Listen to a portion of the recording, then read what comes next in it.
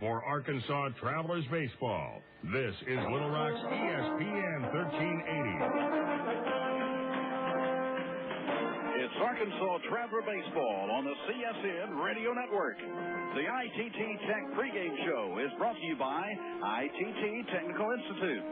We are now online at itt-tech.edu.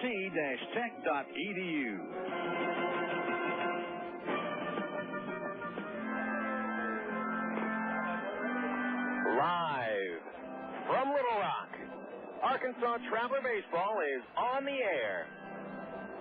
Well, hello again, everybody, and a very pleasant good evening to you. Welcome to Ray Winter Field as tonight Minor League Baseball and the Texas League present the Arkansas Travelers and the Wichita Wranglers, Game 1 of a 4-game series. Good evening and welcome to the CSN Radio Network's presentation of Arkansas Traveler Baseball and the ITT Technical Institute pregame show. I'm Phil Elson with you here at Ray Winter Field as the Travs get to the start of the home stretch. There's 13 games remaining in the 2005 season, and the Travs 2.5 games in front of the opponent, Wichita Wranglers, for first place in the East Division. They'll be battling against not just the Wranglers for the next 4 games, but they'll be playing at least a 4-game series against the rest of the East Division for the rest of that 13-game stretch. 4 games with second place Wichita here at home. Then the Travs will head out to Tulsa. The first half champion Drillers will play host to the Travs for a 4-game set. Then Arkansas finishes the series with 5 games in Springfield. And these are 3 teams that are chasing the Travs in the East Division race. Arkansas's team at 31-26, 2.5 in front of the Wranglers. Tulsa, 5 games out. Springfield, 5.5 games out. So certainly the Travs do hold their own destiny in their hands. All they have to do is continue to win, which is what they've been doing quite a bit recently. Just came off of a series against the Frisco Rough Riders, where the Travs were winners in 3 of 4 games. They wrapped up the series Sunday afternoon in 100-degree temperature with an 8-4 win. The Travs hit the ball very well. Once again, out-hit Frisco 11-10. And back-to-back home runs by David Gates and Dave Matranga capped a 5-run 6th inning. Meanwhile, Casey Olenberger didn't allow a runner past the first base over the first 6 innings, with Olenberger picking up his 8th win, and the Travs cinching that series over Frisco 3-1. So Wichita took a loss on Sunday and split a 4-game set with Corpus Christi. Just 3 days ago, the Travs were only a half game in front of the Wranglers, but with the Travs winning on Saturday and Sunday afternoon, and the Wranglers dropping games on Saturday and Sunday, it's back up to a 2.5-game lead at the start of this series. Another important thing for this series is the fact that the Travs could win the season series with Wichita with just 1 win over the next 4 games, and that would have a lot to do with a tiebreaker. If for some reason the Travs and Wranglers each tie atop the East Division, you go to the tiebreaker, which is the season series between the 2 teams. As of right now, the Travs are 14-10 against Wichita, and with just 4 games left between these 2 teams, obviously a win today would cinch that season series and make sure the Travs get that important tiebreaker. There's many other things to talk about here on the ITT Tech pregame show, as it's not just a race in the East Division, it's also a good race in the West Division. So we'll send up some of the scenarios after we come back from this commercial break on the CSN Arkansas Traveler Baseball Network.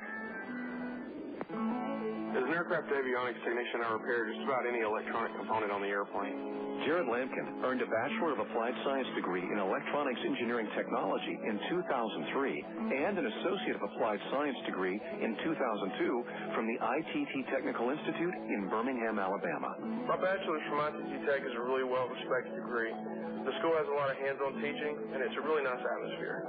At ITT Technical Institute, you can pursue skills that can be used to help you prepare for a new career or create opportunities in your current field.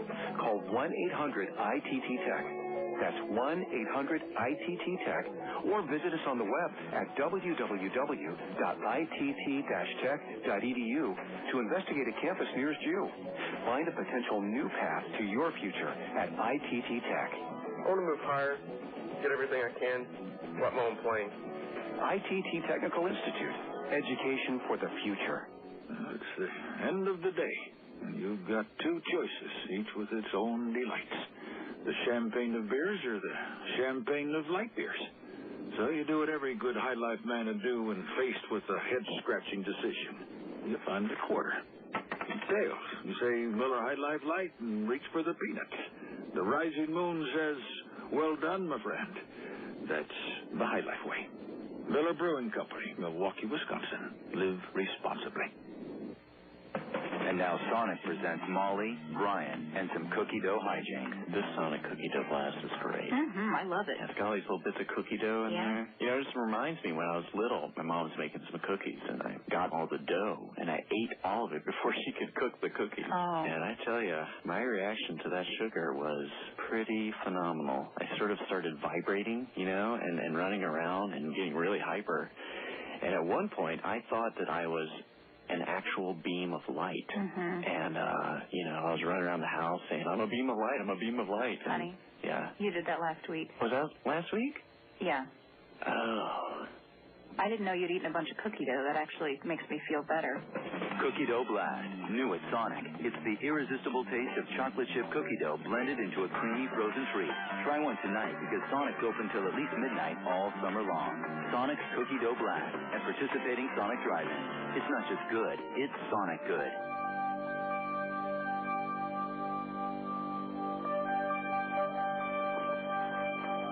Welcome back to Ray Winder Field, where the skies aren't quite clear right now. We did have quite a heavy thunder shower roll through town that canceled batting practice, came around about 3:30. So no batting practice for either team today. In fact, both teams came to the ballpark somewhat late. And as of right now, the storms have all passed off to the east. There's maybe a little bit of a blob on its way, but it could miss Little Rock. So as of right now, things are looking pretty good. The nice thing that the storms brought was a little bit of cooler weather. Heck, the last time we played baseball Sunday afternoon, 102 degrees was the high on Sunday. And on the field at Ray Winder, it felt like it was up around 106, 107. So now it's 73 degrees. We might as well be playing ice hockey. Well, checking out what's going on across the Texas League right now, you've got that East Division battle that involves the Travs and, every other team in the East. Just 5.5 games separating first place Arkansas from last place Springfield. We've already told you who the Travs will finish off with. 4 here with Wichita, 4 in Tulsa, then 5 at Springfield. The team that seems to be the biggest threat right now would be the Wranglers, being that they're just 2.5 games out, with Tulsa 5 games out. So the Drillers would have to make quite a run, and they'll also have to end a 3-game losing streak right now. Speaking of Tulsa, they're going to start a series in Springfield today, 7:10 first pitch. Drillers have right-hander Ubaldo Jimenez, who's 2-4, against right-hander Jordan Towles, who's 5-11. Both of those pitchers have actually some pretty decent stuff, and their numbers are okay, but not getting much support. The Drillers' offense has really been slumping recently, and Springfield batters unable to give Towles much support recently with a 5-11 record. After that series in Springfield, 4 games with Tulsa and the Cardinals. The Cardinals play host to Wichita Saturday through next Tuesday. Meanwhile, the Drillers will be hosting the Travs at Driller Stadium from Sunday until Tuesday. And then when Arkansas visits Springfield for the final 5-game series of the season, which is going to be August the 31st until September the 4th, you'll have the Drillers and the Wranglers playing each other in Tulsa for a 5-game set at the same time. It's a big difference between the schedule last year and this year in the Texas League, where at this point of the season, if we're going by the previous 4 years' schedule, the Travs will be playing West Division teams. It would have been El Paso and Midland, which the Travs would have already played for an 8-game series, and they'd be hosting them here in Little Rock or out in West Texas for an 8-game set. But now with the Travs playing against their East Division opponents, there's a lot of opportunity for their opponents to make up some ground that they need to make up. And so it seems that the new schedule this year in the Texas League will make much more exciting pennant races. So we hope it certainly isn't as exciting as some other teams may hope. You don't really want a very exciting pennant race if you're the first place team. You want to put as much distance as you possibly can between yourselves and the second place team. So the Travs could certainly take a couple of steps today and try to get 3.5 in front of the Wranglers. In the West Division, you've got Midland 1 game ahead of San Antonio. Corpus Christi 2 games out, and Frisco, they're not completely out of it, but 13 games left, and the Rough Riders 8 games out. Doesn't really look like the Riders are going to have an opportunity to defend their Texas League championship. And their starting series in Midland and Frisco in the West, Corpus Christi visiting the Rough Riders, 7 p.m. first pitch. Jason Hirsch who's 12-8, taking them out for the Hooks. Frisco did not announce their starting pitcher. Neither team announced a starting pitcher between Midland and San Antonio. That'll be in Midland, 7 o'clock, with second place San Antonio trying to jump ahead of the Midland Rockhounds.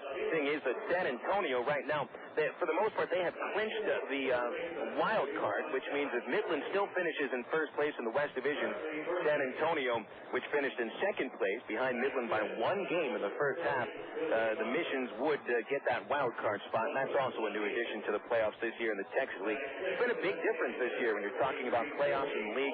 It used to be that a team that won both halves would go straight to the championship series, and you never had a wild card. But that has changed this year. But it will take a first-half champion winning the second half, and as of right now, Midland, the only first-half champ that is in first place right now. And then with the schedule change, meaning that the West Division is playing the West, and the East Division is playing the East for the final 13 games, you definitely have real pennant races and not as much scoreboard watching as previously, because you're going to be playing the team you're chasing, or you're going to be playing the team that you're trying to hold off. Sounds confusing sometimes, but I think you get the sense of it with this real pennant race, and the fact that Travs would much rather win the East Division in the second half than finish in second place and have to see if they win a wild card. Well, they're announcing the starting lineups right now to the faithful here at Rawinder Field that have showed up and braved the chance of rain. Don't forget we say it never rains at Rawinder Field. Of course, we certainly hope that holds true tonight. Coming up next on the ITT Tech pregame show, we'll roll through some news around the Angels organization. Halo's beginning a series in Baltimore today, and we'll set up that series for the Angels and also some news from the rest of the system right after this. But first, these words on CSN from Vail Honda. It has a legendary reputation for reliability, durability, and quality. It's been named to Car and Driver's 10 Best list 18 times. It was the first gasoline-powered production automobile to be certified as a low-emission vehicle in the U.S. And the best part is, it's used. Proof that how you start out in life is a good indication of how far you'll go. Honda certified used cars. See, it may be used, but it's still a Honda. Vail Honda, 13101 Chenal Parkway, Little Rock. When it comes to a full line of office products, the name is Settle Office Products, 4412 MacArthur Drive in North Little Rock. They've been in business on MacArthur Drive for 23 years. They give free delivery anywhere in Central Arkansas. They have office furniture, office supplies, scratch and dent furniture, and they're family-owned and operated. Give them a call today at 758-1050 or see them on the website at www.settleofficepro.com. The Air Force is the only branch of service with its own community college. It's called the Community College of the Air Force, and it makes a difference. You see, in the Air Force, you earn college credit for learning your job. You can earn an associate's degree in one of 66 career fields. Your job experience goes farther in the Air Force. For more information, call 1-800-423-USAF or log on at airforce.com. Cross into the blue with the U.S. Air Force. No one comes close. Why do people statewide across the state of Arkansas like CSN? Here's Gary Coates, General Manager and owner of affiliate KBJT in Fordyce. Well, I like it because it's Arkansas-oriented. You know, the things that that CSN carries are always, from within the state, and for the most part, and it's a real big help to our broadcast schedule. CSN now in her 27th year.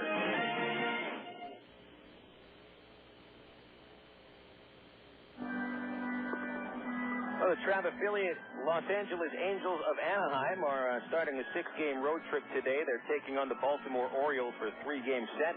Then the Halos will head out to Tampa Bay for a 3-game series with the Devil Rays. Currently, the Angels in first place by 2.5 games against the now slumping Oakland A's.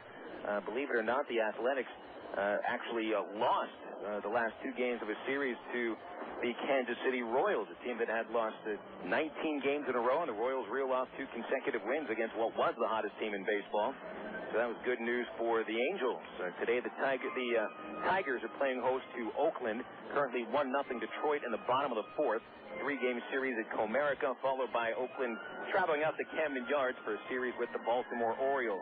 Speaking of the O's, the Angels put up 3 runs in the second inning and already out hitting the Orioles 10-1.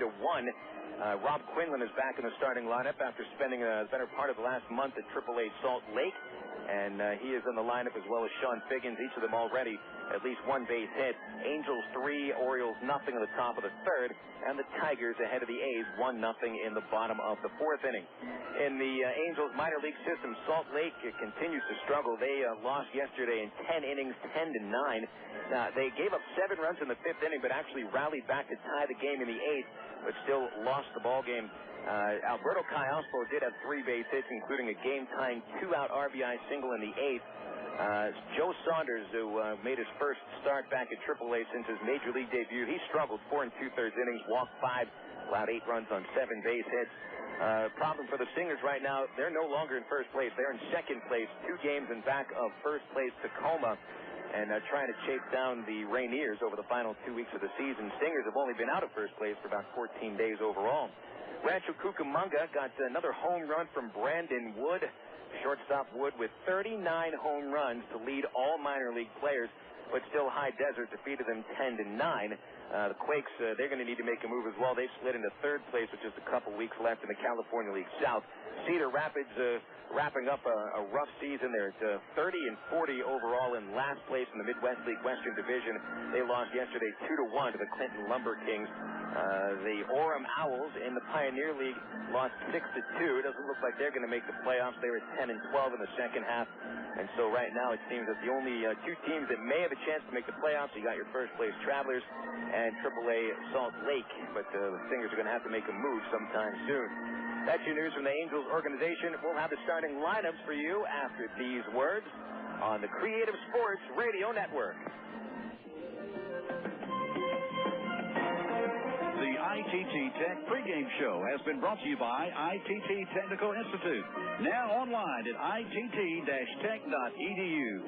Stay tuned next for Arkansas Traveler Baseball right here on the CSN Radio Network.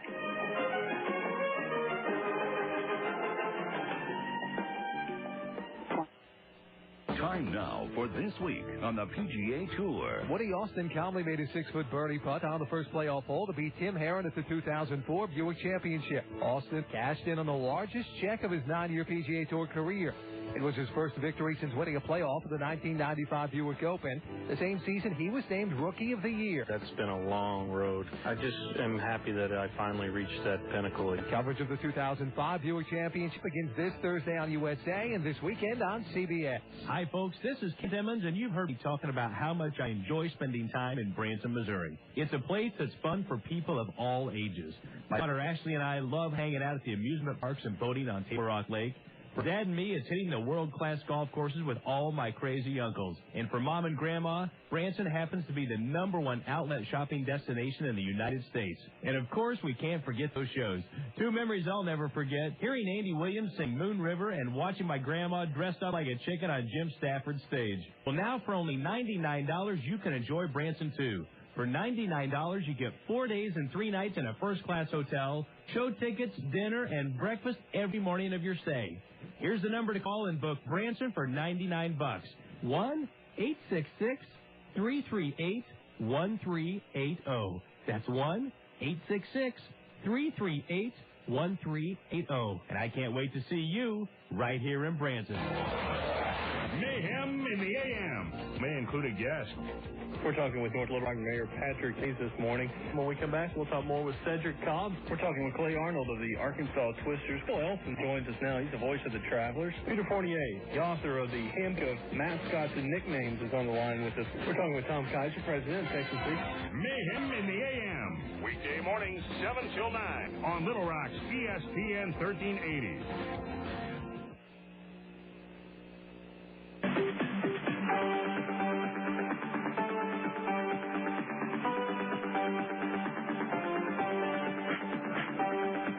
Presentation of CSN, the Creative Sports Radio Network, brings you Arkansas Traveler Baseball. Today's game is brought to you by the ITT Technical Institute online at itt-tech.edu, by Coca-Cola, make it real, by Miller Lite, prevent taste loss with Miller Lite, by Allstate, you're in good hands with Allstate, and by the Sonic Drive-In. Arkansas Traveler Baseball is brought to you statewide on the Creative Sports Radio Network by Bale Honda. Honda. See the new Honda cars and trucks today. The U.S. Air Force crossing to the blue. The Bank of the Ozarks with several locations to serve you. And by the Conedo Tax Advisory Group. And now, the Texas League Arkansas Travelers.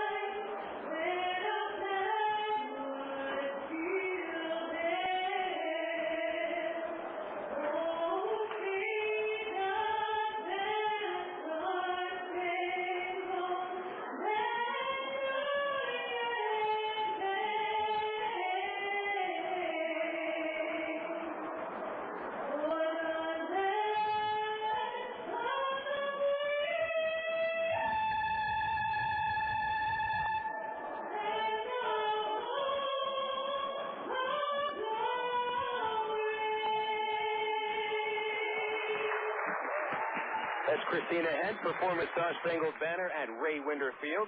We've got the color guard from the Little Rock Air Force Base walking off the field with the Arkansas state flag as well as the United States flag and the Air Force flag as well.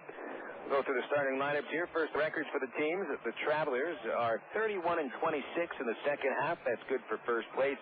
2.5 in front of Wichita. And the overall Arkansas record is 65-62. Wichita, the AA affiliate of the Kansas City Royals, enter the game in second place, 28 wins and 28 losses, 2.5 back. Overall, the Wranglers split right down the middle at 63-63. Starting lineup for the Wranglers, penciled in by Frank White, second-year manager. It is Mitch Maier leading off. He'll play center field today. Batting second and playing second base, down from Major League Kansas City, been demoted, though, last month, Rúben Gotay. He was a Texas League All-Star last year. Hitting third and playing shortstop, Mike Aviles. The cleanup batter is playing first base. This is the guy you're going to have to watch out for, Josh Presley. He leads all Texas Leaguers in on-base percentage at .402. Batting fifth in left field, last Royals' first-round pick, Billy Butler, only 19 years old. Designated hitter bats sixth, Corey Aldridge. In the seventh hole is third baseman Brett Groves. Matt Tupman bats eighth. He'll catch. And rounding out Wichita starting nine is right fielder Wilkin Ruan. Traveler lineup, not too much different from what we've seen recently. Erick Aybar leads off at shortstop. Batting second in center field, Reggie Willits. Hitting third, playing second base, Howie Kendrick. Cleaning up and catching, Mike Napoli. Batting fifth in right field, Tommy Murphy. The sixth hitter plays first base, Kendrys Morales. The designated hitter bats seventh, Greg Porter. Hitting eighth in left field, Jason Azvito. And bat ninth at third base, Mike Elward. The starting pitchers for this game. And these guys have seen each other quite a bit this year. Kyle Middleton for the Wranglers, Daniel Davidson for the Arkansas Travelers. Middleton is a 6'6" right-hander at 230 pounds from Pensacola, Florida, in his second year in the Texas League, and he's 10-8 with Wichita with a .490 earned run average. This will be his 26th appearance of the season. Travs have seen him quite a bit this year. Middleton is 2-1 against the Travs, but allowing a .533 ERA and a .295 batting average again. So the Travs have hit very well against him, and in fact they defeated Middleton last time they faced him 15-3 back on July the 30th. Middleton had his shortest start of the year, went only 2 in the third inning, and surrendered 10 runs on 10 base hits. Meanwhile, it's Daniel Davidson on the mound for the Travs. He happened to be the beneficiary of all that offense on July the 30th. And picked up what was the first of 3 consecutive wins. Davidson, the 6'4" lefty, 225 pounds from Lynn Haven, Florida, is making his 26th appearance of the season, his 24th as a starting pitcher. Daniel is 12-5 with 4.19 ERA. That is the first no decision since June the 28th, last time out, which it was a game against the Midland Rockhounds where Davidson got that no decision, but the Travs won it anyway, 8-5. Davidson got the ball up a little bit. He allowed 3 home runs and gave up 5 runs on a season-high 11 hits in just 5 1/3 innings. But before that, Davidson cruised with wins in 3 consecutive games and wins in 6 of 7. So the Travs certainly have what has been, you may call Davidson their most consistent starting pitcher, at least for those guys who've been on the staff all year.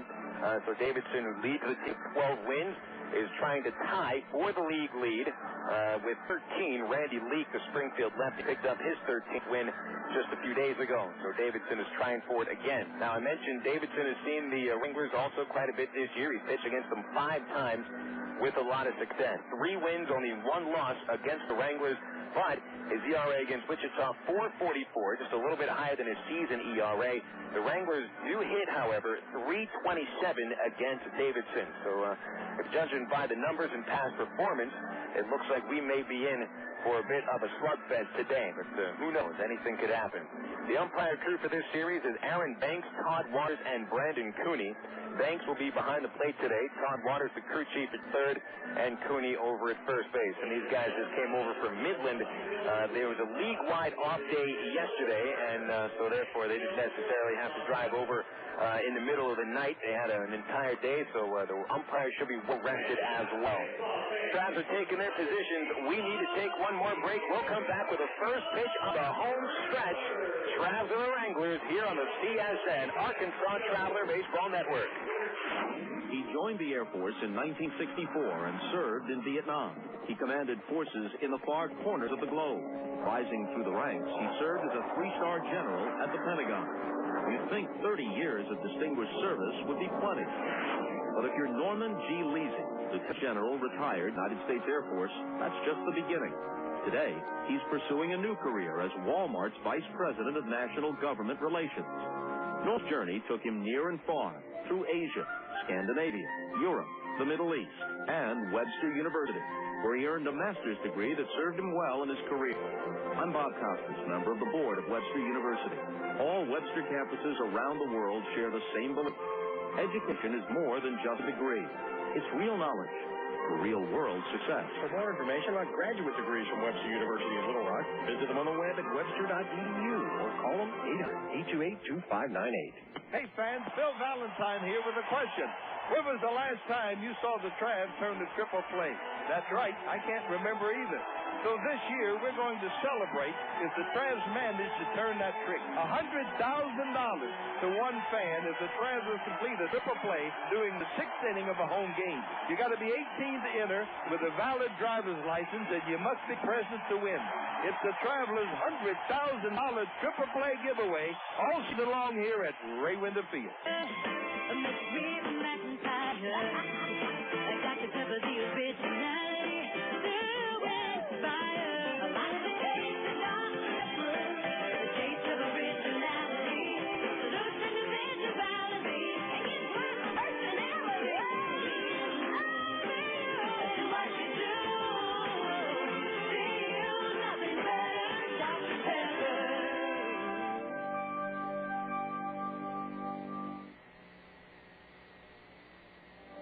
Set for baseball. Phil Elson with you on the CSN Radio Network. Travs are warming up, so is Daniel Davidson, and this is the start of the final 13-game stretch of the 2005 season. Travs were not part of a real pennant chase last year. The last time they were involved in a race was 2003 in the second half and finished 3 games out. This time the Travs hold the cards in their hands. 2.5 games in front with 13 left to go. What they need to do is do what they've been doing a lot of, winning, especially against the East Division. Next 13 games are all against the East, and the Travs this year played very well against their own division. They're 39-32 when taking on East Division teams, and that record gets even a little bit better when here at home. The Travs are 23-11 when taking on East Division opponents in Little Rock. And to extend it even further, they played 10 games against Wichita here at Ray Winder Field, winning 8 of those 10 games. Davidson has finished his warm-ups, and Mike Napoli has made that long throw to second base. We are set here at an overcast early evening for Texas League Baseball pennant race style at Ray Winder Field. Thanks for tuning in for what I'm sure was going to be a very exciting couple of weeks. Mitch Maier steps to the batter's box, a left-hander against the lefty Davidson, and we are set. He goes to the windup. Here's your first pitch, a 7-14.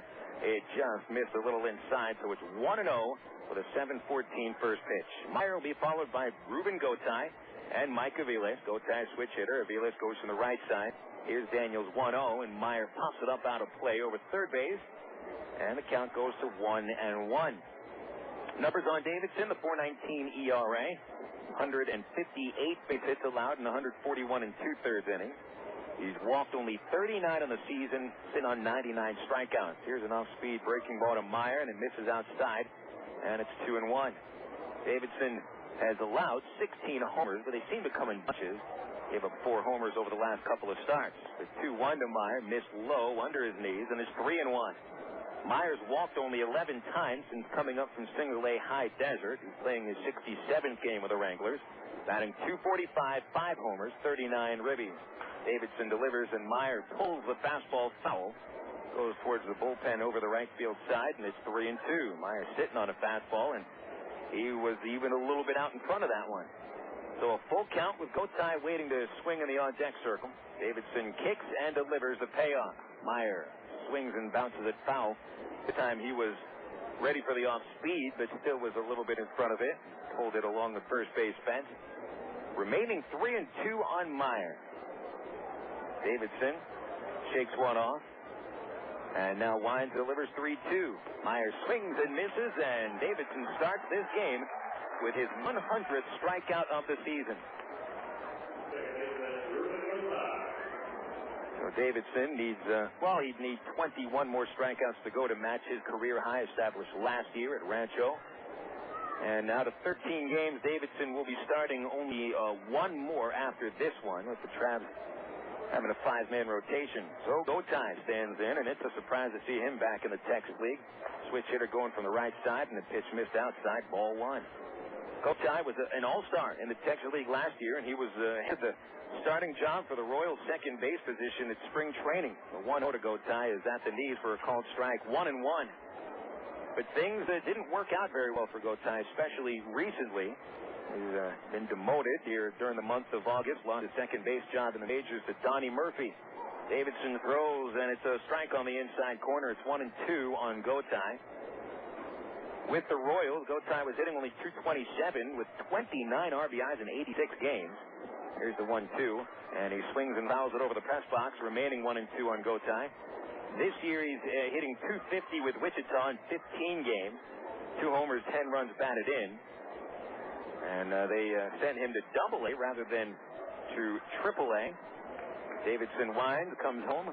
The 1-2 fouled back. Gotay, pretty athletic second baseman. He was ranked as the top defensive second baseman in the league last year.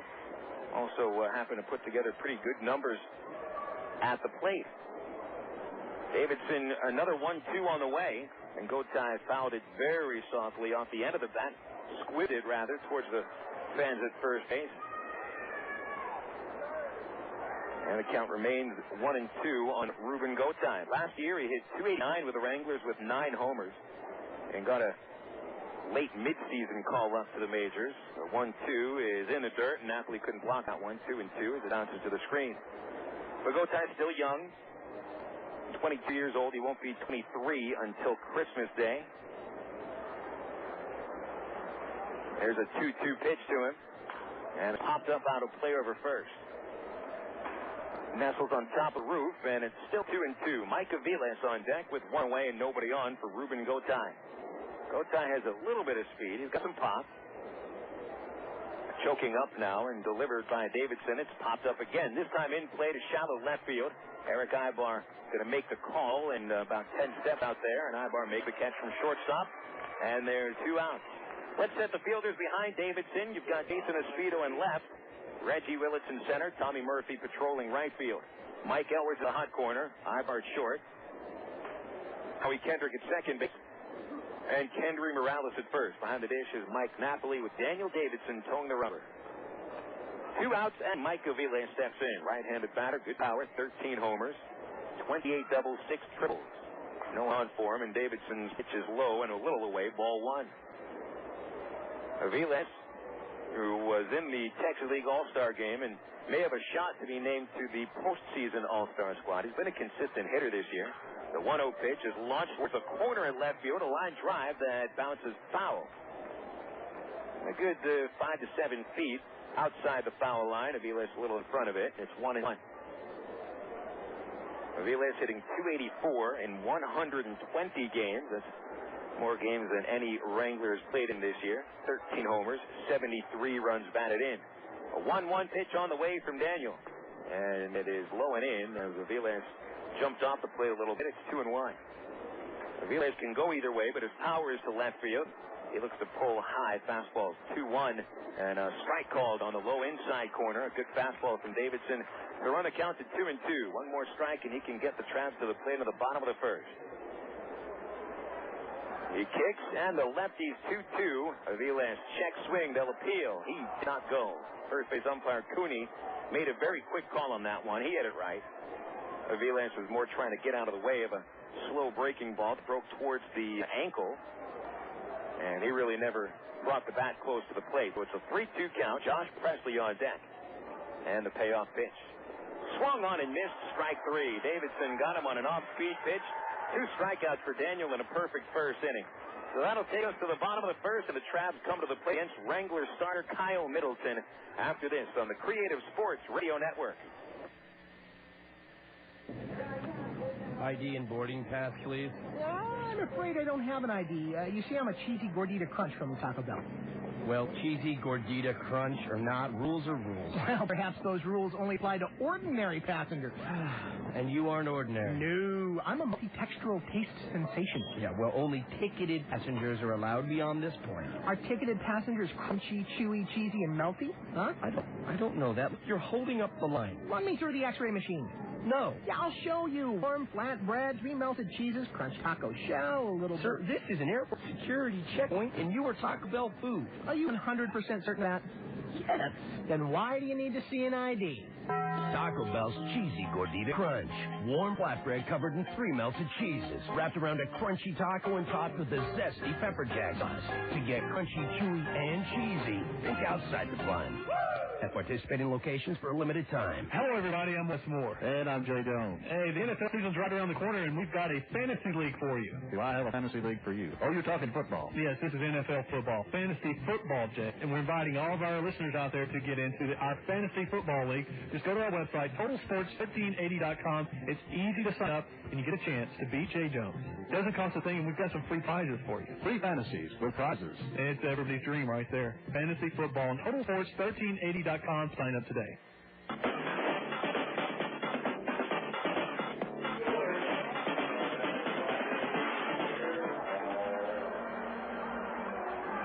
Traps come up in the bottom of the first inning with a chance to get ahead of the Wichita Wranglers as Daniel Davidson sets down the Wranglers in order in the top of the first.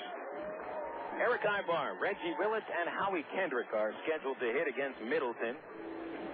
Kyle Middleton in his second year in the Texas League has got 10 wins, 2 more than last year, 8 losses. That's the same as last year.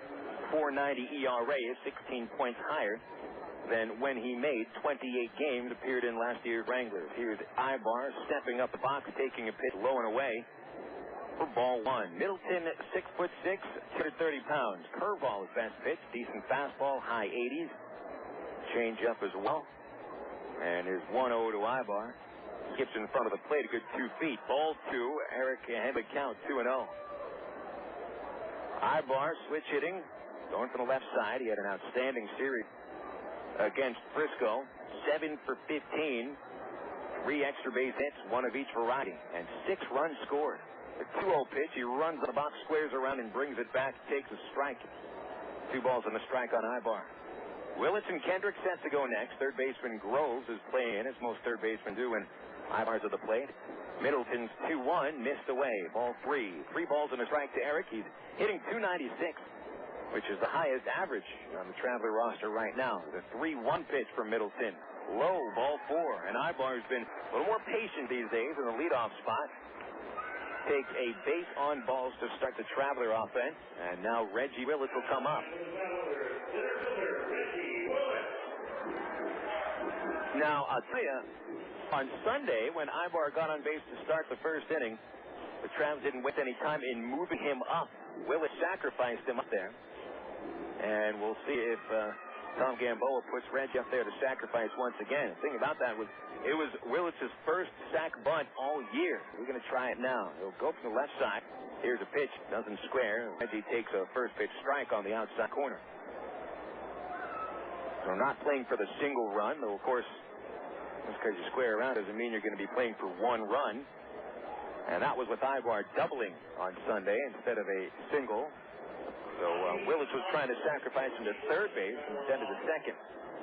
But, of course, with Aybar on, you got to think about the base steal opportunity. And another thing about this last home stretch, this is now the time where you really get chases for category crowns. You've got Aybar, 42 steals, needs 4 to tie Corpus Christi's Josh Anderson for the Texas League steal crown. He bluffs the steal, and Middleton's pitch a strike to Willits over the knees on the inside corner. Good fastball to get ahead, 0-2. Also, Mike Napoli leading the league with 26 home runs, 5 ahead of 3 other players, which includes Corey Aldridge, who's the DH today for Wichita. Napoli also 1 behind Travis Hansen of Springfield in the RBI department, 90-91. 0-2 pitch. Willits swings, pulls it there inside the first base line. And there goes Aybar on his way to third base. Right fielder Ruan picks it up in the corner. And Aybar holds it third. Willits coasts into second with a stand-up double. And the Travs are in business here in the first inning. Men at second and third, nobody out for the 3-hole hitter, Howie Kendrick.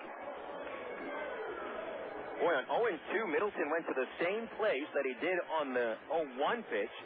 A fastball that he tried to get over the knees just inside on the corner. And Willits was ready for it. He smacked it inside the line, and Presley, the first baseman, was actually pretty close to that ball, holding Aybar on the base, and he still couldn't get to it. So the Travs in business here. Kendrick, the batter, and the infield is back all except for the third baseman. First pitch for Middleton, a breaker on the inside corner, strike 1. So Kendrick has a chance to get the Travs ahead here, and Kendrick, who was put up 33 runs batted in his 34-game stint at Double-A. This is the man you want on the plate right now. A stretch by Middleton, the 0-1. And Howie's out in front of the curve. He fouls it. And that's strike 2. So 0-2 to Kendrick. Middleton was ahead of Willits 0-2.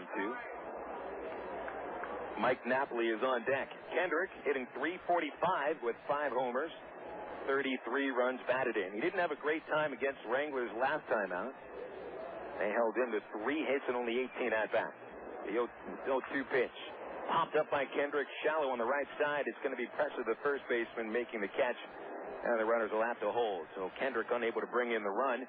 Nice job by Middleton coming inside and kind of shaving off the bat a little bit. How he couldn't get his hands out. And his arms extended. Pops out for the first out of the inning. So Napoli stands in with still a chance for the Travs to get ahead on even more than nothing than a sacrifice fly. Of course, you'd like to see a couple runs come in here. You've got your 2 fastest runners on the bases with Aybar and Willits both in scoring position. And Napoli stepping in, leading the team with 90 runs batted in. Right-hander to right-hander, Middleton delivers a curve, and it was high, ball 1. Napoli, .229 batting average, but a league-leading 26 homers. Second in the Texas League with 90 runs batted in. The base hit should bring in 2. Tons of room in the left field corner as well. Middleton's 1-0 pitch at the knees and a called strike right over the heart of the plate, just above the knees. 1-1. On deck, Tommy Packer strike zone to the last 3 batters. Middleton comes set, and the right-hander's pitch. Napoli laid off the curve, ball 2. 2 balls, 2 strikes. Middleton does have that good curve. Fastball, as I mentioned, decent. High 80s, low 90s, a little movement. 92 strikeouts in the season for Middleton. He's never had big strikeout totals. And he certainly will be good for the strikeout here with a 2-2 count to Napoli. Napoli brings the bat back and asks for time. Thanks to plate umpire grants it. Might be comfortable enough to step back over the plate. Golden chance here for Arkansas to get ahead. 2 on, 1 away. And the run producer standing in there. Napoli is even choking up just a little. The pitch. He swings, hits a fly ball, shallow left center. Aybar's going to tag it third. Billy Butler, the left fielder, gives way to Maier, the center fielder. The catch is made. Aybar holds.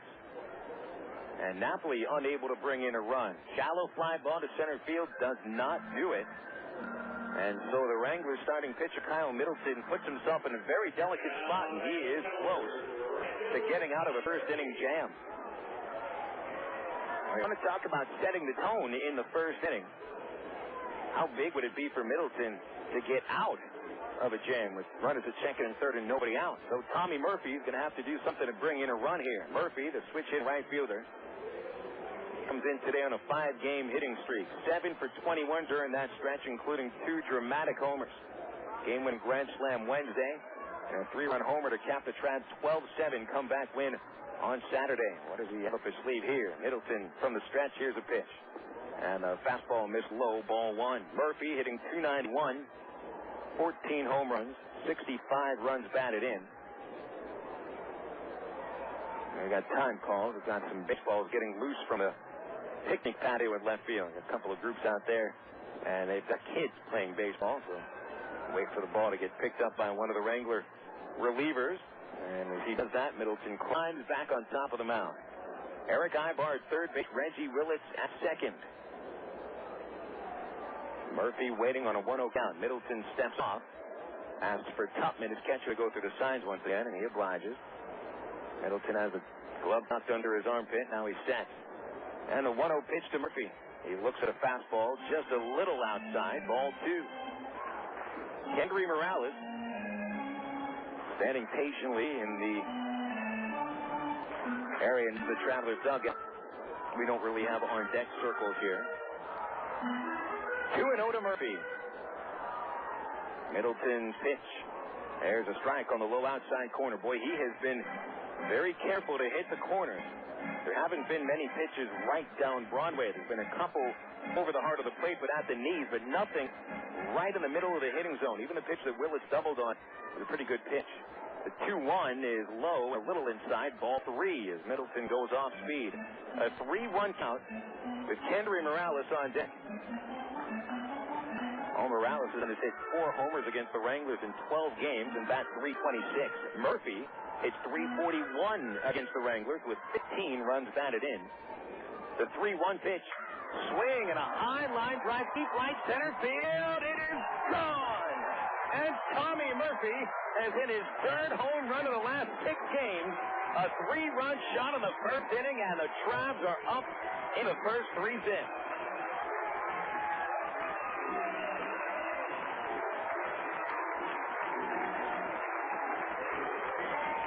What a great piece of hitting by Murphy. And Middleton made his 1 mistake pitch of this inning. And Tommy yanks it over the Stevens Incorporated, sent a good halfway up the screen monster. Number 15 on the year for Murphy, a new career high.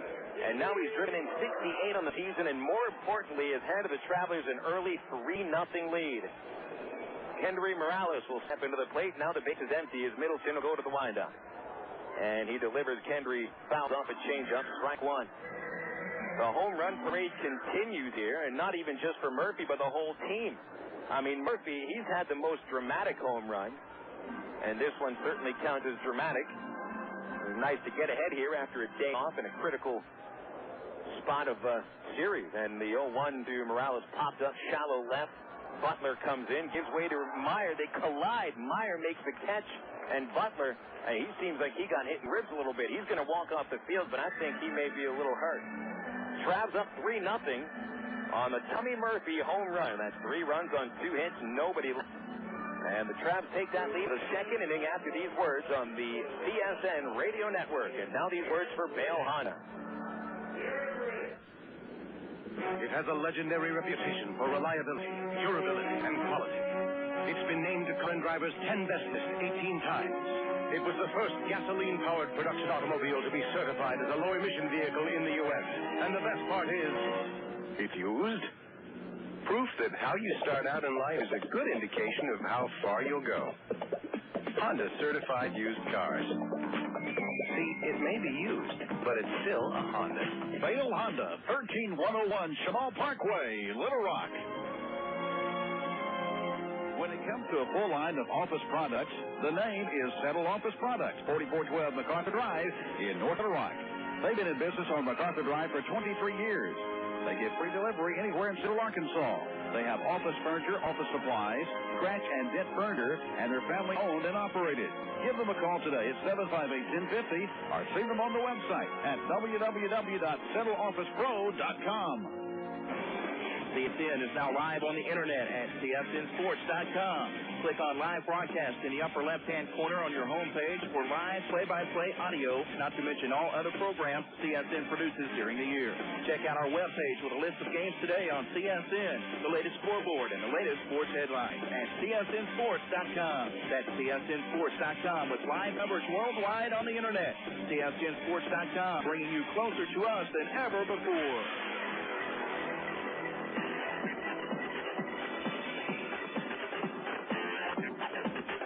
Pretty nice way to start this important series. The Travs up 3-0 on a Tommy Murphy home run. And at the top of the second inning, Daniel Davidson has a nice, comfortable lead to work with, and see how he does with that. Josh Presley will lead off for the Wranglers. Here's a lefty versus lefty spot with Davidson putting his hands over his head. The windup and the pitch low to Presley. 1 ball, no strikes. Presley, probably the most dangerous hitter in the left these days for the Wranglers. 309 average, 19 home runs, and a team leading 75 driven in. 1-0 pitch, high fly ball, deep right field, and that one's on Mills Freeway. And Josh Presley answers immediately with his 20th home run of the season. Big booming fly ball by the giant first baseman. Presley circles third and comes home. I mean, Presley, he didn't show too much power throughout his career until this season, and man, he has broken out this year.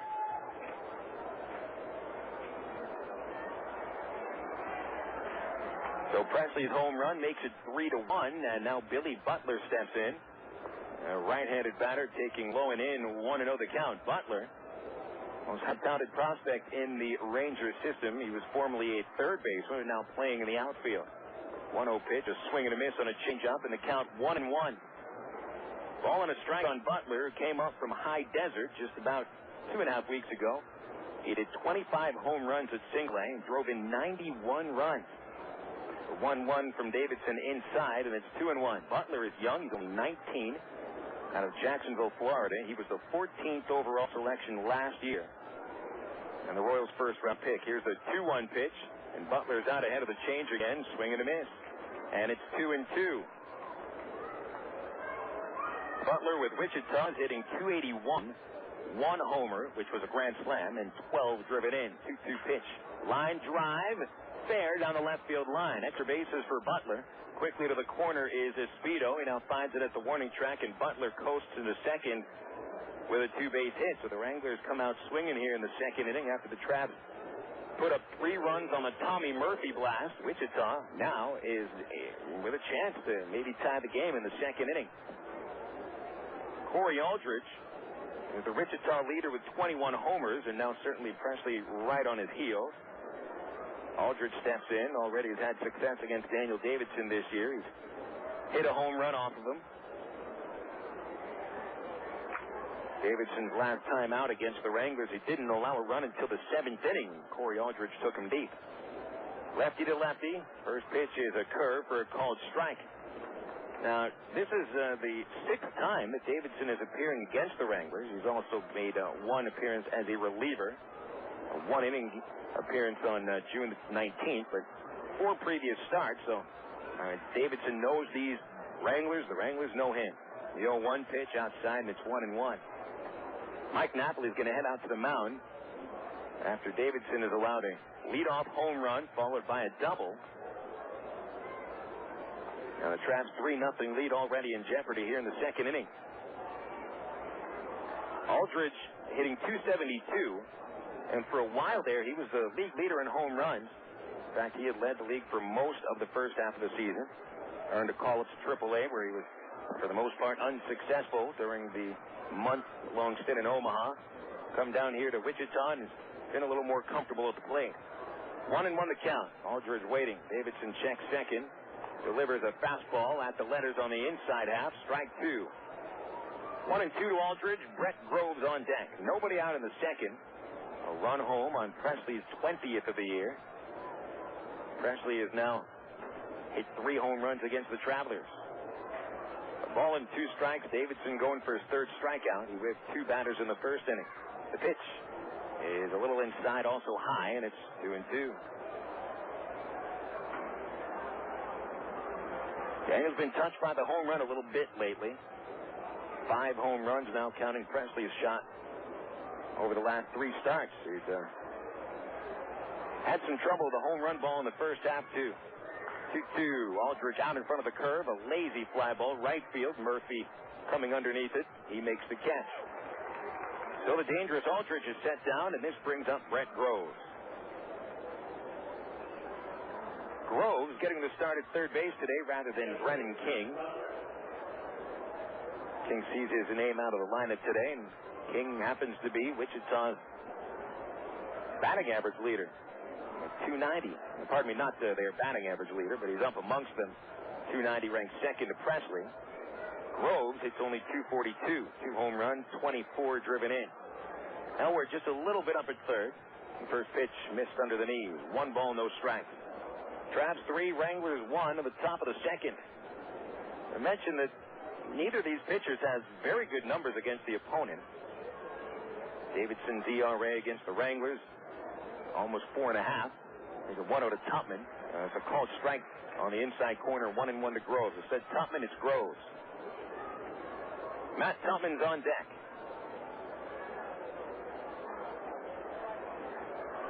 Davidson comes set, and the pitch.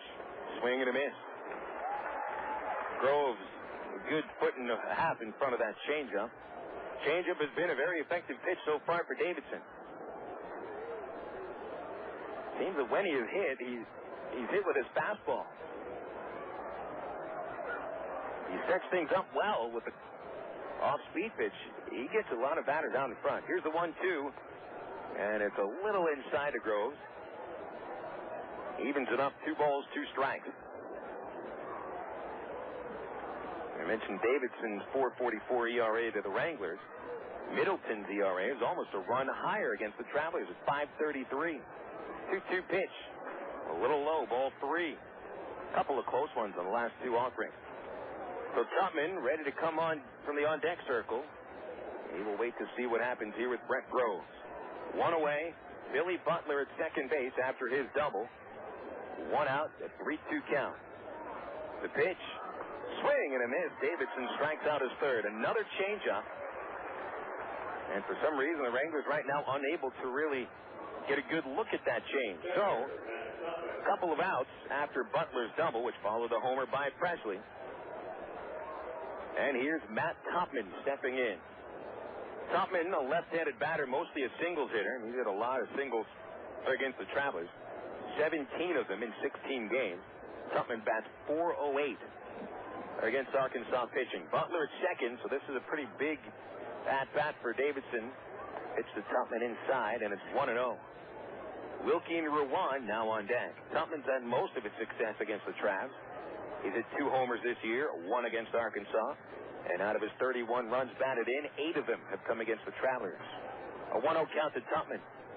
Davidson checking second. Delivers. Tupman pops it up. Shallow left field. Here is Espedo coming in. And he sees it. 2 more steps. Makes the catch. Side retired.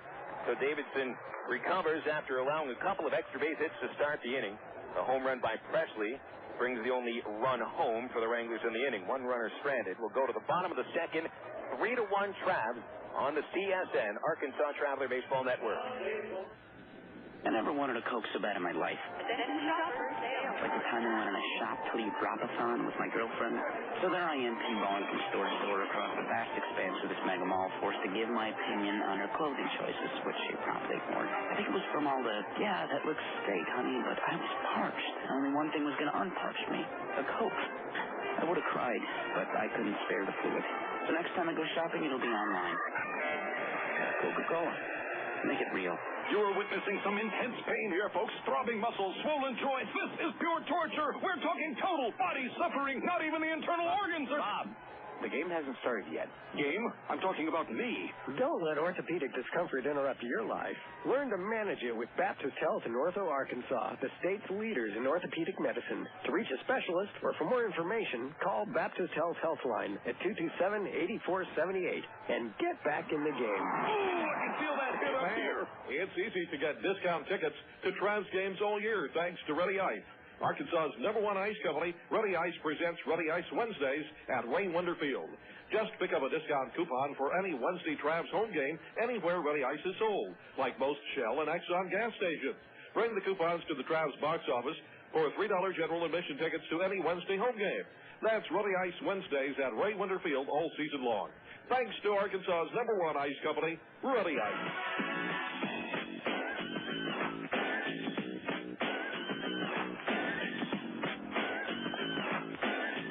Just 4 games left in the home schedule in the 2005 season for the Arkansas Travelers. You've got tomorrow night's game through Friday. Don't forget the world middleweight boxing champion, Jermaine Taylor. Little Rock's own Jermaine Taylor, the pride of Little Rock, Arkansas, will be at Ray Winder Field.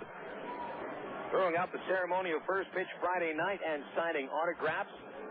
And one note to the autograph session is no outside paraphernalia or memorabilia will be allowed for the autographs. You can either purchase a Travs memorabilia or something Travs here at the ballpark, or get something Jermaine Taylor that he'll have on sale as well. And he'll sign those only. Just a quick reminder there. Greg Porter leads off the second. 3-1 Travs. Swings and misses at a first pitch, so it's count 0-1.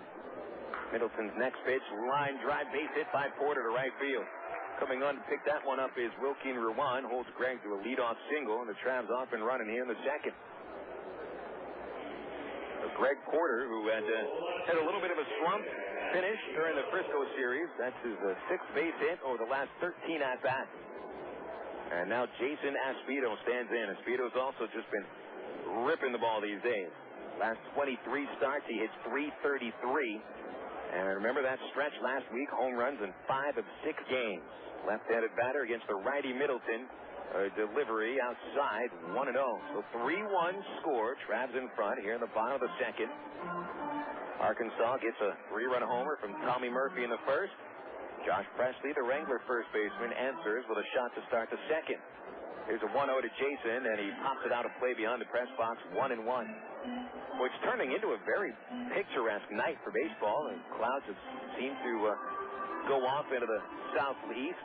Meanwhile, protrude a beautiful pink color at the horizon. Right now, the sun continues to set. It's just gorgeous colors out here at the park. 1-1 to Aspito. Swing and a high fly ball, shallow center. Maier coming straight in for that. One step towards left now. He makes the catch, and Aspito is away. 1 out in the second to bring Mike Elward to the plate. I mean, it is getting very comfortable now. 76 degrees.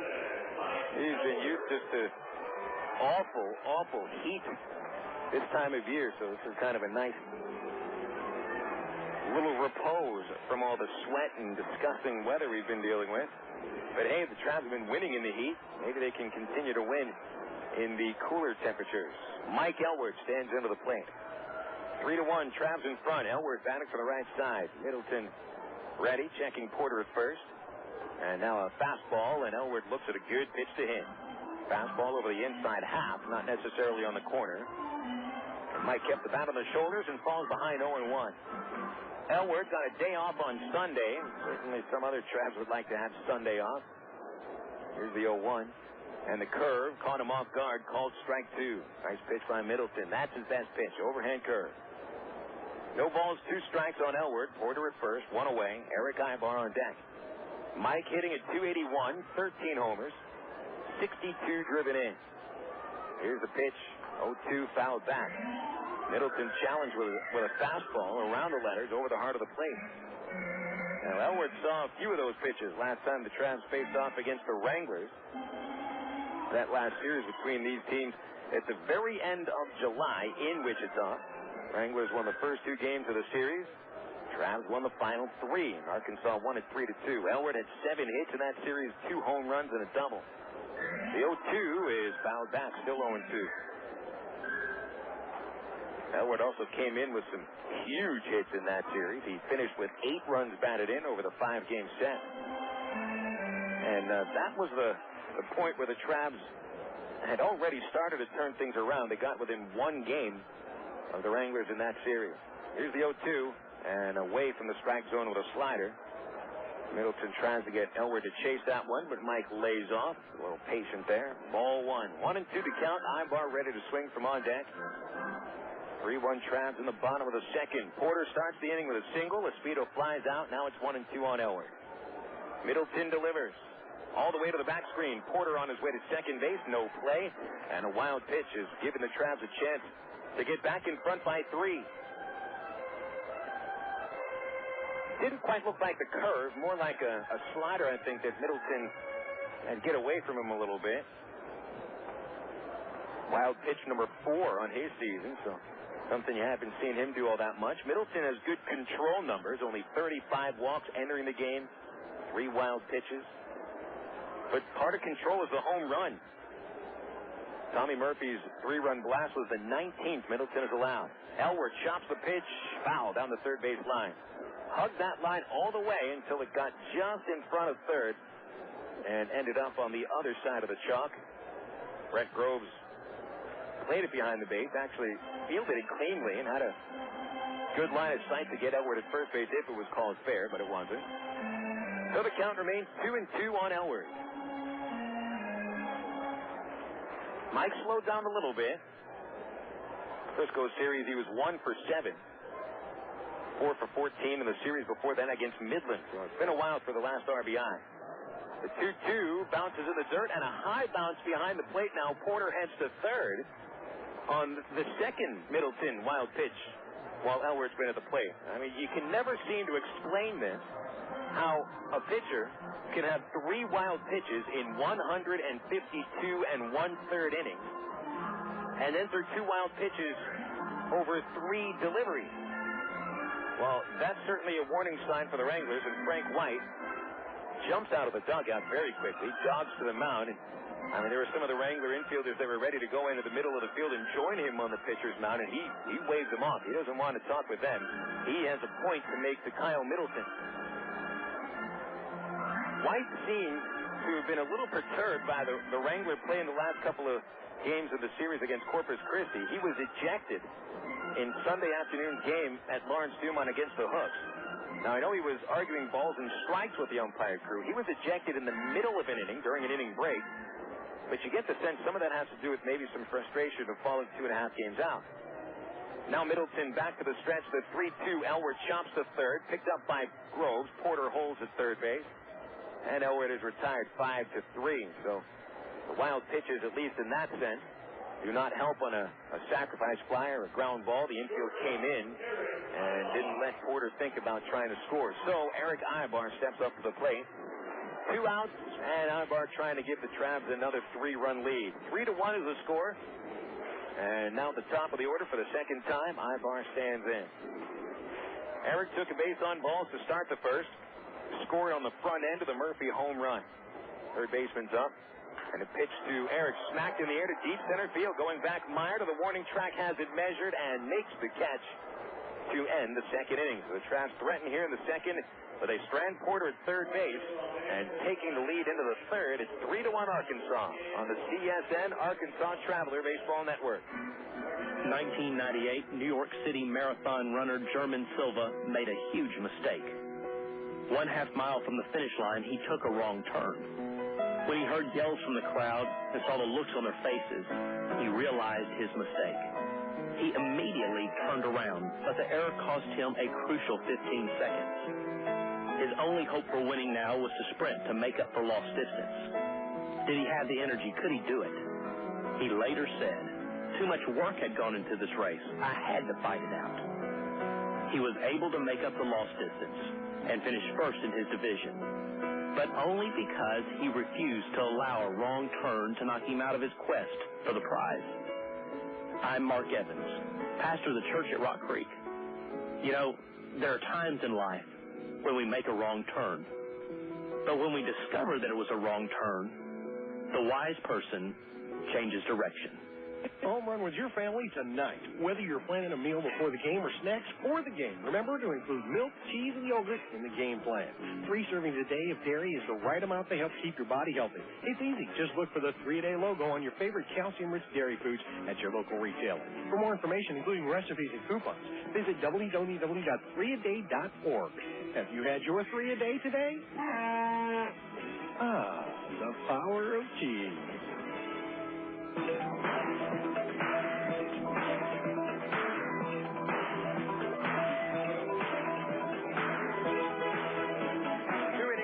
Here at Ray Winter Field to go to the top of the third, and the Arkansas Travelers have a 3-1 lead over the Wichita Wranglers. All runs so far coming on homers. Tommy Murphy a 3-run shot of the first for the Travs. Josh Presley started the second with a home run. Leading off the third for the Wranglers, Wilkin Ruan. Davidson's first pitch is chopped towards second base, a one-hopper, and Howie Kendrick will pick it up. Ruan thrown out 4-3, so one pitch, one away. And easiest out thus far for Daniel Davidson. 43 pitches now over 2 1/3 innings. He's faced 9, allowing 2 batters to reach. No walks, 3 strikeouts. Mitch Maier stepping up to the batter's box. Maier, tall, lithe center fielder, little power, good speed. Good outfielder as well. First pitch to him is low, ball 1. Maier led off the game by striking out on 7 pitches. 1 of 3 Ks for Davidson. Elwood, the third baseman's up off the line about 15 feet. The pitch to Maier, breaking ball called strike 1. Right on the outside corner. Nice pitch by Daniel. Seems to be on it at the moment. Didn't look very on in the beginning of the second inning. Here's the 1-1, and Maier pulls it foul. He was ahead of quite a few pitches in the first inning when Davidson struck him out with an off-speed pitch. And Maier also seems to be a bit out in front here. 1-2 to count, and Davidson gets that 4th strikeout. To wind up the pitch, and it's popped up right towards the mound. Everybody converging for it. Morales making the call from first base. The rest of the infield lays back, and Kendry makes the catch. But that's one of those pop-ups that you never quite know if any of the other infielders believe someone else is calling it. Sometimes they get 3 guys all calling it at the same time. No one backs off. But it's quite obvious right now, at least by that play, this infield is working very well together. Morales made that call, and everybody backed off. They weren't even 5 feet close to him. 2 outs, Rúben Gotay. The batter takes a high fastball, and it's 1-0. Well, last year, Gotay was part of the most exciting double-play combination of the Texas League, along with Andres Blanco. 1-0 pitch, and Gotay looks at a little high again, ball 2. Gotay ranked as the top defensive second baseman of the Texas League last year. Blanco was the top defensive shortstop. 2-0 pitch popped up again. Same place, this time in front of the mound. It's Elwood waving. Give him plenty of room. And Elwood makes the catch right in the front of the pitcher's mound. So Daniel Davidson sends him down in order in the third inning. Not many pitches either. Bottom of the third coming up. 3-1 Arkansas. This is the CSN, Arkansas Traveler Baseball Network. Brewery, can I help you? Hi. I just bought a 6-pack of your beer, and I think there's something missing in it.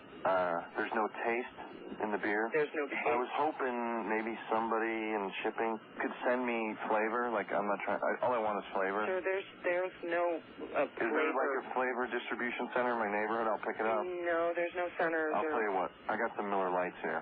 That'll do the trick. Thank you very much. Okay. Have a good day. If you're going to choose on taste, choose the light beer that actually tastes like beer. Great tasting, less filling Miller Lite. Miller. Good call. Miller Brewing Company, Milwaukee, Wisconsin. Live responsibly. Ed and I sell soft drinks at ball games, and he first told me about BC Powder. We carry big trays of drinks up and down the stadium steps. Man, it's a killer. And with a backache, that tray feels heavier and heavier. And the stairs are tough on your knees. One night I was dragging, and the game wasn't half over. I told Brian he needs a BC to stop the pain fast, because it goes to work quick. BC stopped the pain, got me right back to work. BC goes down easy with a soft drink, but don't tell the boss, okay? BC, pain relief at the speed of powder. Use as directed. Time for a reintroduction to one of your close friends. A friend who supported you through many a spring or summer night over the years, and you never have to go searching for him. He's always in the same spot along the third base line. Baseball fans, reintroducing the Ray Winder Field Bleachers. The bleachers are the place to gather with your other friends to catch exciting Arkansas Travelers baseball. And at just $6 a ticket, there's no place friendlier. Call the Travs at 664-1555 or visit Travs.com.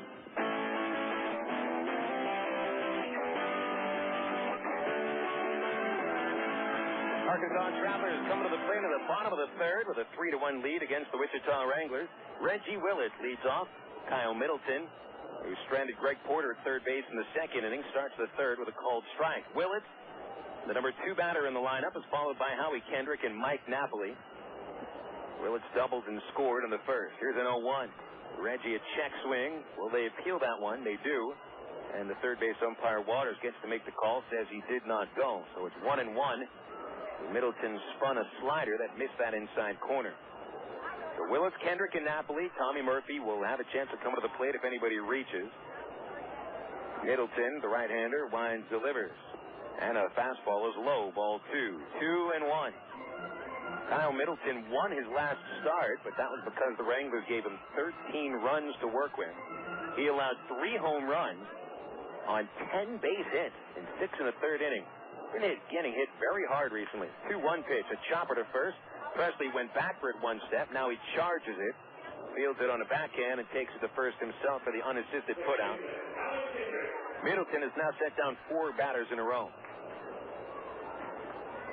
Howie Kendrick now comes up to the plate. Now, Middleton, over the first couple months of the season, he may have been one of the more effective pitchers in the league. In fact, he had an ERA in around 260. Here's a pitch to Kendrick, and it hits Howie. Kendrick's been a baseball magnet these days. He was hit by 2 pitches on Sunday, and now Middleton comes and runs it in on him, and there's Kendrick getting hit by another pitch. Goodness, I mean, Howie's been here with Arkansas for 35 games. That's the 4th time he's been hit by a pitch. 3 times over the last 2 games. Middleton has now hit 15 hitters on the season, along with allowing 19 home runs. Mike Napoli stands in, 1 out, 1 on. Middleton turns and throws to first, sending Kendrick back on his chest. Travs 3, Wranglers 1 in the bottom of the third.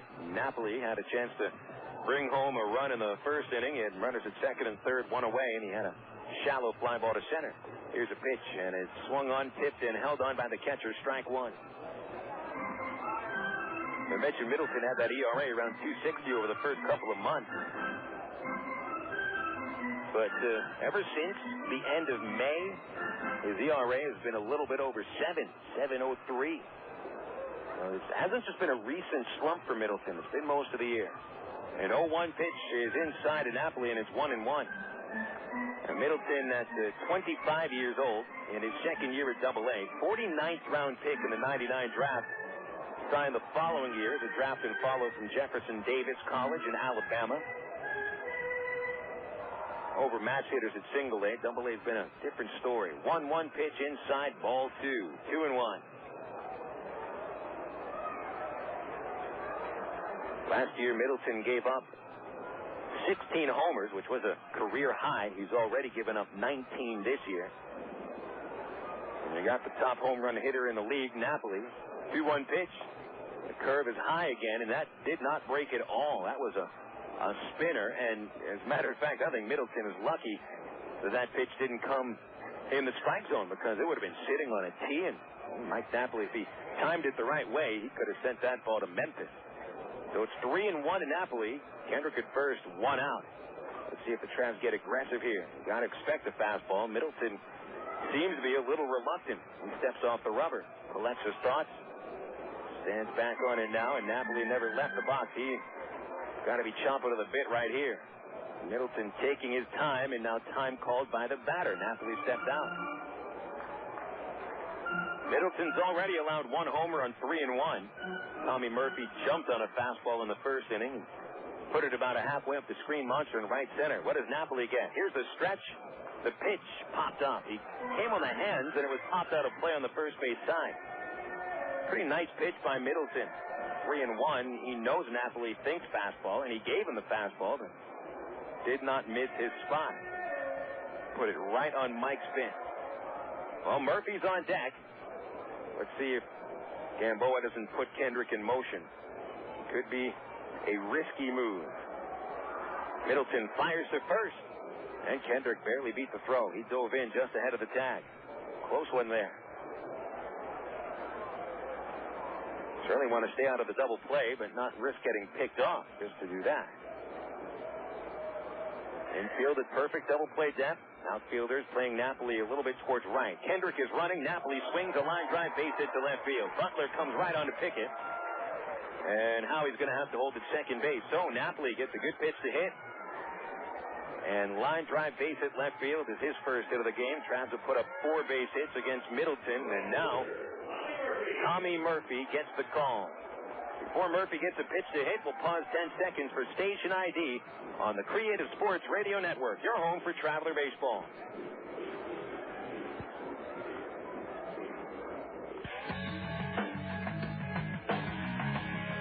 Little Rock ESPN 1380, KDXE North Little Rock. 3-1, Travs in front of Wichita, bottom of the third. 2 on, 1 away. Tommy Murphy, the batter. A pitch to Murphy. He pops it up shallow right field. It'll be Gotay going out from second base. Called off by the right fielder, and Wilkin Ruan makes the catch. And Murphy is out number 2. So Murphy, who ran a 3-1 count in the first inning before hitting that big 3-run homer, went after the first pitch here, and Middleton had him just a little bit in front of it. Popped it up for the second out. So instead of Murphy possibly being the hero here in the third, Travs look to Kendrys Morales. Morales flied out to center in the first inning for the final out. Entered the game hitting .262, 12 home runs, 39 driven in. And the big switch hitting first baseman goes left-handed. Kendrick at second, Napoli at first, 2 outs. And Kyle Middleton delivers a pitch. Kendry watches it sail outside, ball 1. Morales, who's been hot and cold, on one of those hot streaks now. Over the series against Frisco, he was 7 for 11 with 2 home runs and 5 driven in. Good chance here for an RBI. The pitch. Launch, line drive, deep right center field, and a moonshot for another 3-run homer.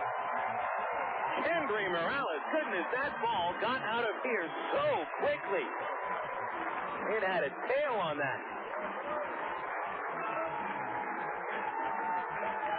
The Travs have busted out the power today. 3-run homers by Tommy Murphy and now by Kendrys Morales. And it's given Arkansas a 6-1 lead.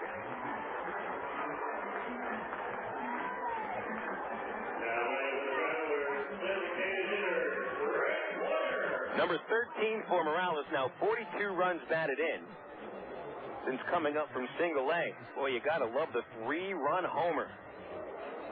The pitcher's best friend. Travs have been on fire with the 3-run homers this month.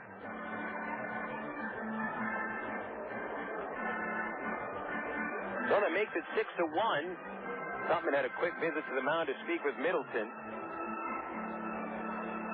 Now, Middleton has been just at the cusp of getting out of a couple of innings.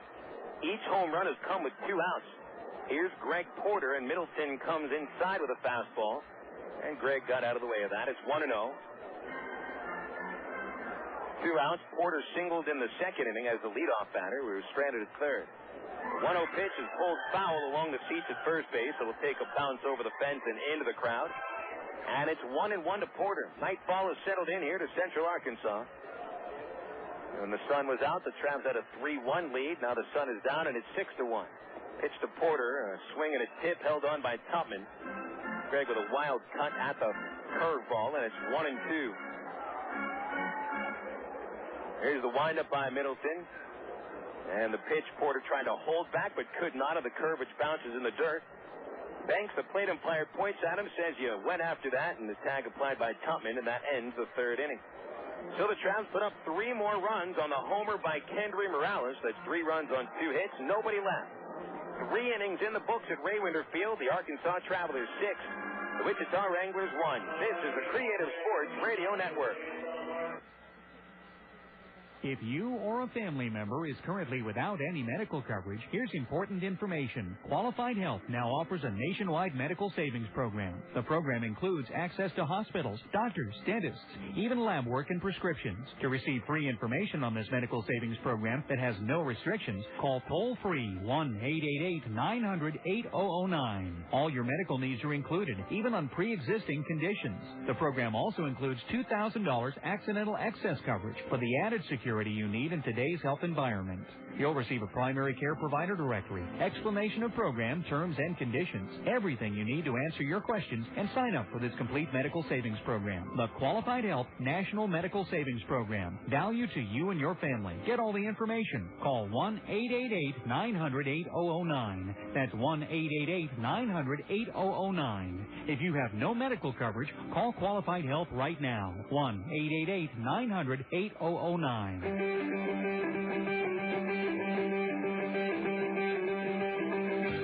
Hi, Sean Arnell inviting you to listen to Conference Call. All SEC all the time. Join Ken Kincaid and me, weekdays 5 to 7 on Conference Call.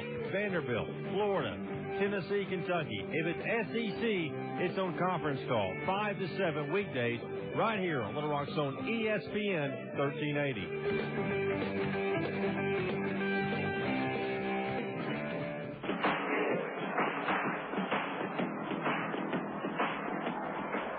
Innings in the books at Raywinder Field. 3 pretty nice innings so far. The book reads very well in the first 3 chapters.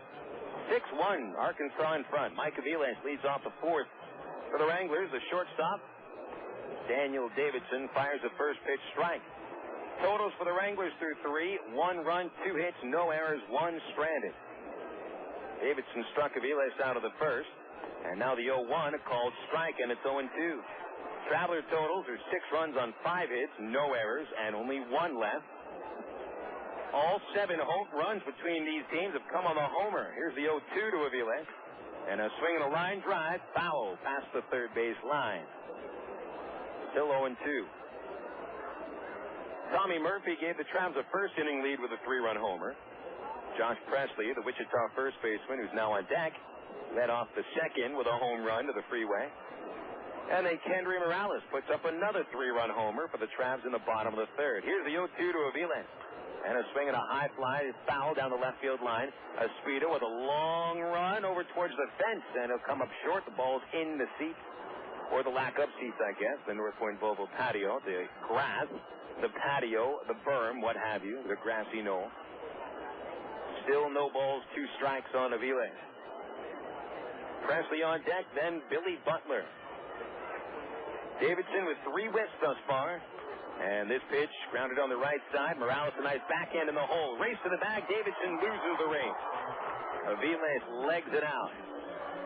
Nice play by Kendry. It looked like Davidson may have been a little bit slow off the pitcher's mound. Perhaps he expected that ball to get through to right field. So, Aviles with an infield single to start the 4th inning. Base hit number 3 for the Wranglers.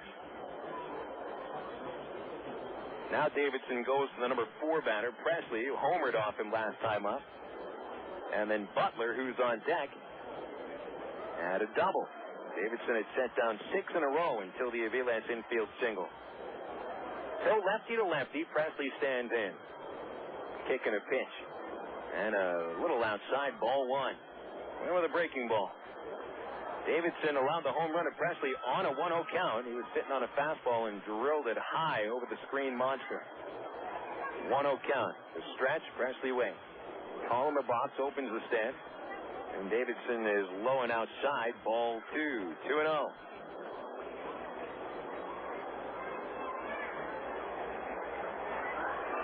So a 2-0 count on Presley. Davidson living slightly dangerous here. He can challenge. He's ahead by 5. The 2-0 pitch. And there's a strike. He went with a fastball up in the strike zone, just under the letters. And it's 2-1. 2 balls and a strike on Presley. Aviles at first base, taking the lead, only about 4 steps off. Nobody out. The pitch waved at and missed by Presley. Or when Daniel takes something off the curveball, you can see some batters that really spin themselves around and they missed that pitch. Presley finished that swing looking at the first base seats. His chest was towards the Arkansas dugout. So a 2-2 count. Stretch out the letters and the pitch. Swing and a miss. He got him. Another off-speed breaking ball. Strikeout number 4 for Davidson. That's the ultimate revenge on Presley after he homered off him in the second. Davidson strikes him out here in the fourth. So one away, and here is Billy Butler. Butler, as I mentioned, selected 14th overall. Pardon me, not 14th overall last year. He was, yes, 14th overall. That was just a couple of selections after Jared Weaver was picked by the Angels. Butler instead out of high school, out of Wolfson High School in Jacksonville. Signed for a little under $1.5 million. First pitch to him, a called strike, 0-1. Butler last year played at rookie-level Idaho Falls for 18 years old. That's usually where they start him for high schoolers. And he overpowered Pioneer League pitching. 373 average, 10 homers, 68 RBIs. Royals started him this year at advanced single-A. Davidson's 0-1 is low and is 1-1. That's a pretty good jump for a 19-year-old second-year player to skip over low single-A ball and go right to the California League. And now Butler in just his, this is his first full season. And here he is at Double-A. And with some pretty good success. You'll expect to see him next year with the Wranglers. Pitch, launch, line drive, deep left field to the corner. And that one bounces off the fence. It's a fair ball. There goes Butler towards second base. Aviles into third. Here's the throw to second. Nobody's at second base. And here comes Aviles to score from third. Butler heads to third. Somebody made a big mistake there. Speedo picked up the ball off the fence. It was a pretty hard-hit line drive that bounced off of the what would be the foul pole up against the fence. Speedo played it perfectly. He threw to Aybar at shortstop, but Aybar was the cutoff man for third. Howie Kendrick was the cutoff man for the plate. Aybar took that throw and then looks to second base. Nobody's there, and he throws it anyway. So an error will be charged to Aybar for bringing Aviles home from third and also giving Butler third base. So credit Butler with a double, no run batted in. Now 6-2 Arkansas. That was a very odd-looking play. Corey Aldridge, the batter, 1 out. The infield plays deep. And a pitch to Aldridge inside, and it's 1-0. So Butler with a couple of two-base hits off of Davidson. And the closest person to second base was the first baseman, Kendrys Morales. And he was playing to back up a bad throw from left field. He wasn't ready for a bad throw from shortstop to no one in particular at second. A 1-0 to Aldridge, called strike 1, 1-1.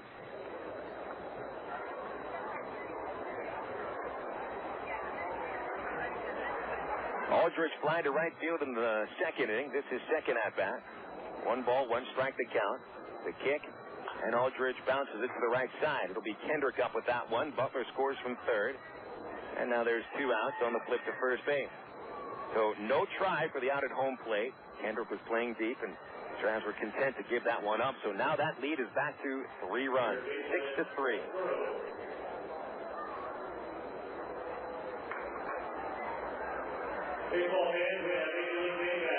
They do credit Aldridge with his 66th run batted in. And depending on what Davidson does with Brett Groves, it could be an unearned run here. Groves the batter, a swing and a miss at the change. Groves had all kind of trouble with a changeup in the second inning. Davidson struck him out on the off-speed pitch. No one on for Groves, 2 outs, and the 0-1. Swing and a miss. That time a fastball right through it, and it's 0-2.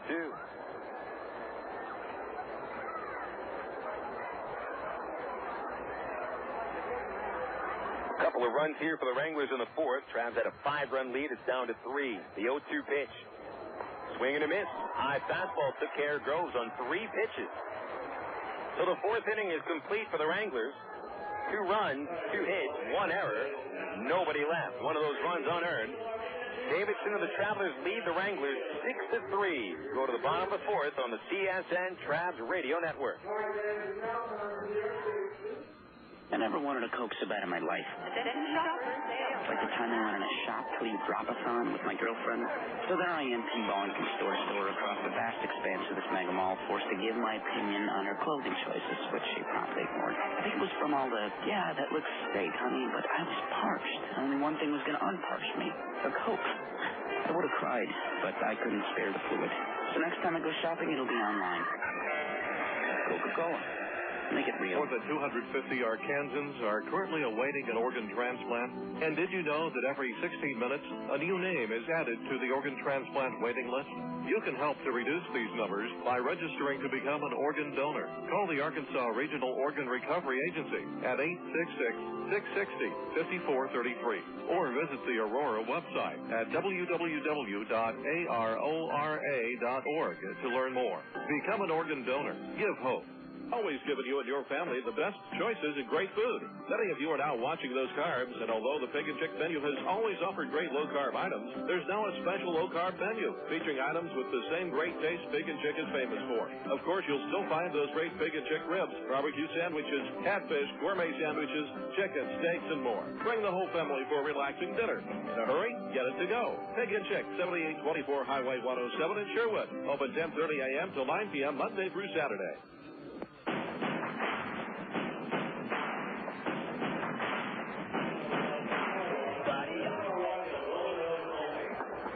Traveler Baseball here on the Creative Sports Radio Network heads into the bottom of the fourth inning with the Travs looking to extend their second 3-run lead of the game. They had a 3-0 lead after the first. 3-1 after 2 innings. 6-1 Arkansas after 3, and the Wranglers just finished putting up 2 runs in the fourth. The bottom of the fourth, Jason Espedo begins by taking a ball from Kyle Middleton. Curve outside. Mike Elward on deck, then Erick Aybar. Middleton winds on the 1-0, is fouled back. Good swing by Espedo, left-handed batter. A nice cut of the fastball, just a little bit off. 1-1. Espedo entered the game hitting .280. Flat out to center in the second inning. Middleton gets the sign. Steps back, kicks. 1-1. Fastball away, 2-1. The Travs have used a 3-run homer to get ahead today. Of course, got to get a couple of men on base first. Here's a 2-1 curve in there called strike 2. 2 balls, 2 strikes to Espedo. Elward ready to come up from the on-deck circle. Middleton delivers 2-2. Espedo fouls it. A big curve, and he's just able to stay on it enough. We'll be checking out some scores around the minors, or at least just here in the Texas League this inning on the Southwest Airlines sports ticker. First, a 2-2 pitch to Espedo. Here it is. Change up, high and away. Ball 3. One other game in the East Division that is in Springfield. Cardinals ahead of the Drillers, 1-0 in the fourth. 3-2 outside, and Jason Espedo starts the fourth with a base on ball. Second walk from Middleton. He's also hit a batter. And now Mike Elward stands into the batter's box. Cardinals got their run on a home run by Rick Ankiel in the first inning with Ankiel's 5th home run. Springfield, they need to make a real move. They're 5.5 out. And the Cardinals actually play 14 more games. Wichita does too. They'll be playing a doubleheader next Sunday on the AstroTurf in Wichita. Mike Elward, the batter. A curve for Middleton, low, ball 1. 1-0. Elward chopped out to third base in the second. The only inning thus far that the Travs have not scored a run. 6-3 Arkansas in the fourth. Nobody out, and Espedo the base runner. Middleton sets, delivers 1-0. Elward bounced to shortstop. Aviles will wait for that. He flips the Gotay second for the first out, and the relay to first is in time for the double play. 6-4-3. The first double play of this game. And to go to the top of the order now. 2 outs, no one on for Erick Aybar. Finishing those Texas League scores, San Antonio sitting on front of Midland 4-3 in the 5th inning. The Missions put up 4 runs in the second. Jeremy Brown hit a home run as part of Midland's 3-run fourth. Brown's 18th of the year. Midland and San Antonio separated by just one game, with Midland, the first half champions, also in first place right now by one game over the Missions, 2 in front of Corpus Christi. Erick Aybar, the Traveler batter, takes a strike. Big curveball, 0-1. First go in Corpus are in the 4th inning, 1-1 score at Dr. Pepper, 7-up. There's the curve to Aybar. That one missed a little high, 1-1. Aybar, the batter, 2 outs, nobody on. Eric walked and scored in the first. Lined out to the center field track in the second. The right-hander's 1-1. Aybar, a loop shot towards shallow right center that falls in. And Aybar gets his first base hit. He'll round first and hold with a single. 2-out single at that, and we'll see if he tries to stretch that into a double with Reggie Willits coming up to the plate.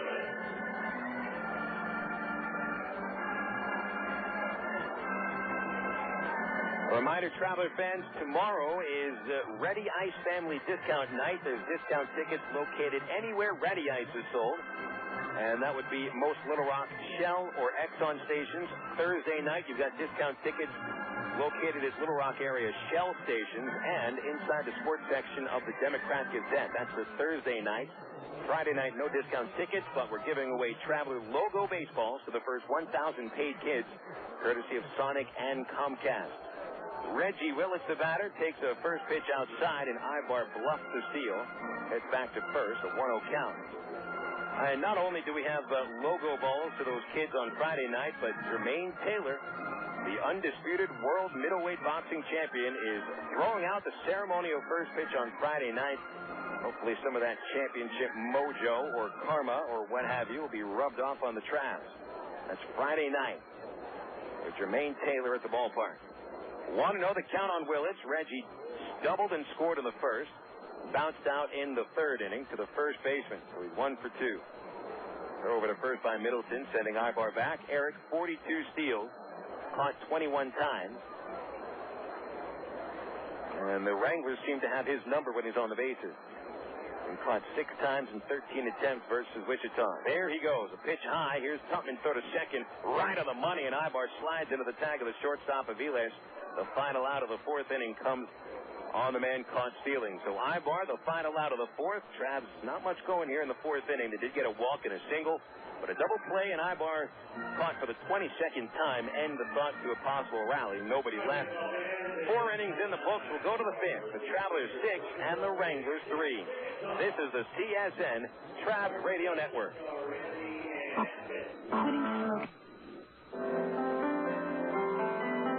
Sports fans across Arkansas remember Jim Elder as a walking baseball encyclopedia and a legendary sports figure who was named the state's top sportscaster 11 times. But Jim was about much more than sports. He loved people, and especially he loved kids. Jim passed away in 1998, but his memory lives on through the Jim Elder Good Sport Fund, working closely with programs such as the First Tee Park and the Lamar Porterfield RBI program. The Jim Elder Good Sport Fund helps kids learn leadership, sportsmanship, and a strong work ethic through sports. To learn more about the Jim Elder Good Sport Fund, go to www.jimelder.org. Quitting smoking is hard, and it's even harder to do it alone. The good news is there is help. Just call the SOS Quit line, 1-866-NOW-QUIT. They'll give you the information and program you need to get free of tobacco. And the service is free, too. Try it. Call 1-866-NOW-QUIT and start to get free. I promise it's a great feeling. 1-866-NOW-QUIT. Call today.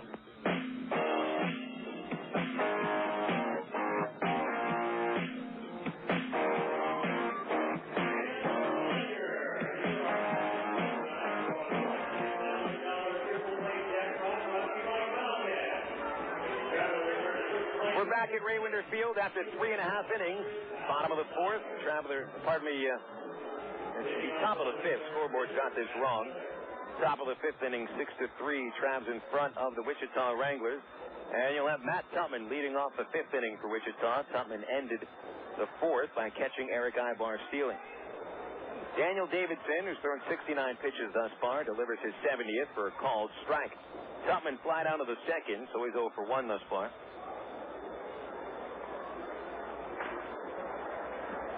Davidson delivers the 0-1 now, and Tupman hit by the pitch.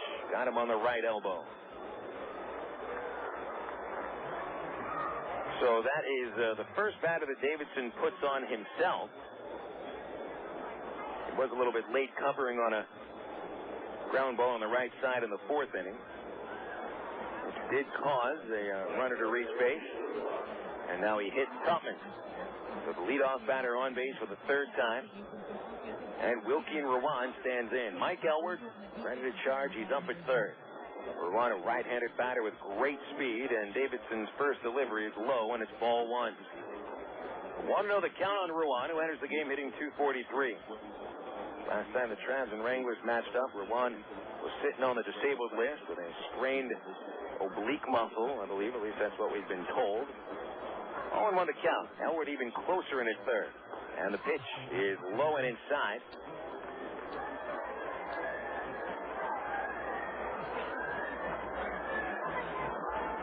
Count is 2 balls, no strikes.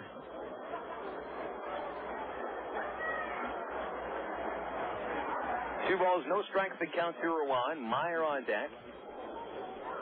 Davidson's pitch is low, and that's ball 3. Missed the 3 in a row with a Ruan. 3-0 count. Well, Daniel did not have his best stuff last time out. Not to say he doesn't have good stuff today, because he struck out 5 so far. He's looked pretty good. A little inconsistent, however. Home run and 4 base hits thus far, and hits the first batter of this inning. Now 3-0 to Ruan, trying to protect a 3-run lead. The pitch is right down the middle, and Ruan had no thoughts of taking the bat off his shoulder. Strike 1. 3 balls, 1 strike. Elward still in his third base. Middle infielders ready for a double play ball. Tupman leads away. Here's the pitch. Swinging a fly ball, left center field. Reggie Willits chasing it down, and he makes the catch. Willits loads up, fires into second base. Tupman heads back to first. 1 out, top of the order, Mitch Maier. Check out the scores across the major leagues now. You got a final already out of Detroit, where the Tigers defeated Oakland 4-1. 2 homers by Carlos Pena. Nate Robertson picked up his 6th win. Angels 5, Orioles 1.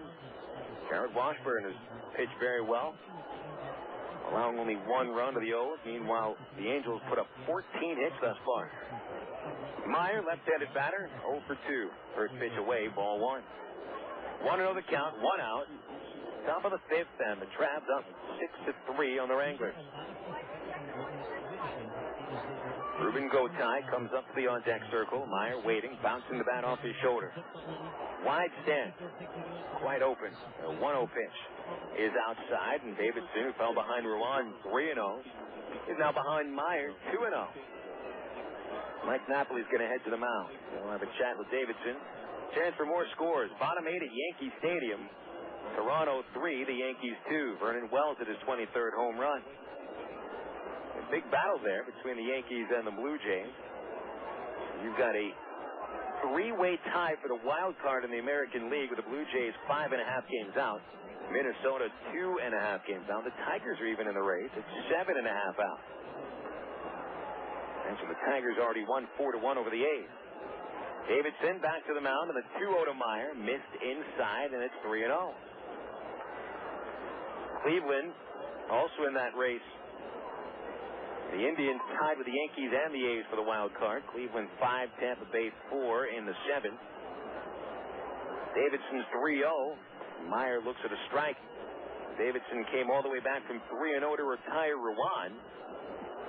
And he's trying to do the same to Maier. 1 away. Maier struck out of the first, popped up in the third. And this is the first time he has control of the count. Here's the 3-1. A swing and a miss. He's having some trouble with off speed. Davidson's had these Wranglers way in front. A full count to Maier. We'll see if Tupman is running. Maier has struck out 42 times in the Texas League in 67 games. Davidson brings it set to the letters. Tupman stays in the pitch low, ball 4. So Davidson here in the 5th inning has hit a batter. Fell behind another 3-0, but still retired him. and then goes on to walk Maier. This brings the tying run to the plate. Rúben Gotay comes up. Gotay has popped up twice. The shortstop of the first, the third base in the third. Tupman to second, Maier to first. Still a chance for the double play. Davidson delivers to Gotay. A swing and a line drive, base hit into center. Tupman holds at third base. Willits comes up and picks it up in shallow center. The bases will be loaded for Mike Aviles. The tying run at third. The tying run at first. Only one away.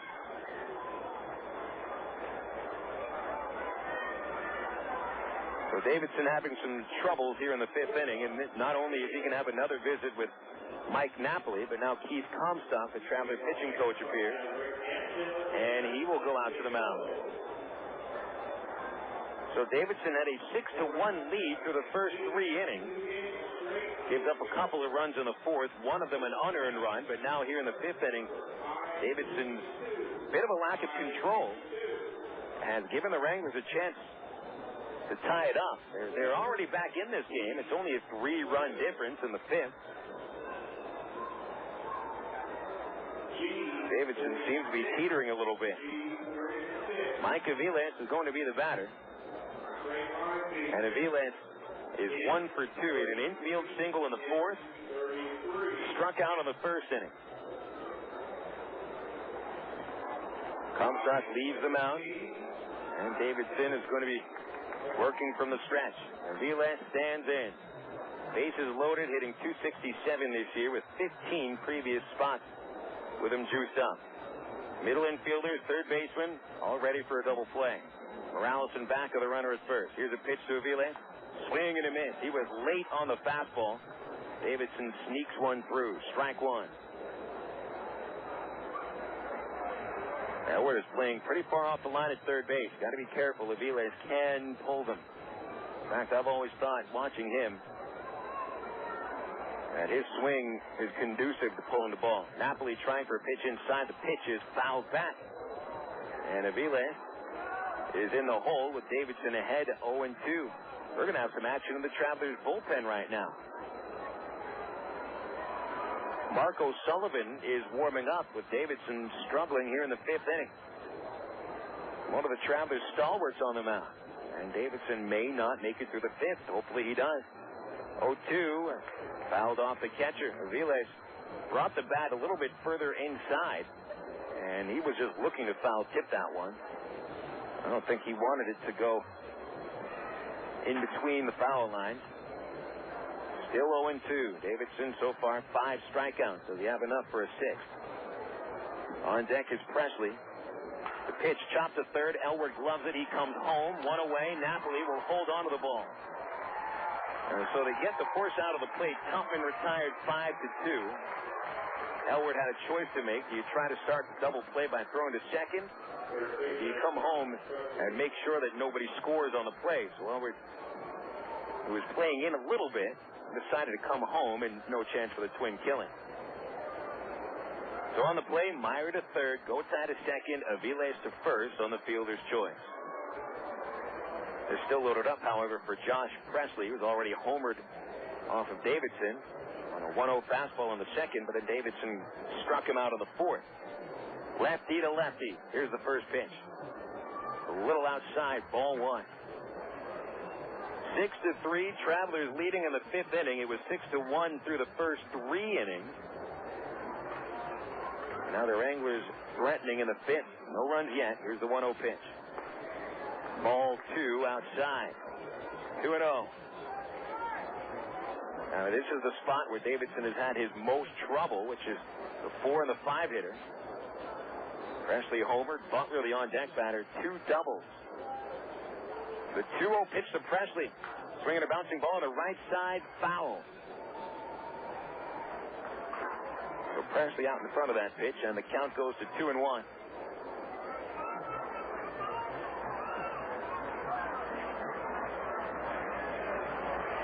Runners go back to the bases.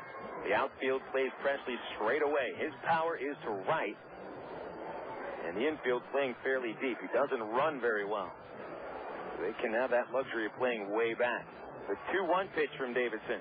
Called strike 2. Got him with a fastball on the low outside corner. Davidson a strike from leaving the bases loaded. Wouldn't be the first time Daniel has done that this year. He sets on 2-2. Deals. Presley swings high, fly ball, deep right field. Murphy back at the track looking up, and it's a grand slam for Josh Presley. That'll give the Wranglers a 7-6 lead. His second home run of the game has brought the Wranglers all the way back and then some. Boy, and Presley was even a little bit in front of that pitch. Looked like Daniel went off speed. Presley may have been waiting for it. He was still a little in front. And puts it over the fence. 5 RBIs by Presley today on a pair of home runs. That is going to be it for Daniel Davidson. Unable to hold a 6-1 lead, and now the Travelers turn to Marco Sullivan out of the bullpen.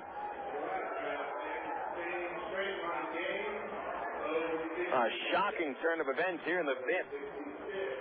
Davidson he just did not seem to have great control today. One of his shortest appearances of the season, 4 2/3 innings, and he leaves the game. O'Sullivan is on. We'll take a 60-second break on the Creative Sports Radio Network. Say to you, looks like somebody's got a case of the Mondays. What are the Mondays? Are you supposed to be glum and depressed just because the work week started? What a bunch of baloney. Here at Ray Winder Field, we're going to turn Mondays into something you can look forward to. That's because the Travs and the Arkansas Democrat Gazette presents Democrat Gazette Mondays here at Ray Winder Field. Every Monday, the Travs are home. You just pick up a copy of the Democrat Gazette, and there'll be a discount coupon right in the sports section, good for $3 admission. See, Mondays aren't so bad, at least not during the baseball season. So the next time someone tells you about a bad case of the Mondays, grab 2 quarters, get the Democrat Gazette, and show them that the Mondays are a good thing to get. It's a $3 coupon every Monday, brought to you by the Travs and the Arkansas Democrat Gazette.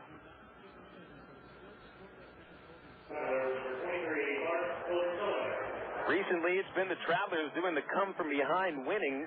And right now, the Travs have been the team that has given up the big lead instead. Travs had a 6-1 lead after the first 3 innings. Daniel Davidson unable to hold that lead, and he leaves the game in the 5th after the grand slam hit by Josh Presley. Presley's grand slam is the 5th put up by the Wranglers this year. It was his first of the year. And what a huge turn of events here. 6 unanswered runs for Wichita. Presley 2 homers.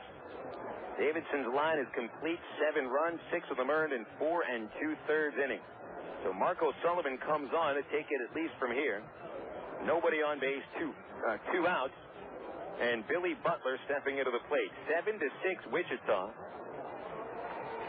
And Butler had a couple of doubles off Davidson. Right-handed batter, and O'Sullivan delivers. A slider down low, ball 1. Butler doubled in the second. He was stranded. That followed Presley's first homer. After Davidson struck Presley out in the 4th, Butler also doubled and scored later on a ground out. O'Sullivan busts him inside, and Butler swings and misses. 1-1. So Davidson was just 4 2/3 innings. That's his shortest start of the season. A 1-1, a called strike to Butler over the inside edge, 1-2.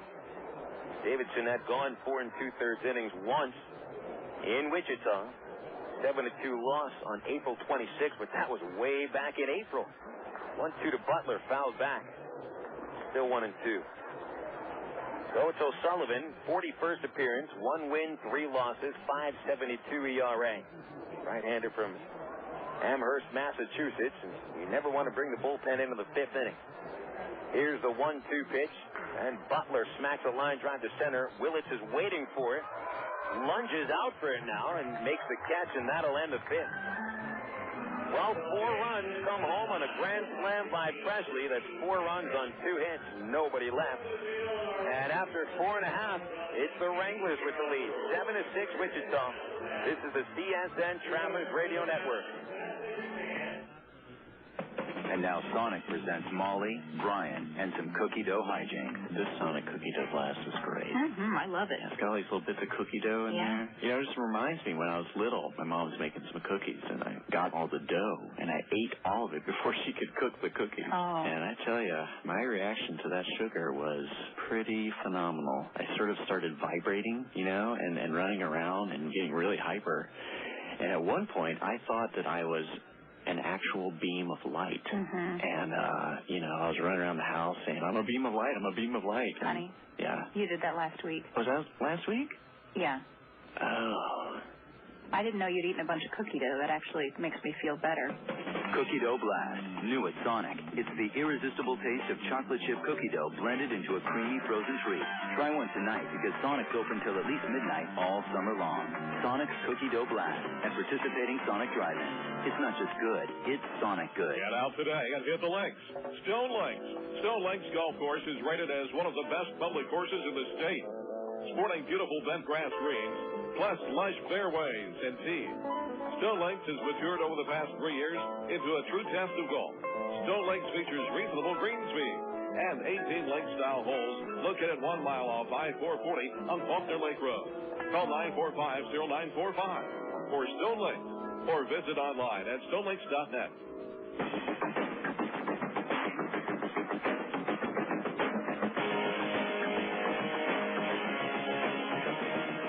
Reggie Willits will lead off the 5th inning for the Arkansas Travelers, now trailing for the first time today, 7-6. Kyle Middleton working with the lead and delivers a first pitch strike to Willits. And Howie Kendrick on deck, and then Mike Napoli. Willits going for the left side was standing at the plate when Erick Aybar was caught stealing to end the 4th.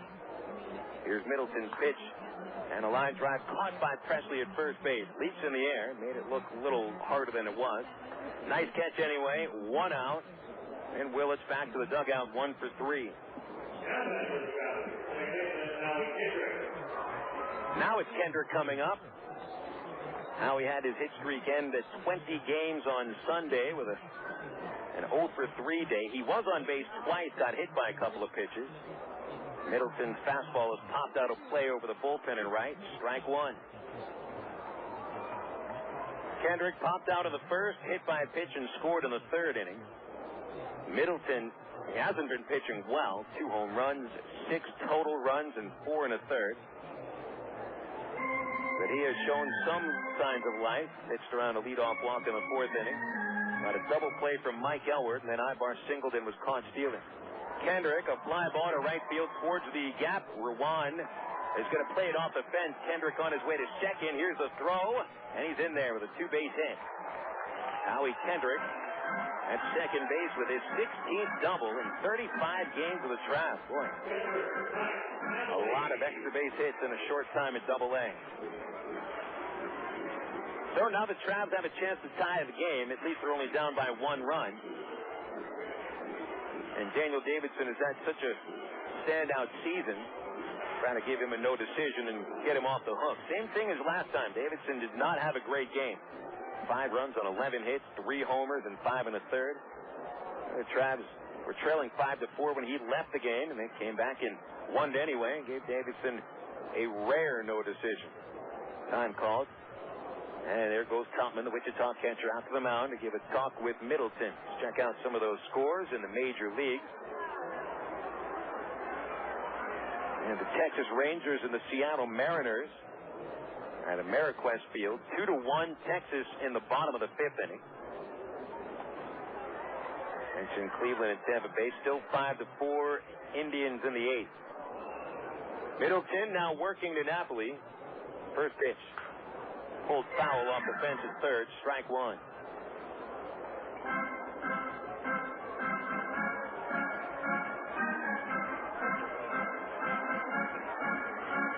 Well, we'll have to wait for those scores for another time. Anytime it rains in central Arkansas, for some reason, the high-speed internet just does not, it's not high speed, put it that way. 0-1 count to Napoli. Kendrick the runner at second. Here's the pitch. Fastball down low, and it's 1-1.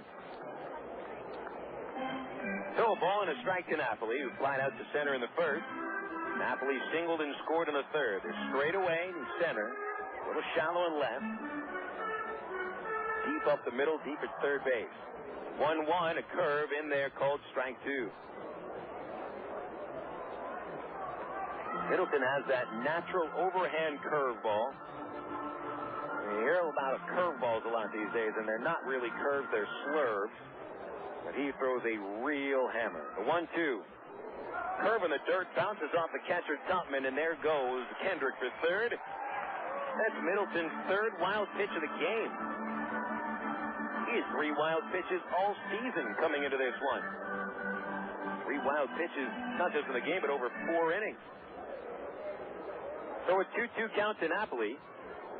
And a fly ball should tie the game. The infield is going to play for the out at home. 2 balls, 2 strikes to Napoli. Murphy on deck, 1 away. Kyle Middleton from the stretch. Checks Kendrick.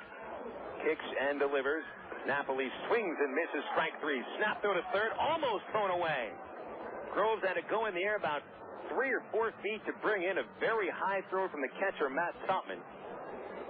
Napoli strikeout. The Travs almost tied it up on an errant throw. Tell you what, Kendrick was a good 7 feet down that third base line. A good throw may have picked him off.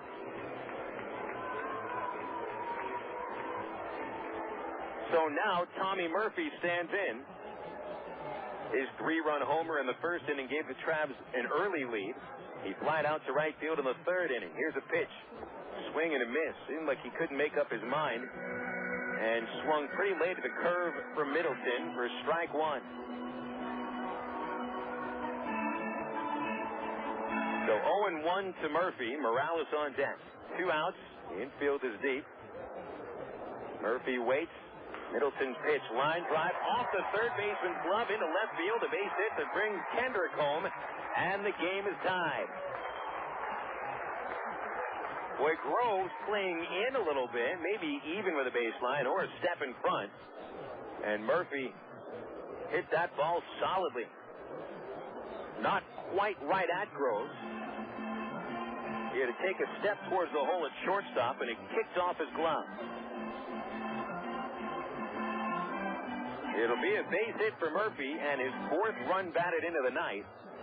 And they'll tie things up here in the 5th inning. Kendrys Morales now the batter. And Middleton will throw to first base, chasing Murphy back there. We'll see if Middleton is a little more careful here to Morales. Kendrys crushed a fastball on a 1-0 count in the third. About halfway up the screen monster for a 6-1 Traveler lead. Now it's 7-7. Middleton at the stretch. He steps off and shows Murphy the ball, and he walks back into third base.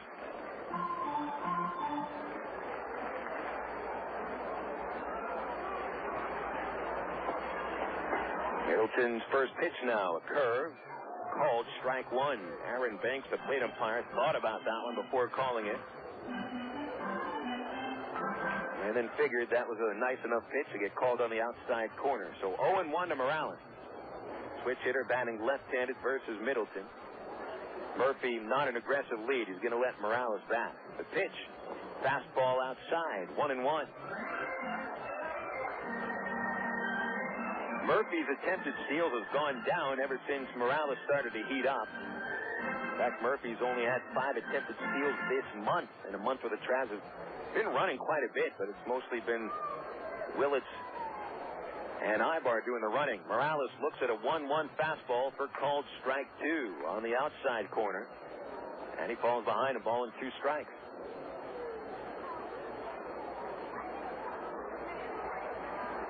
So the count 1-2 to Morales, 2 away, and a game tied at 7. Here's Middleton delivering a fastball a little high. May have been on the outside corner, but it's 2-2 on the ball. Count even on Morales. Kendry has shown a bit of a flair for the dramatic recently. Had that game-tying homer on Saturday. Here's the 2-2. Swing and a miss on the curve, and the inning is over. So Morales strikes out for the final out of the fifth. The Travs tie it up. 1 run, 2 hits, 1 left. We got ourselves a tight one today. Travs 7, Wranglers 7. We go to the 6th inning, but first these words on CSN from Settle Office Products. When it comes to a full line of office products, the name is Settle Office Products, 4412 MacArthur Drive in North Little Rock. They've been in business on MacArthur Drive for 23 years. They give free delivery anywhere in Central Arkansas. They have office furniture, office supplies, scratch and dent furniture, and they're family owned and operated. Give them a call today at 758-1050 or see them on the website at www.settleofficepro.com. It has a legendary reputation for reliability, durability, and quality. It's been named to Car and Driver's 10 Best list 18 times. It was the first gasoline-powered production automobile to be certified as a low-emission vehicle in the U.S. And the best part is, it's used. Proof that how you start out in life is a good indication of how far you'll go. Honda certified used cars. See, it may be used, but it's still a Honda. Vail Honda, 13101 Chemal Parkway, Little Rock. CSN is now live on the internet at CSNSports.com. Click on live broadcast in the upper left-hand corner on your homepage for live play-by-play audio, not to mention all other programs CSN produces during the year. Check out our webpage with a list of games today on CSN, the latest scoreboard, and the latest sports headlines at CSNSports.com. That's CSNSports.com with live coverage worldwide on the internet. CSNSports.com, bringing you closer to us than ever before.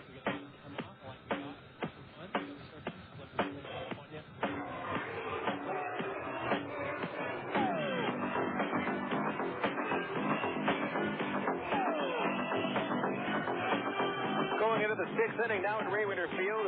Arkansas and Wichita all tied 7-7. Marco Sullivan came on for the final out of the 5th inning after Josh Presley's go-ahead grand slam. And now Corey Aldridge to lead off the 6th inning. Left-handed batter takes a pitch outside. He 0 for 2 with a fly out in the 2nd. Aldridge grounded down in the 4th, bringing home a run. 66 RBI. 1-0 pitch. Up high from O'Sullivan, and it's 2-0. So Sullivan brought on here in a very important spot. As his last game, or last pitch, that was the Travs comeback win over Frisco. Saturday night, he replaced Willie Colazzo after his ineffective 5 inning. 2-0 to Aldridge, swing and a miss, the fastball a little high on it, and it's 2-1. O'Sullivan came on for 1 scoreless inning. Travelers spaced things out a little bit. O'Sullivan 1 inning. David Austin went to 7th and 8th. He got the win on Saturday. Jason Olsen closed it out of the 9th. 2-1 pitch to Aldridge. Off speed, inside, and a little low. Ball 3. 3-1.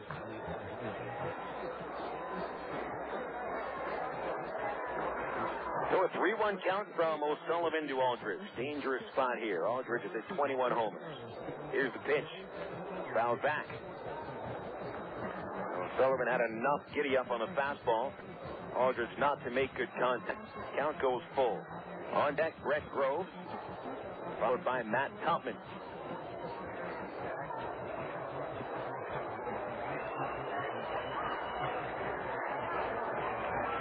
O'Sullivan ready. Delivers. High fly ball.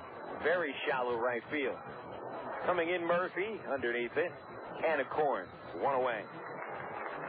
So Aldridge hasn't been much of a factor today. He's 0 for 3. Well, Travs may have to pitch around Josh Presley next time he comes up to the plate with 5 RBIs on a grand slam and a solo homer. Now standing in, Brett Groves. He struck out twice against Davidson. Switch hitter going to the left side. Here's a pitch to him. And a called strike on a fastball. It's 0-1. Groves struck out of the 2nd, struck out of the 4th. Elwood creeping in at 3rd.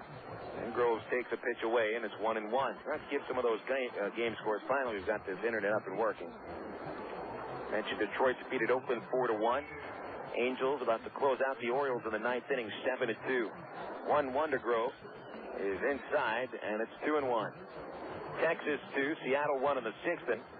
Cleveland trying to finish off Tampa in the ninth, 5-4. 2-1 count to goals, and the pitch from O'Sullivan. Off speed, lifted in the air, and caught by Kendrick, the second baseman, going for that little flare in the shallow center, and Kendrick makes the catch. So 2 outs. White Sox and Twins, a 0-0 score in the 7th inning. Kansas City trailing the Red Sox in the 6th, 5-0. We got a one final in the National League.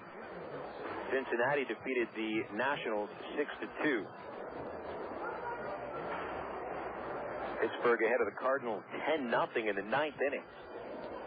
Here's Tupman swinging a one-hopper at second base, backhanded by Kendrick from short right center. He throws the first inning over. So Marco Sullivan with an uneventful 6th inning, 3 up, 3 down. That'll take us into the bottom of the 6th, 7-7 tie. This is the CSN Arkansas Traveler Baseball Network.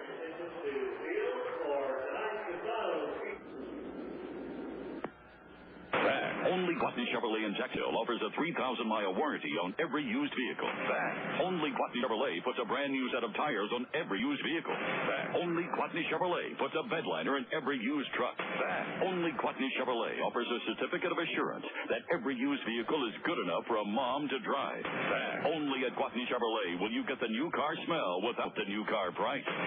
Gwatney Chevrolet in Jacksonville is the only place to shop for new and used. An accident involving a large truck can cause a lot of damage. If you're injured, you need a law firm that knows what they're doing.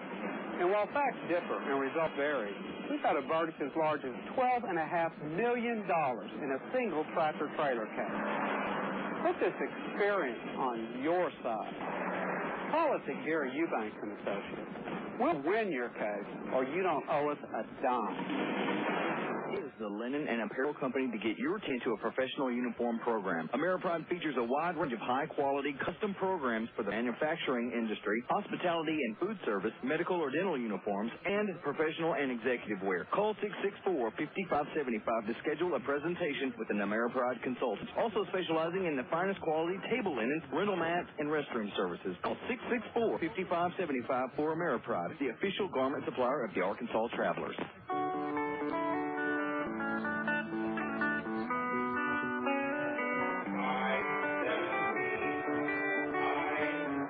And the Wranglers heading into the bottom of the 6th inning in a seesaw affair. Saw the Tramps control the first 3 innings of the game, a 6-1 lead going into the 4th. Wichita put up 6 runs to get in front by 1, and the Tramps answered with 1 in the 5th inning on an RBI single by Tommy Murphy. So it's a tie game, 7-7. The Wranglers keep their starter, Kyle Middleton, in the game. It's Greg Porter leading off for the Travelers. Middleton, who's on 5 innings so far, delivers a curve low and it's ball 1. So far, Middleton has given up 8 hits and 7 runs, all 7 runs earned. He's thrown 3 wild pitches. Here's the 1-0 to Porter. Line drive to the right fielder, and it bounces in front of Ruan, bounces over him now. It goes up against the fence, and Porter will dig into second base with 2-base hit, or perhaps a single and an error. I think that'll be a double. Ruan tried to slide for that one and perhaps trap it at least if he couldn't catch it. And because he is sliding for that one and not trying to play it on the bounce on his feet, it's going to be a double for Greg Porter. So the Travs have the go-ahead run at second base. Nobody out.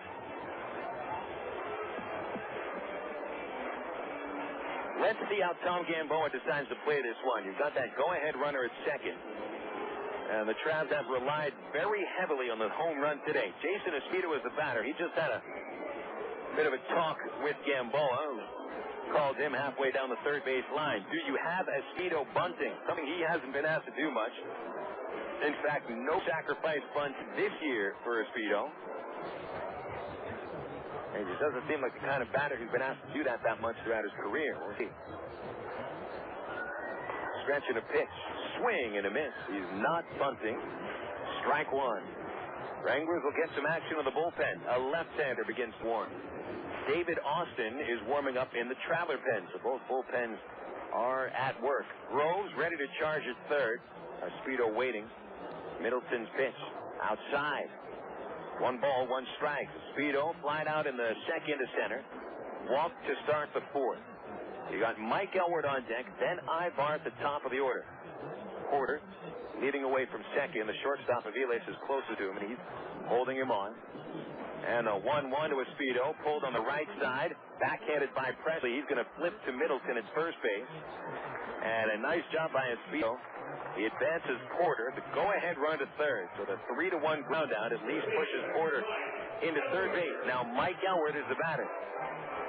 Elward's job, getting some air under the ball and hitting it deep enough to bring Porter in. Or he'll get a base hit and forget about the fly ball. Infielders, Groves, Aviles on the left side, Gotay, Presley on the right side. They're all going to play in, not all the way up yet. Middleton's going to be looking in for the sign. We'll see what they do when he sets. He sets, and they're even with the baseline. Pitch to Elward, fly ball to right field, and going back towards the track is Ruan. Has a good arm. He makes the catch. Here comes Porter, scampering home, and the throw is offline, and Porter is home. The Travs are back in front on a sac fly by Mike Elward.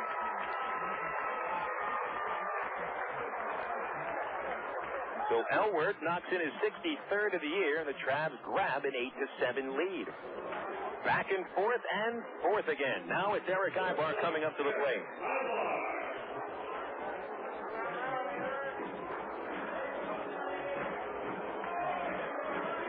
Aybar getting his fourth plate appearance here. He walked in the first and scored on the front end of Murphy's homer.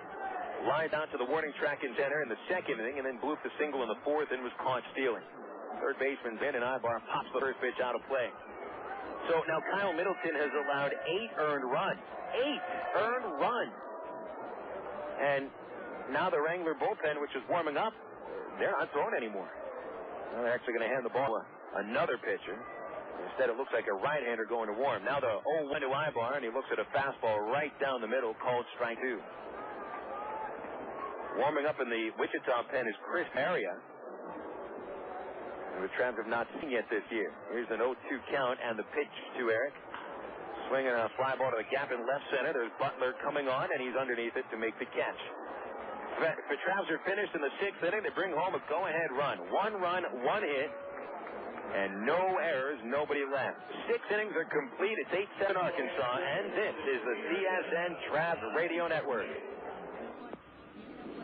Faucets leaking, termites feasting, vision, tackle, paints and spackle, tubs, jacuzzis, tapes and movies, everything from A to Z.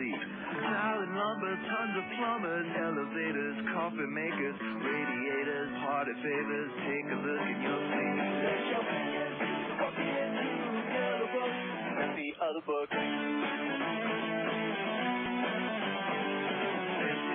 Midline paints, artists, posers, florists, grocers, water coolers, bakers, jewelers, everything from A to Z. Dust-set, landscape, sit-down mowers, touches, faulty, uppers, lowers, wholesale, retail, Bombay, white whales. Take a look and you'll see. Let your fingers walk into the other book. Let your fingers walk into the other book. Not the other book. To place your ad at people's fingertips, call 1-800-YB-YELLOW. Yellow Book, not the other book. With National Car Rental. Take a one-time trip and discover Arkansas. National's great weekend special is just what you need for a trip to the Ozarks. Or get your friends together and rent a minivan to historic Eureka Springs. National offers a wide choice of sizes and styles, from luxury cars to vans and sport utility vehicles. Unlimited mileage rates are available. National Car Rental has 2 convenient locations, Little Rock Airport and North Little Rock at 3919 Park Avenue. See National Car Rental's ad in the yellow pages. Go your own way with National Car Rental.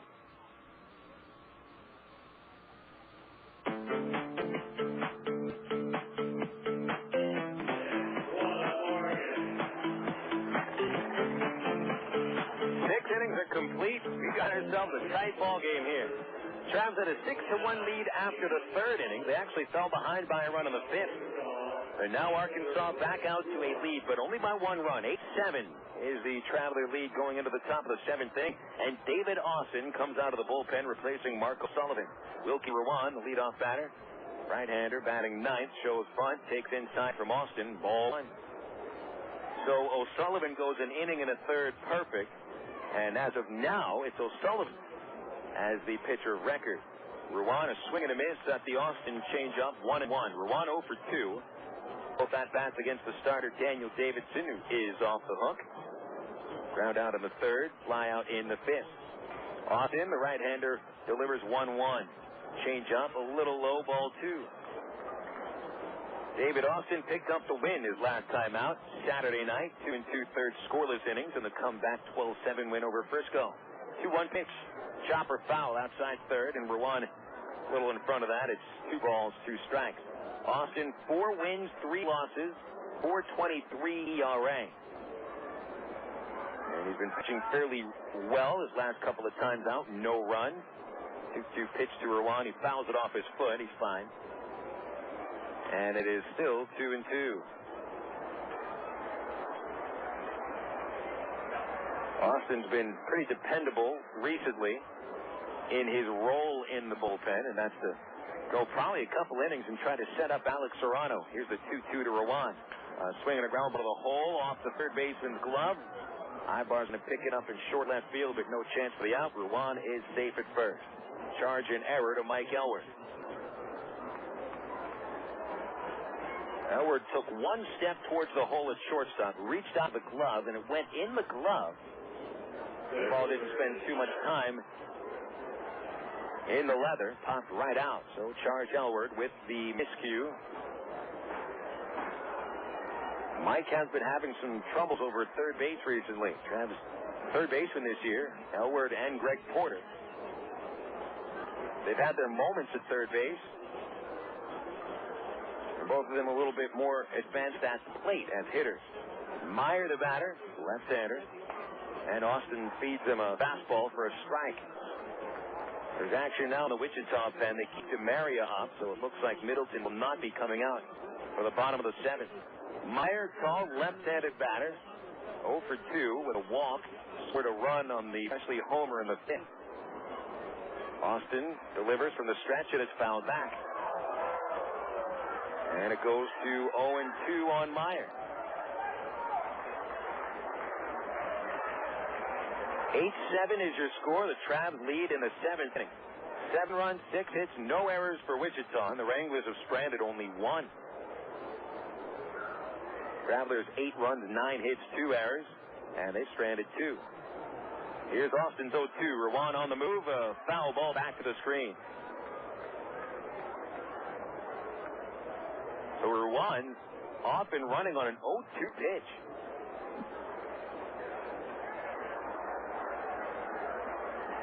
Mitch Ruan's got the good speed, 17 steal this year, but he's got the speed of a 30 base dealer easy. Not been on base all that much. Ruan's on base percentage 292. Reaches on an error to start the inning.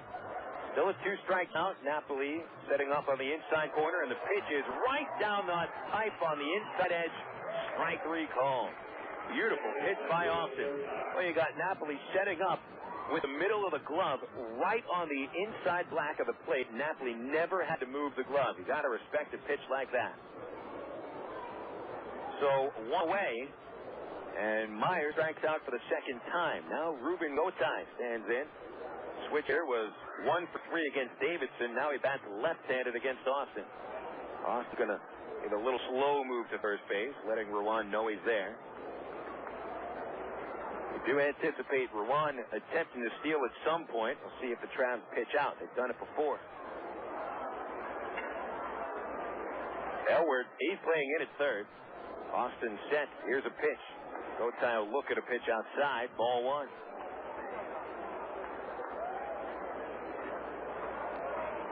Austin last couple of times out, 4 2/3 innings, no run.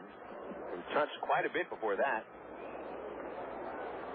Seems he was settled in the last week. A 1-0 count.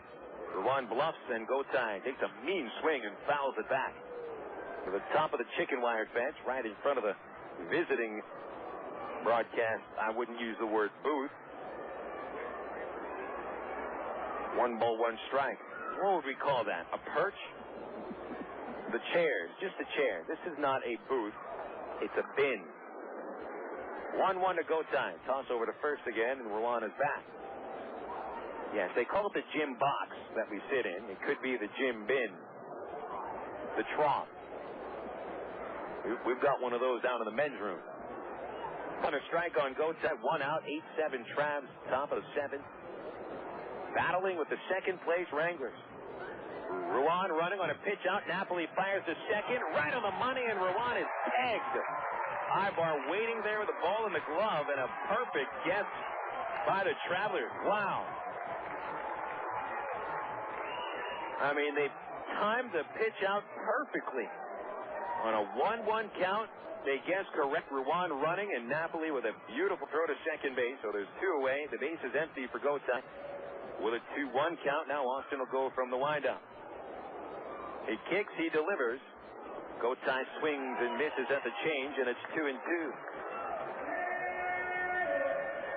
So Austin could hold this lead and give the Travs a chance to extend it in the bottom of the 7th inning.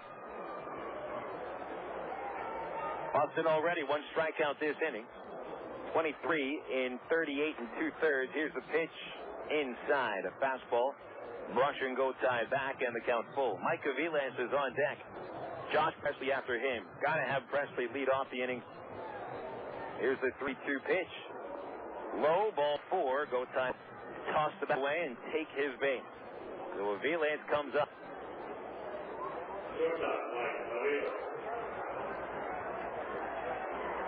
Well, this sets up a pretty good opportunity for the Travs. You want to have a chance to pitch around Presley. But in order to do that, you have to have him lead off the next inning. Aviles, the batter, following Presley. There's 2 outs. This is extremely important for Austin. First pitch, Aviles swings and chops it foul outside third. Aviles has been on base twice, scoring 2 runs. Struck out in the first inning. Beat out a ground ball to first base in the 4th for a single. And on a fielder's choice, he reached in the 5th inning. The base is loaded and chopped to third. He would score on the front end of the Presley grand slam. 2 outs, a 1 count. Austin's fastball, actually a slider, low and outside, and it's 1-1. Ball and a strike on Aviles. Got to be careful with him, although he's slumping a little bit. 3 hits in his last 18 at bat. He did not hit the ball well in the 4th when he reached on the infield single. The 1-1 is pulled outside third again. Not a chopper.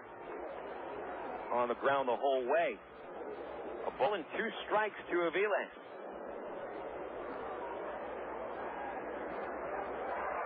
Austin charged with pitching the 7th and the 8th. A strike away from getting through the 7th. Gotay first after the 2-out walk. He is not going anywhere. Here's Austin, 1-2 pitch. Aviles takes it in the dirt. It bounces off Napoli. Gotay will go to second on a slider in the dirt. That'll be a wild pitch. So it's 2-2 to Aviles. Just the second wild pitch Austin has thrown since his promotion from Single A.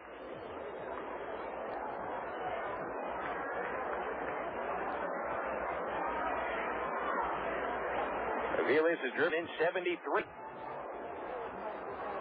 2-2 pitch. Here it is. Popped it up back this way, but it'll get on the roof.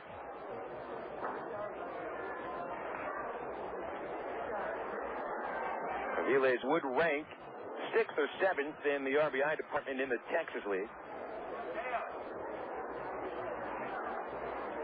And Austin trying to keep him from hitting it hard. Still 2-2, 2 outs. A check at Gotay and the pitch. Aviles swings a high fly ball deep left field over Espino's head, and it's on the warning track for a game-tying hit. Aviles coasts into second with a stand-up double, and it's back to a tie game, 8-8. Neither pitching staff doing much of a job today, as the teams have combined for 16 runs and 16 base hits, and we're not even yet through the top of the 7th inning. So Aviles ties it up with his 29th double.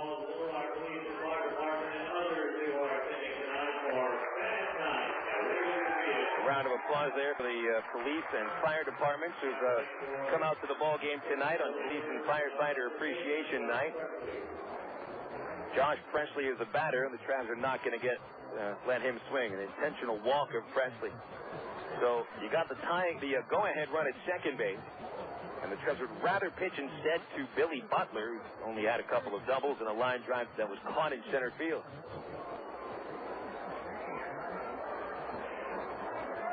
Boy, if you're talking about setting the tone for this series, we are in for quite a next 3 days even after this one.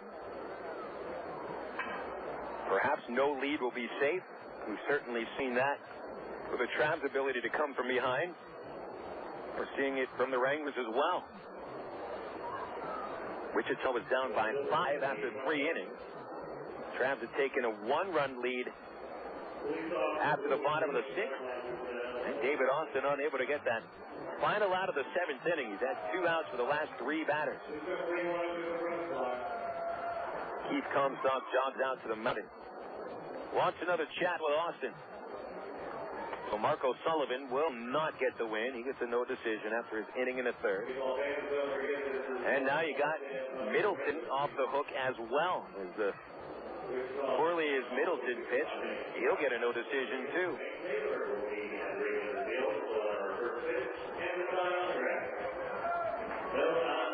So Billy Butler steps in. And Austin remaining in the game. Traveler bullpen right now silent. Big inning for Austin here. He's already given up the lead. He does not want to walk off the mound trailing. And Butler, 2 doubles and a line drive to center his last time up.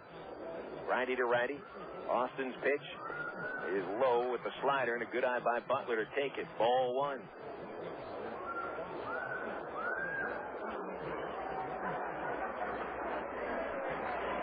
Want to know the count to Butler? You got Aviles at second, Presley at first. A check of the runners in the pitch, and a fly ball shallow right field. Murphy is there, and the inning is over. 1 run for the Wranglers on 1 hit and 1 error that didn't figure in. 2 runners stranded. We'll stretch him at Ray Winter Field with the game tied at 8. This is the Creative Sports Radio Network. This time.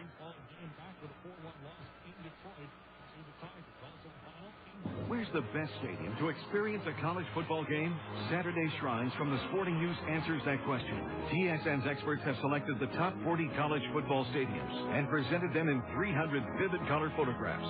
Saturday Shrines takes you into the hallowed ground of college football, the places where legends are born. Saturday Shrines, college football's most hallowed ground. Available at your favorite book retailers, including Barnes & Noble, Borders, and Walmart, by calling 1-800-825-8508 or online at sportingnews.com. It's summer, and Tough Actin Synactin wants you to start thinking about winter in Detroit. Log on to ESPNradio.com for the ultimate gridiron sweepstakes, presented by Tough Actin Synactin. You and a buddy could be joining ESPN Radio this February as they cover the biggest game in sports. There are VIP passes to meet the ESPN Radio team, loads of spending money, plus daily tailgating prize packs. And don't forget to look for specially marked packages of Synactin with a limited edition collector card set featuring 3 of the toughest legends from the All-Madden team. Hi, this is Terry Horton, Executive Director of the Arkansas Wildlife Federation and host of In the Wild here on Little Rock's ESPN 1380. Join me and my special guest each Saturday morning at 8 as we talk hunting, fishing, conservation, and the great outdoor recreation found right here in the natural state. Plus, we'll have reports on what's happening in the world of bass fishing from ESPN's Trey Reed. If you love the great outdoors, you won't want to miss In the Wild. In the Wild, Saturday, 8 to 9 on Little Rock, ESPN 1380.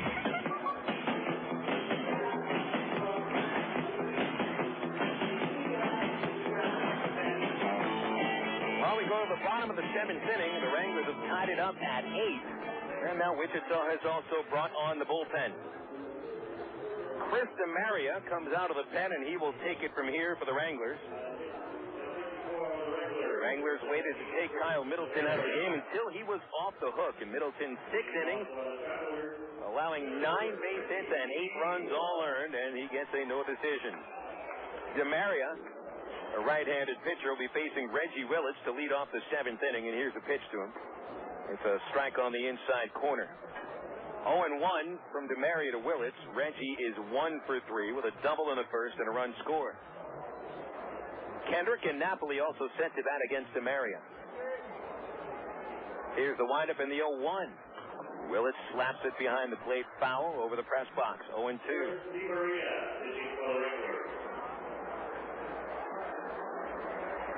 DeMaria making his 4th outing with Wichita.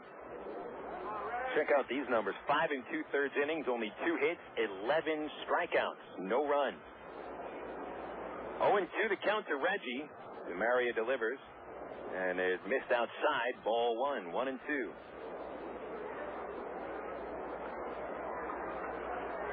DeMaria joined the Wranglers second week of August from High Desert. He'd been closing games for the Mavericks, 19 saves, with a 2.23 ERA. Not closing here. Here's the 1-2 to Reggie. Swing and a foul back. Still 1-2. Howie Kendrick on deck. And then Mike Napoli. Travs out of there. 6 innings at the plate today. They've been held off the scoreboard just twice. Second and fourth innings. But that was against Middleton. Now they're going up against a pitcher they have not seen yet this year. The 1-2 inside to Willits. Over the knees, but well inside. 2 balls, 2 strikes. Reggie steps back in. We'd love to get him on base. His speed, chance to steal one. 2-2 pitch. Foul back. He's content to foul away a few DeMaria pitches here.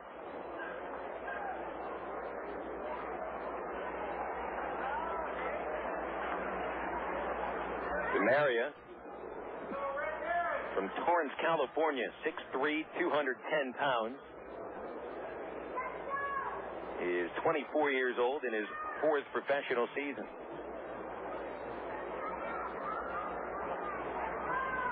Reggie stands back in, chokes up a little. Here's DeMaria's 2-2. And it's outside, ball 3. The count goes full with Willits fouling off 3 pitches. Kendrick and Napoli to follow. Each team 8 runs. 7 hit for Wichita, 9 for the Travelers, and Arkansas has committed 2 errors. Here's the pitch, 3-2, and it's fouled back. Next pitch will be the 9th of this at-bat.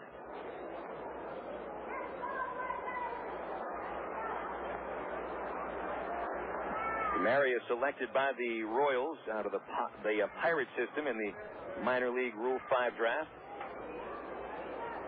3 years with the Bucks as a reliever, 15-7, 3.14 ERA. He's had very good numbers in his career. 3-2 to Willits once again. And he breaks his bat and grounds it foul. And he'll have to go get another piece of lumber as he'll take that. Wranglers did not win the first half. That was the Tulsa Drillers. Wichita is within striking distance, and they're showing some moxie today. Willits back up there, fouls off the 3-2 once again. So that's 10 pitches between DeMaria and Willits. 6 foul balls. Still 3-2.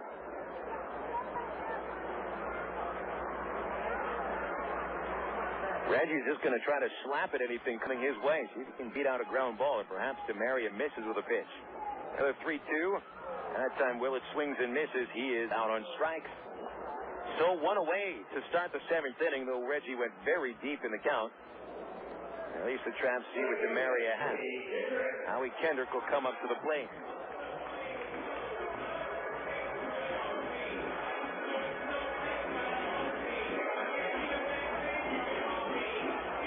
Kendrick doubled and scored last time to the plate. Back he has scored twice. Pitch to Howie, a curve low, ball 1. Kendrick popped out in the first inning. Middleton, the Wichita starter, hit him with a pitch in the 3rd, and he scored on a home run by Morales, and then Howie doubled and scored in the 5th. Change up, a swing and a miss, 1-1. Well, that pitch had almost no speed to it as it limped toward the plate. A ball and a strike to Kendrick. DeMaria winds. The righty delivers split-fingered swing and a miss, strike 2. Well, that pitch drops straight down. Napoli on deck. Sometimes it is so tough the first time you face a pitcher. I think Kendrick may have seen a Cal League, though. Waits on the split. Lines at the second. Gotay there for the soft line drive. Out number 2. So 2 away in the 7th inning. Mike Napoli will come up next.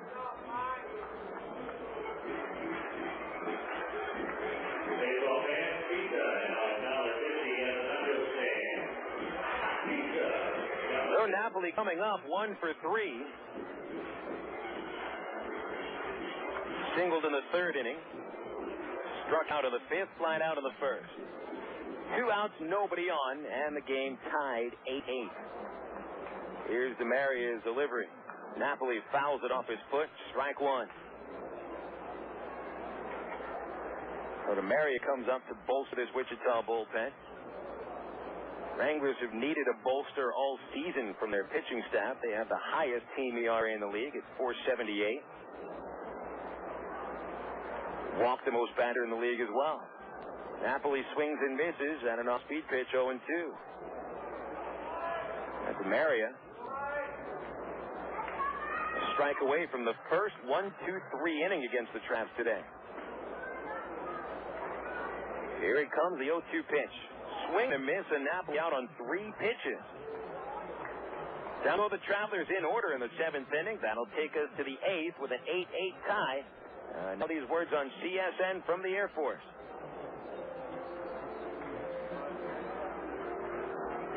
The Air Force is the only branch of service with its own community college. It's called the Community College of the Air Force, and it makes a difference. You see, in the Air Force, you earn college credit for learning your job. You can earn an associate's degree in one of 66 career fields. Your job experience goes farther in the Air Force. For more information, call 1-800-423-USAF or log on at airforce.com.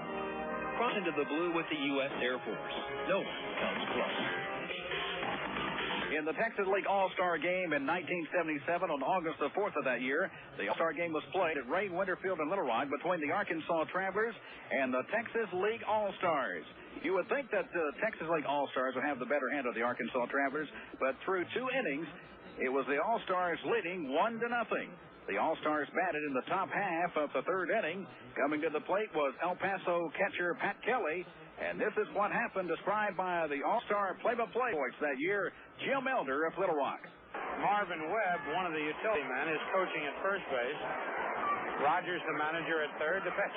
There's a drive to left field. Hit pretty good. Lentine going back. He looks up. That ball is over the fence. A home run. So Pat Kelly has homered over the left field fence between the foul line and the scoreboard, and is 2-0. And both the home runs have been by El Paso players. Kelly, who had hit 10 in the regular season, none against the Travelers, and his 3 teammates on the All-Star team got out there first to greet him. That was Carney Lansford, Bob Slater, and Gil Kupski. That made the score 2-0 in the 3rd inning. 2 Gil Kupski home runs with a Pat Kelly home run. With the All-Stars on top 5-0. Arkansas scored a run in the 9th, but it wasn't enough as the Texas League All-Stars won the 1977 Texas League All-Star Game at Ray Winter Field in Little Rock by the final score of 7-1 over the Arkansas Travelers. And that's tonight's Texas League All-Star Flashback, brought to you by American Gold and Silver. Aldridge leading off the 8th inning, already a 1-0 count, and he fouls off the second pitch from David Austin. We go to 1 ball and 1 strike. Austin coming on here in the 2nd inning of work. He gave up the lead in the 7th. It was 8-7 Travs when Austin entered. Now it's 8-8. Travs went down in order in the bottom of the 7th. For the first time today. 1-1 to Aldridge. High fly ball, right center field. Going towards the gap is Murphy. Gives way to Reggie Willits, and Reggie at the cut of the warning track will make the catch. And so Aldridge flies out and goes 0 for 4.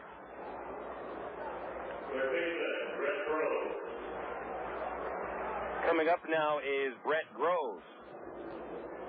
So this game is firmly in the hands of the bullpen. Which team's going to have the strongest pen tonight? So far, the Traveler pen entered in the 5th inning. Groves will take a strike from Austin, and it's 0-1. He's 0 for 3, 2 strikeouts. And a line to second base. Wranglers didn't have to bring on their pen until the 7th, and boy, DeMaria looks pretty good. Here's an 0-1, and it's outside to Groves, and it's 1 ball, 1 strike. Tupman on deck. None of the bottom 4 hitters in the Wrangler order has a hit today. Groves 0 for 3, Tupman 0 for 2. Austin's 1-1, called strike 2 on the inside corner. Ball and 2 strikes. 1 quick out, a chance for a second out. The kick, Austin deals, and it's tipped and held on by Napoli, strike 3. So Groves gets the collar with 3 strikeouts. 2 away in the 8th inning.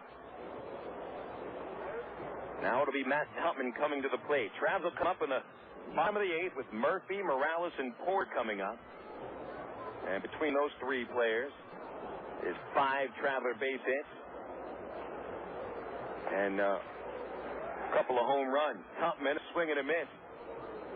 1-1 to him. Left-handed catcher, fly down to the 2nd. Hit by a pitch in the 5th. Grounded out in the 6th. Austin's 0-1. Just missed the corner outside. A ball and a strike. So 1 ball, 1 strike to Tupman with Wilkin Ruan on deck. Austin winds, rears back, and delivers a changeup outside. Ball 2. 2-1 to Tupman.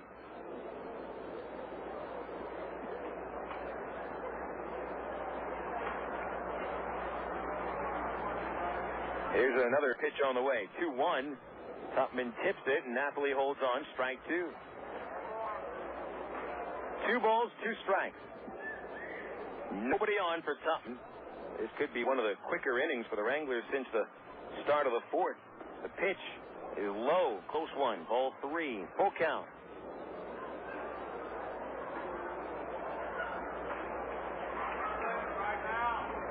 So Austin had some 2-out trouble in the 7th inning. There's no way he wants to put Tupman on base. Here's the 3-2. It's fouled at the plate. Austin had 2 outs in the 7th inning after Ruan was caught stealing. Rúben Gotay took a 2-out walk, went to second on a wild pitch, and scored on a double by Aviles.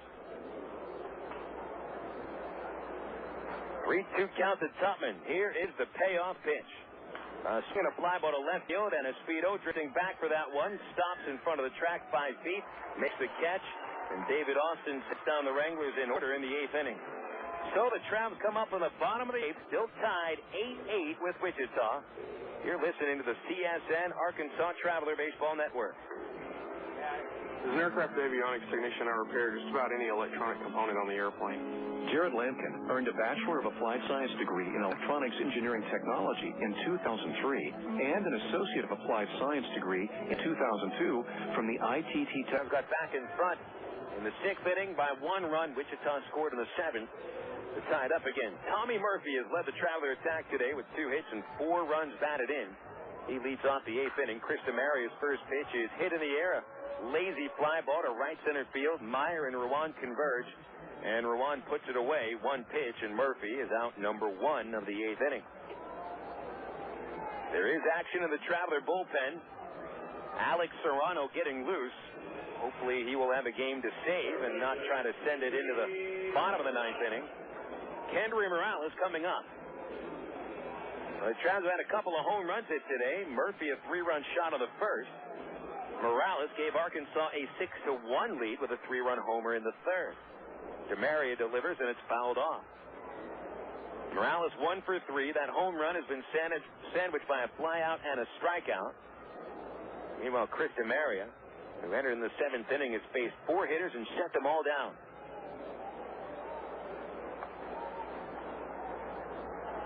The right-hander is 0-1 to Kendry. And about 3 feet in front of the plate all the way to the screen. 1-1. Wranglers have a left-hander warming up in the bullpen. And that looks like Nate Holscher getting loose. So he may be coming on to face Porter and Espedo, the next 2 batters scheduled to hit. DeMaria's 1-1 is low to Kendry, and this ball 2. 2-1. Texas League scores: Frisco 2, Corpus Christi 1 in the 8th inning. Midland over San Antonio 9-5 in the 7th. DeMaria winds up. Here's the 2-1. Kendry fouls it back towards the backstop, and it's 2-2. Springfield in front of the Drillers in the 8th inning, 4-2. Cardinals getting that series at home before they head out to Wichita. Cardinals will then head back to Springfield to host the Travelers for the final 5 games of the season. 2-2 to Morales. DeMaria delivers the pitch, and Kendry pops it up out of play. Drifting over the bleachers at 3rd. It'll settle on top of the warehouse over 3rd base. Still 2 balls, 2 strikes to Kendry. Porter and Espedo ready to come up next. Well, that outfield is deep. Maier, Ruan, center and right. They're about as deep as you could play. Another 2-2. Kendry is jammed on it, rolls it down the first base line. Presley picks it up. They're calling foul, however. Apparently the ball hit Kendry's foot while he was still in the batter's box.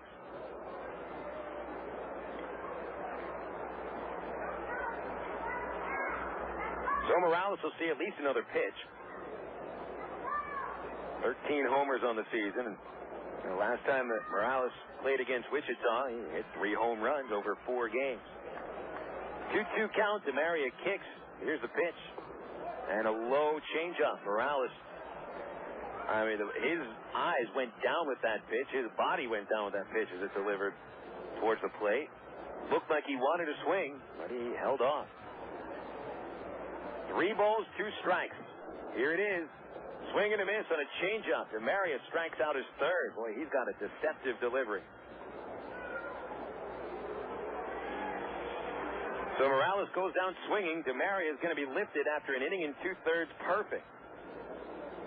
Strikes out 3 batters during that stretch as well. Frank White, he's had Holscher warming up, so Nate Holscher is going to come on to face Greg Porter. Game tied at 8. Here in the 8th inning, 2 outs, nobody on for Porter, and we'll come back for the rest of this inning after a 60-second break on the Creative Sports Radio Network. Next up, game 24, the winning number 33496. 33496 on game 24. Everybody has a checking account, right? Right. They're all pretty much the same, right? Wrong. Wrong? Right. Right. There are all the other checking accounts, and then there's Max Yield from Bank of the Ozarks. What's different about Max Yield? You know Bank of the Ozarks. They are the rate leaders. Oh. They have great rates on loans and pay more on checking and CDs. Okay. They're aggressive. Or maybe they just want your business a little more. But what about Max Yield? You deposit $1,000 or more, and you're going to get a great interest rate. It's that simple. Max Yield. From Bank of the Ozarks. Look at it this way. All the other checking accounts around haven't matured yet. They're like checking accounts in training. Max Yield Checking from Bank of the Ozarks has an MBA and earning its reputation. Like a checking account that's grown up. Oh, I get it. Your money grows up with Max Yield. That's good. Thanks. Max Yield Checking from Bank of the Ozarks. When you're ready for your checking account to grow up. Member FDIC, Equal Housing Lender. Call for current rates.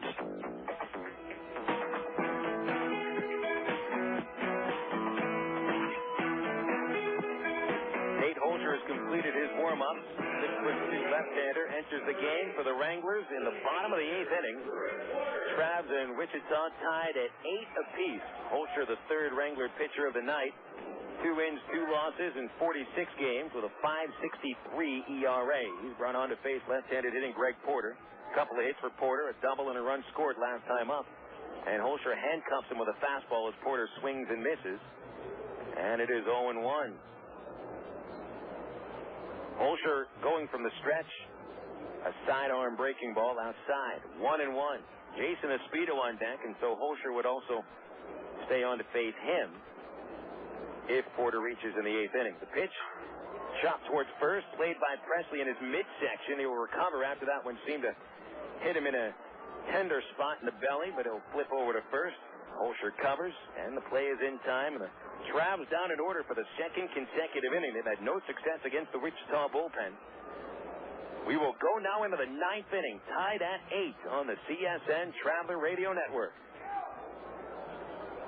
Dealing with peeling, cracking, chipping paint, drafty houses, then call Royal Windows and Siding right now. They can wrap your home in a blanket of insulation and add the Grand Sierra siding from Alcoa. It's the only siding with the Good Housekeeping Seal approval. Call in now for special savings from Royal Windows and Siding. Never paint again. Call about the Grand Sierra siding at 1-800-760-1419. Call Royal now at 1-800-760-1419.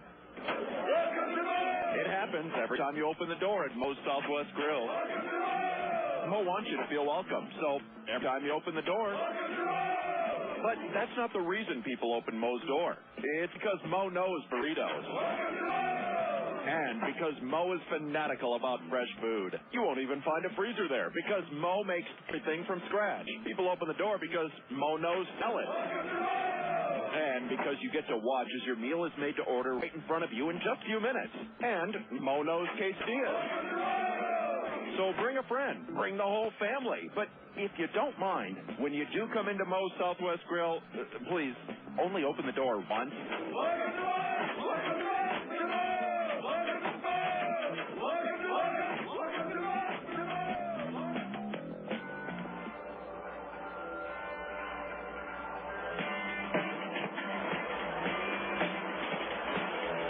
Well, we have played some tight games recently. Heading into the ninth inning now, an 8-8 score. Alex Serrano comes on to relieve, and the Travs hand things over to the closer in a non-closing situation. Tight game here, and after the first 3 innings, you wouldn't have thought it'd be a tight game with the Travs up 6-1, and Daniel Davidson pitching as well as he has most of the season. Couldn't hold the lead. The Travs have, in fact, been unable to hold on to 2 leads, 1 5-run lead and another 1-run cushion. Alex Serrano coming on here to face Wilkin Ruan, the number 9 batter. Righty to righty, and here's Alex's first pitch up high to Ruan, and he'll back off. Serrano, he's been the most effective pitcher in the Traveler bullpen since joining the team. 19 games, a 133 earned run average. A 1-0 pitch inside to Ruan, and 2-0.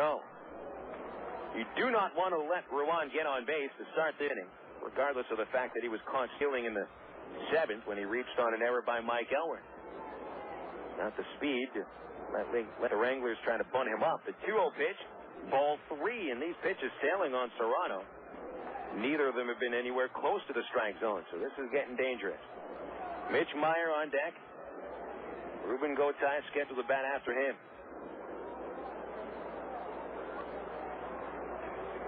Here's the 3-0, and Serrano was sure to put that one right down the middle, and it's 3-1. Ruan had a 3 count of the 5th inning, took a strike, and then flat out to center against Davidson. See if Serrano can come all the way back. The 3-1 pitch, swung on, fly ball center field, charging is Willits. He's got to play that one out of bounds. So Ruan is aboard with a bloop single center field, and the Wranglers get the leadoff man on base.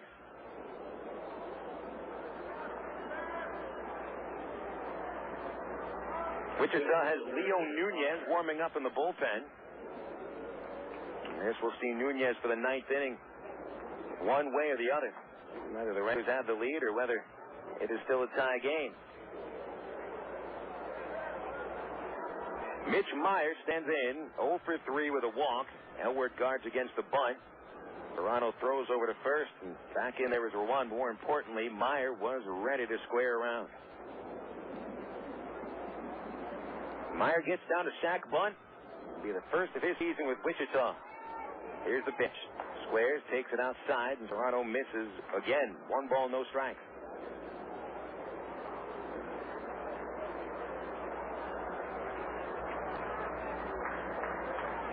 So the Wranglers going to play a little small ball here in the 9th inning, trying to move the go-ahead run into scoring position for the number 2 batter.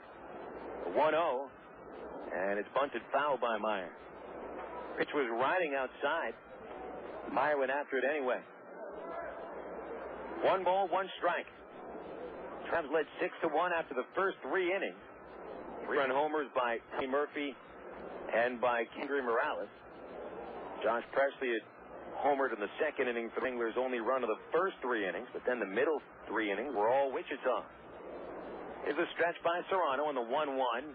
Maier bunts that one. It is going to roll foul where Morales picks it up just before he was about to meet Maier at the baseline. So that's strike 2. Wranglers put home 2 runs in the 4th inning. One of them on kind of a goofy play. Mike Aviles led off the 4th with an infield single. Butler hit a 1-out double off the left field fence. But as he coasted into the second base, Erick Aybar took a cutoff throw and threw to no one in particular at second, which brought Aviles home, and then Butler went to third base on the throw and scored on a ground out. That made the score 6-3 Travelers after the 4th. 1-2 to Maier. Low and inside on the slider, 2-2. Presley hit a grand slam in the 5th inning. Second homer of the game, and it knocked Davidson out and gave the Wranglers a short-lived 7-6 lead. Travs answered in the bottom of the 5th with a 2-out single by Tommy Murphy. Then took the lead in the Sixth inning, a sac fly by Elworth. 2-2 to Maier. Swinging a fly ball to center. Willits right there for that one. And he squeezes it for the first out, and Maier is 0 for 4. Wranglers scored the last run of the game. Came in the 7th inning against David Austin. A 2-out walk to Rúben Gotay, and then a wild pitch. Put him at second, Mike Aviles. Then fumbled to left field. And that's where we stand. In fact, the Travs haven't had even a base runner since the start of the 7th inning. Wichita got nobody on base in the 8th. And a leadoff single by Ruan here in the 9th inning. Now Gotay, the batter, one away. He'll go from the left side. Gotay 1 for 3. Here's the pitch. And it's a fastball for a strike on the inside corner. 0-1. Gotay didn't do anything in the first 2 at-bats. First inning, 3rd inning, both ended with pop-ups. Then he singled and scored in the 5th inning. And took that 2-out walk in the 7th. And came home to score the tying run. Ruan at first. Serrano delivers a pitch. Gotay swings and misses, and a Serrano slider. Strike 2. No balls, 2 strikes on Gotay. Mike Aviles is on deck. Nunez warming up in the Wichita pen. Traveler bullpen is quiet. So is this ballpark, come to think of it. And throw to first by Serrano, sending Ruan back in. Announced attendance today, 2,372.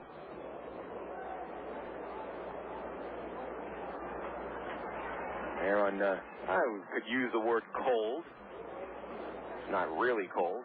0-2 pitch.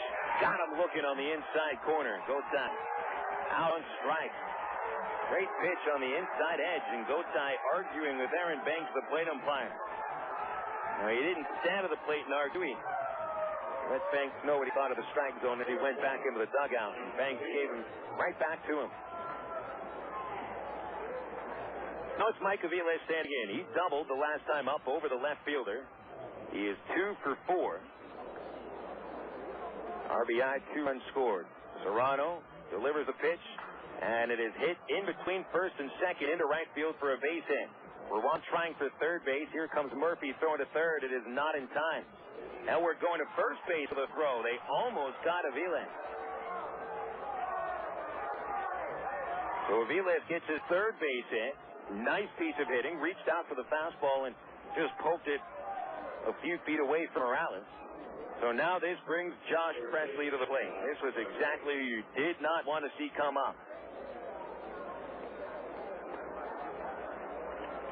All Josh Presley has done today is smack a couple of homers and drive in 5. Got to the point where the Travs had to intentionally walk him in the 7th inning when he had a chance to give the Wranglers a lead. Well, I think you intentionally walk him here. Runners at corners, 2 outs. Serrano, a righty, against a hot-hitting lefty Presley. All Presley's done this month, he's hit .403. This is going to be tough. Serrano sets. Here is a pitch, and Presley looks at a fastball just a little outside. Ball 1. 8-8 score, top of the 9th inning, coming down to this at-bat. Elworth even at third, close to the line. Here's the 1-0, and it's fouled off. Over the picnic patio in left field, 1 ball, 1 strike to Presley.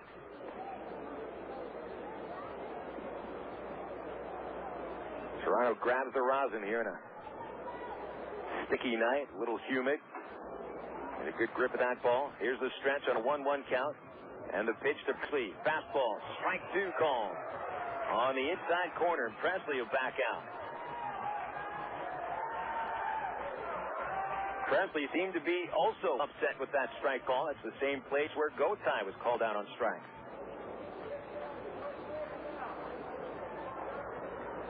1-2 the count. Serrano now toes the rubber and adjusts his hat. He's going to lean in, circle that right arm. Has the sign to the stretch and to the plate. The 1-2. Line drive, base hit, left field, and the Wranglers ahead. Ruan comes home in Wichita in front 9-8. Josh Presley knocks in his 6th of the game. And the Wranglers they can't seem to be stopped on 2 outs. Their last 6 runs have all come with 2 outs. Presley's grand slam in the 5th with 2 outs. Aviles' double in the 7th with 2 outs. And now here in the 9th, Presley does it again. The Wichita back in front by a run. Billy Butler now the batter. First pitch, a swing and a miss on the slider. Strike 1. So the Wranglers will take lead in the 9th inning. They're setting up Nunez. Aviles at second, Presley at first. Serrano's pitch fouled back, strike 2. You know, getting to 2 strikes hasn't been a trouble. Getting the 3rd strike has been. And Presley hit that grand slam in the 5th. It was on a 2-2 count. In the 7th inning when Aviles doubled, a 2-2 count. Presley knocks in the go-ahead run on 2 strikes. And now Serrano gets ahead of Butler 0-2. Quite obviously, 2 strikes hasn't meant much. Here's the pitch. Hard ground ball, foul outside third base.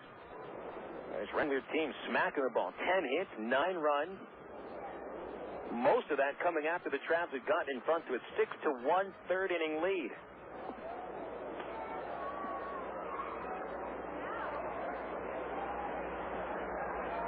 Speedo, Elward, and Aybar scheduled to bat in the 9th inning. Up against the new closer for the Wranglers. The 0-2 to Butler. Run ball to the right side. Kendrick chases it to the hole, picks it up, throws to first, and the inning is complete. The Wranglers get back in front. 1 run, 3 hits, 2 stranded. Travs need 1 to tie, 2 to win. Bottom of the 9th coming up, 9-8 Wranglers. This is the CSN Travs Radio Network. Snack to go. And now Sonic presents Molly, Brian, and some cookie dough hijinks. This Sonic cookie dough blast is great. I love it. It's got all these little bits of cookie dough in there. You know, it just reminds me when I was little, my mom was making some cookies, and I got all the dough, and I ate all of it before she could cook the cookies. Oh. And I tell you, my reaction to that sugar was pretty phenomenal. I sort of started vibrating, you know, and running around and getting really hyper. And at one point, I thought that I was an actual beam of light. And, you know, I was running around the house saying, I'm a beam of light, I'm a beam of light. Honey. Yeah. You did that last week. Was that last week? Yeah. Oh. I didn't know you'd eaten a bunch of cookie dough. That actually makes me feel better. Cookie dough blast, new at Sonic. It's the irresistible taste of chocolate chip cookie dough blended into a creamy frozen treat. Try one tonight because Sonic's open till at least midnight all summer long. Sonic's Cookie Dough Blast, participating Sonic drive-in.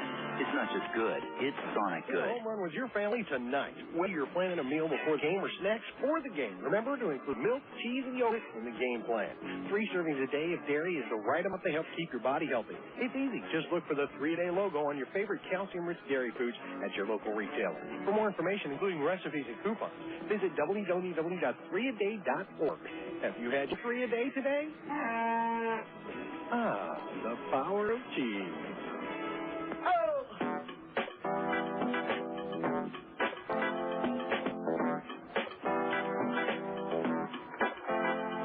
Bottom of the 9th inning, Travs trailing once again, now 9-8. Leo Nunez is on to try to save it. Jason Espedo will lead off and foul the first pitch away. Nunez, who came to the Wranglers for the first time back in late April, has been all around the Royal system, single-A high desert, even with the major league team. And here's a pitch popped up by Espedo, and it'll get to the roof behind the plate. Nunez, very successful in the Texas League. 1 win, no losses, 3 saves. And an ERA of only .090, 11 strikeouts, 2 walks in 10 innings. Travs have had no success against the Wrangler pen. 6 batters up, 6 batters down. Nunez to Espedo, a pitch pulled foul. Still in 2. So Alex Serrano gives up the run at the top of the 9th inning on Presley's 3rd base hit and his 6th run batted in. Josh Presley has almost single-handedly carried this Wrangler team today, at least offensively. Their bullpen has done a spectacular job. Here's the 0-2 to Espedo. Popped it up, out of play, over third. That's 4 foul balls, all pop-ups that Espedo seems to be maybe a little in front. So Espedo, Elward, and Aybar are scheduled to bat. Travs need to bring up Willits and then Kendrick. Perhaps Mike Napoli would need to bat. 0-2 count. Espedo 0 for 2 of the walk. And a pitch grounded on the right side. Presley dives and stops it. Flips on to Nunez for the out at first. Not only is Presley impressed at the plate, but he's also impressed in the field. Now, he wasn't even the Wranglers' everyday first baseman for much of the season. That went to Justin Huber, who is viewed as a better prospect than Presley, but Presley's put up some great numbers this year and seems to have improved his defense at first base. That's the second ball that he has smothered at first today. So Mike Elward does not get the chance to bat. Instead, David Matranga stands in a pinch-hitting situation and pops the first pitch out of play. Over first base to the roots, strike one. Boy, this would be a very tough loss if the Wranglers hold on. They would get within a game and a half and certainly would build up their confidence heading into the rest of the 3 games of the series. Wranglers would also have to feel pretty good about themselves after coming back from 5 runs down. 0-1 to Matranga. Fouled it off the catcher, strike 2. Now, Matranga hasn't had much time spent in an Arkansas uniform. Only his 4th day in Little Rock. On Sunday, he started at third base and went back-to-back with David Gates hitting a 3-run homer in front of him. Matranga stands back in. 0-2 the count to Matranga, pinch hitting for Elward. Elward finishes 0 for 2 of the sack line. Nunez delivers 0-2. A slider a little low, ball 1.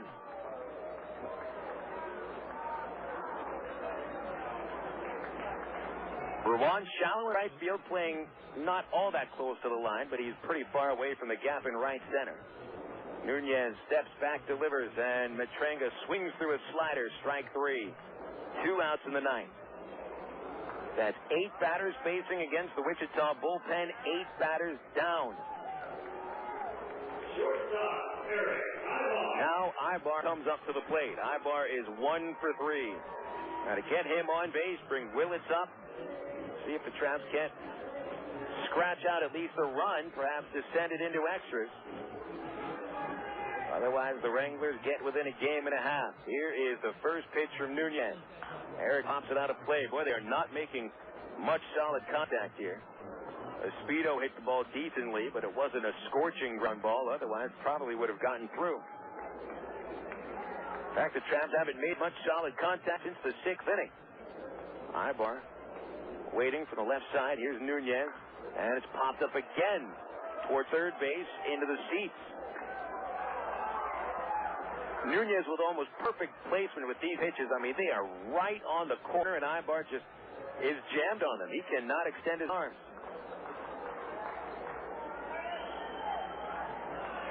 So the Traps are down to their final strike. 0-2 the count. Nunez, a slim right-hander, kicks and delivers. It's popped up by Aybar towards the seats at third. Groves racing over to the fence. He will lean in, and it is in the seats by 3 rows. So Aybar will at least get another pitch. First a visit to the mound by Tupman. We'll pause 10 seconds for station ID on the Creative Sports Radio Network, your home for Traveler Baseball.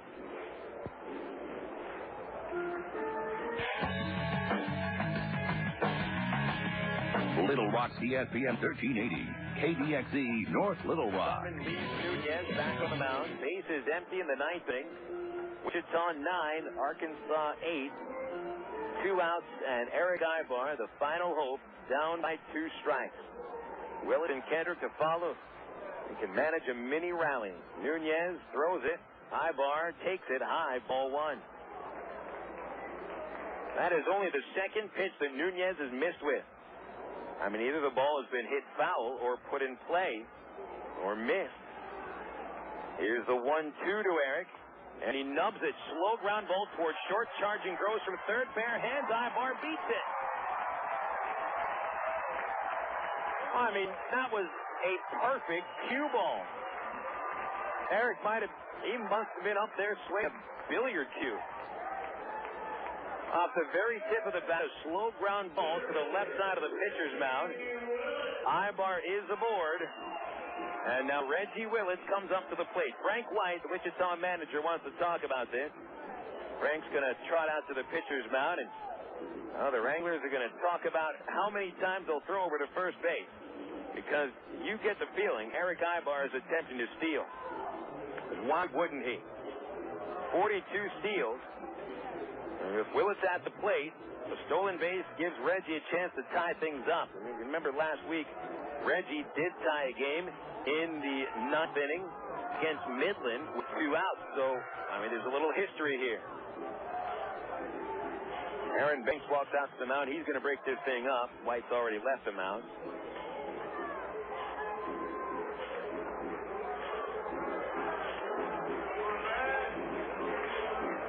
Here we go.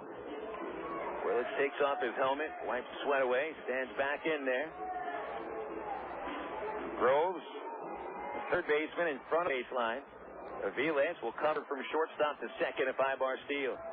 Erick was caught stealing in the 4th. You must think they may try a pitch out at some point. If Nunez throws over to first. Here's the stretch. And a pitch. Reggie looks at a strike. And Aybar, I think Aybar was expecting Nunez to throw over to first base. He didn't take an aggressive lead. In fact, he had his hands on his knees when the pitch was delivered. So it's 0-1 to Reggie. Willits 1 for 4 with a double in the 1st. Time is called just as Nunez was coming set. 9-8 Wichita, bottom 9, 2 outs. Trav's hanging by a thread. Nunez sets at the belt. Aybar takes off. Willits swings, a fly ball to center field. This is not going to do it. Maier back for that one, and he makes the catch, and Wichita wins round 1. The Wranglers get within a game and a half as the Wichita Wranglers win this one 9-8. And a very tough loss for the Travelers. But it is only the first of a 4-game series. The Travs need to win one of these games to ensure that they will be alone in first place by the time this one is over. There's still plenty of time left for the Travs in this one, but Wichita wins the opener 9-8. We'll come back for the totals after this on the CSN Traveler Radio Network. Hey, nobody said quitting smoking was easy, but others have done it, and you can too, with help from the SOS Quit line, 1-866-NOW-QUIT. They'll give you the help you need to kick the tobacco habit. It's free, and it's free of nagging and preaching too. So call 1-866-NOW-QUIT and get the help you need. What have you got to lose, besides the most dangerous habit you've ever had? 1-866-NOW-QUIT. Call now. The third base coach. He doesn't get much attention. You've never heard of a third base coach groupie, have you? But he's vital to the success of the team. His experience and knowledge of the game can mean the difference between scoring a run or getting thrown out at the plate. Allstate agents play a similar role to the third base coach, although they have experience with much more than just home. They can help with auto insurance, life insurance, and your retirement needs as well. And they'll do it without using any crazy signals. They'll help you understand the coverage options available so you can find the one that's right for you. You deserve a team with big league experience. That's Allstate, Stan. Are you in good hands? To get a team with big league experience, just visit your local Allstate agent. Call 1-800-ALLSTATE or click on allstate.com. Insurance subject to availability and qualifications. Allstate Insurance Company, Allstate Property and Casualty Insurance Company, and Allstate Indemnity Company, Northbrook, Illinois.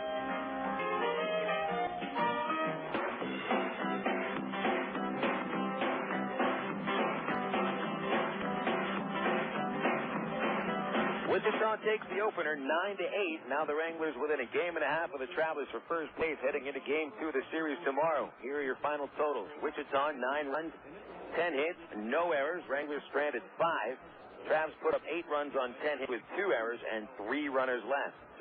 Nate Holscher, the winning pitcher, he goes to 3-2. He faced only one batter to get 1 out. Meanwhile, it was Alex Serrano taking a loss, falls to 1-2. Leo Nunez saved his 4th. Time of game was 2 hours 55 minutes, and the paid attendance 2,372. Travs dropped to 31-27 in the second half. Overall, they're 65-63. Wichita now at 29-28 since the break. Overall, the Wranglers 64-63. We'll have the Allstate Insurance Report next. You've been listening to Arkansas Traveler Baseball on the Creative Sports Radio Network.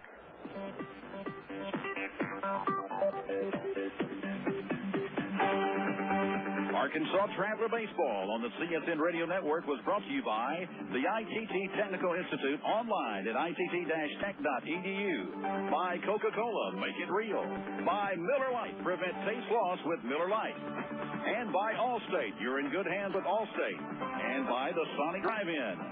Arkansas Traveler Baseball has been brought to you statewide on the Creative Sports Radio Network by Bale Honda. See the new Honda cars and trucks today. By the U.S. Air Force, crossing to the Blues. The Bank of the Ozarks with several locations to serve you. And by the Canadian Tax Advisory Group.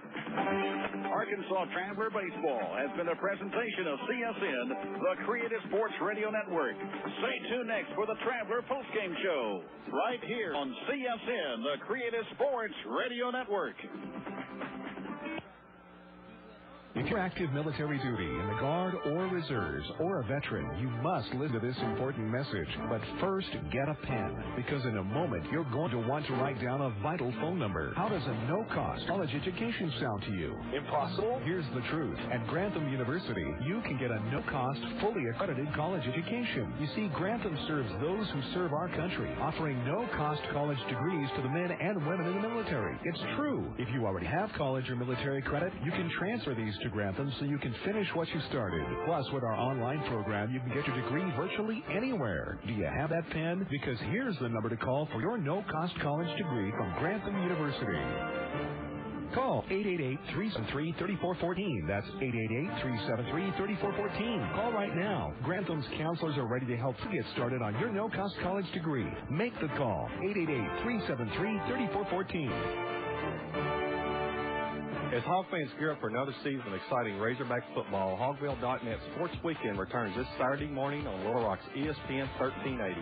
Hi, this is Laney Beavers. Join me and my guests as we talk Razorback football and what's going on around the SEC.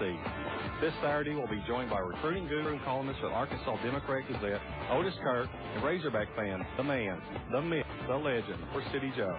Get your weekly Hog fix each Saturday at 9 on Hogville.net Sports Weekend here on Little Rock's ESPN 1380. How long it takes is always the goal. Once I get them to meet me, well, that's when things get really interesting. Online predators know what they're doing. Do you? 1 in 5 kids online is sexually solicited. Don't believe the type. Visit cybertipline.com to learn more. A message from the National Center for Missing and Exploited Children and the Ad Council.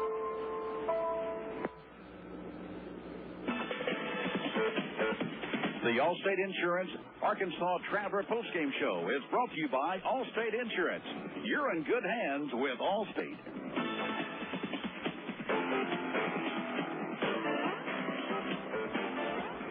Welcome back to Rinder Field. Bill Elson with you for your Allstate Insurance postgame report. Wichita pulls out the win today, 9-8. Very impressive win for the Wranglers as the Traps not only had an early 3-0 lead, but they also had an early 5-run lead. Get to the nitty-gritty here for your recap. Traps got in front early today. Kyle Middleton was pretty ineffective, but Middleton gets the no decision with the Wranglers coming back. Traps got ahead in the first inning after a couple of batters were on base, runners at second and third, nobody out. Middleton would wait until there were 2 outs to serve a fat 3-1 pitch to Tommy Murphy. The 3-1 pitch. Swing and a high line drive deep right center field. It is gone. And Tommy Murphy has hit his 3rd home run of the last 6 games. A 3-run shot in the first inning, and the Traps are up in the first 3 zits.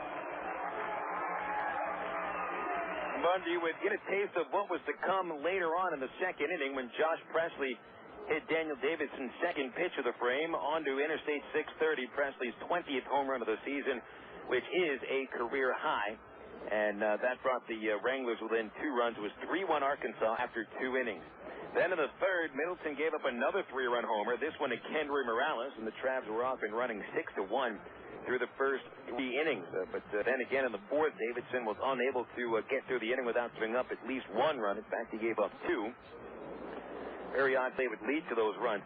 On an 0-2 count, Mike Aviles was the leadoff batter, and he had a slow ground ball to first base that was backhanded by Kendrys Morales. Davidson was late covering first base, and Aviles beat the relay to first. for the infield hit, but then Davidson struck out Josh Presley. It was the only time Presley would be retired during the game. Billy Butler followed with a line drive double off the corner of the left field fence, and as he coasted into third base, Aviles went to third. He would stop at third base, but then Jason Espedo picks up the ball, fired into Erick Aybar at shortstop for the cutoff. Aybar looks to second. He sees Butler going into second base.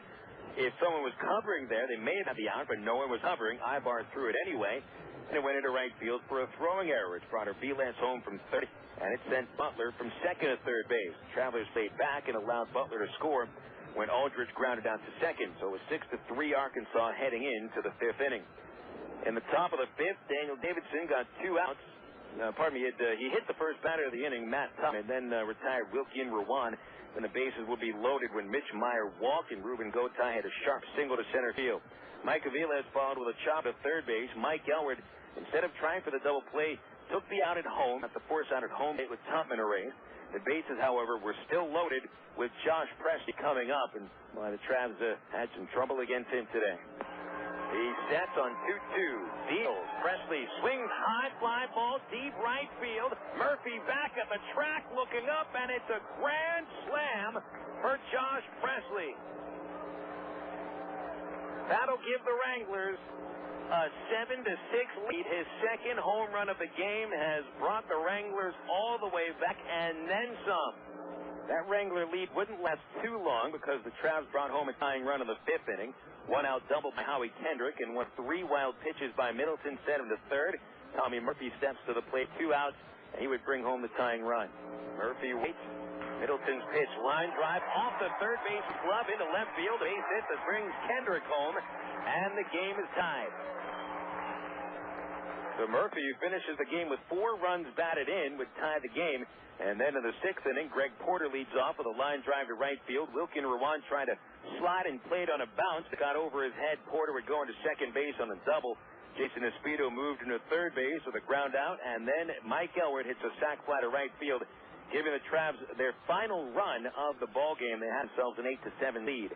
David Austin replaced Mark O'Sullivan. O'Sullivan had gone an inning in the third perfect after the Presley grand slam knocked Davidson from the game. Austin would get 2 outs in the seventh inning, but he would walk Rúben Gotay on a 3-2 pitch. A wild pitch sent Gotay to second, and Mike Aviles lines a double to left field to tie it up 8-8. Traveler bats went south from there as the Wrangler bullpen dominated the Travelers over the last 3 innings. Meanwhile, Alex Serrano came on in the ninth and allowed a leadoff single by Ruan to center field. After 2 outs, Mike Aviles would poke one through the right side, which brought Josh Presley up to the plate once again. And Presley had such a great game today, and this is how he capped it. Has the sign to the stretch and to the plate, the 1-2. Line drive, base hit, left field, and the Wranglers ahead. Ruan comes home at Wichita in front, 9-8. Josh Presley knocks in his 6th of the game. So the Travs would manage 1 hit in the ninth inning, an infield single by Erick Aybar with 2 outs, but too little too late as Leo Nunez gets Reggie Willits to fly out to center field, and the Travs go down in defeat 9-8 to the Wichita Wranglers. Just the 3rd time this year that Wichita has managed to win in Little Rock. Travs still lead the season series 14 games to 11, but now the Travs E-Division lead has gone down by 1 game to a game and a half. So that's what happens when you're playing inside your own division this late in the season. You're going to have a lot of movement here, and who knows what's going to happen in the final 2 weeks. We certainly had a surprising game today with the Travs unable to hold a 5-run lead. Wichita the winner, 9-8, 9 runs, 10 hits, no errors for the Wranglers, 8 runs, 10 hits, 2 errors for the Travelers. Hopefully this internet will be working with the storms that have been coasting throughout the state. If we get the internet, we'll have the Texas League scores for you coming up next on the CSN Travs Radio Network. The third base coach. He doesn't get much attention. You've never heard of a third base coach groupie, have you? But he's vital to the success of the team. His experience and knowledge of the game can mean the difference between scoring a run or getting thrown out at the plate. All-state agents play a similar role to the third base coach, although they have experience with much more than just home. They can help with auto insurance, life insurance, and your retirement needs as well. And they'll do it without using any crazy signals. They'll help you understand the coverage options available so you can find the one that's right for you. You deserve a team with big league experience. That's Allstate stands. Are you in good hands? To get a team with big league experience, just visit your local Allstate agent, call 1-800-ALLSTATE, or click on allstate.com. Insurance subject to availability and qualifications. Allstate Insurance Company, Allstate Property and Casualty Insurance Company, and Allstate Indemnity Company, Northport, Illinois. And now Sonic presents Molly, Brian, and some cookie dough hijinks. This Sonic cookie dough blast is great. I love it. It's got little bits of cookie dough in there. You know, it just reminds me when I was little, my mom was making some cookies, and I got all the dough, and I ate all of it before she could cook the cookies. Oh. And I tell you, my reaction to that sugar was pretty phenomenal. I sort of started vibrating, you know, and running around and getting really hyper.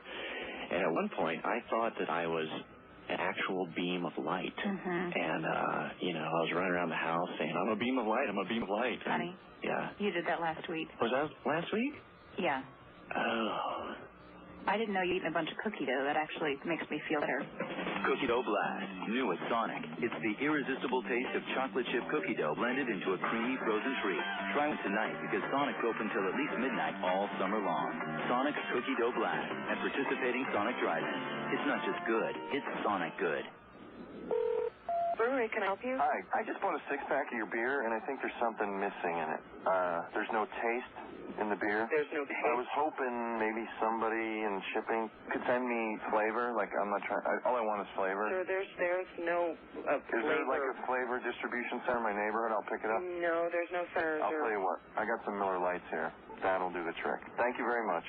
Okay. Have a good day. If you're going to choose on taste, choose the light beer that actually tastes like beer. Great tasting, less filling Miller Lite. Miller. Good call. Miller Brewing Company, Milwaukee, Wisconsin. Live responsibly.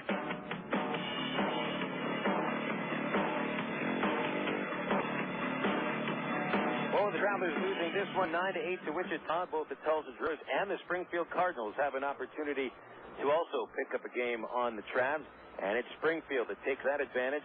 The Cardinals go on to defeat the Tulsa Drillers 8-2 in the first game of that four-game set. Rick Ankiel gave them an early 1-0 lead with a solo home run in the bottom of the first inning, and that would be the impetus to the to the Cardinals going ahead for that win. Jordan Powell picked up the victory. Powell goes to 6-11 with the win. Ubaldo Jimenez took the loss, falls to 2-5. Ankiel finished 2 for 4, 3 runs batted in, and that also included that home run, his 5th of the season. Cody Harther also went deep. It was his 6th. So Springfield, now at 26-31, have leapfrogged over Tulsa into third place. 4.5 games in back of the Travelers. The Drillers remain 5 games out. Wichita right now 1.5 games out of first. Over in the other division, it's a rain delay in Frisco with the Corpus Christi Hooks at 2 games behind Midland, and Frisco Rough Riders 8 games out. They're tied at 2 and in a rain delay right now. And you've got another final score for Midland, where the Rockhounds go on to defeat San Antonio 9-6. So that'll give the Rockhounds a 2-game lead in the West Division over San Antonio. Corpus Christi, as of now, 2.5 games out. We don't have any details on the win for win for Midland over San Antonio. Just take our word for it. The final score was 9-6 Rockhounds. Coming up next, we'll have scores from the major leagues and hopefully some details as well. But first, these words on CSN from Settle Office Products. When it comes to a full line of office products, the name is Settle Office Products, 4412 MacArthur Drive in North Little Rock. They've been in business on MacArthur Drive for 23 years. They give free delivery anywhere in Central Arkansas.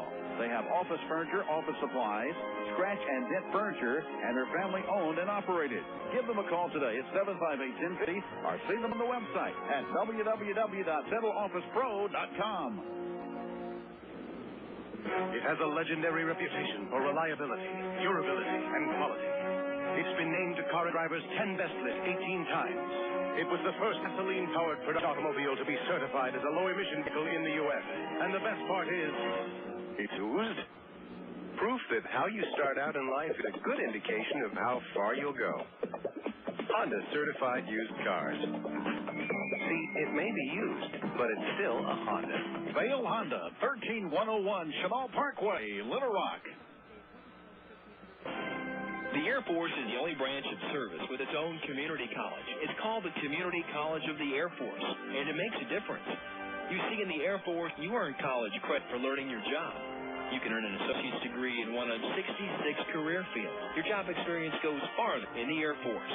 For more information, call 1-800-423-USAF or log on at airforce.com. Cross into the blue with the U.S. Air Force. No one comes close.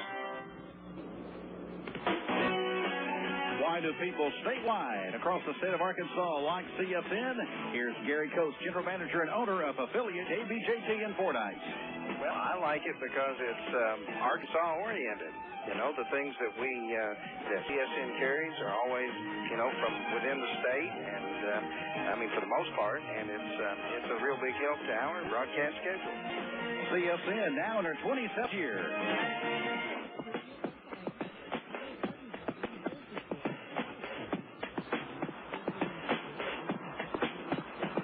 Well, the Angels pulled out a win today, 7-6, though it wasn't without some heavy breathing in the ninth inning. The Angels had themselves a rather large lead in the ninth when Frankie Rodriguez put up a grand slam to Miguel Tejada.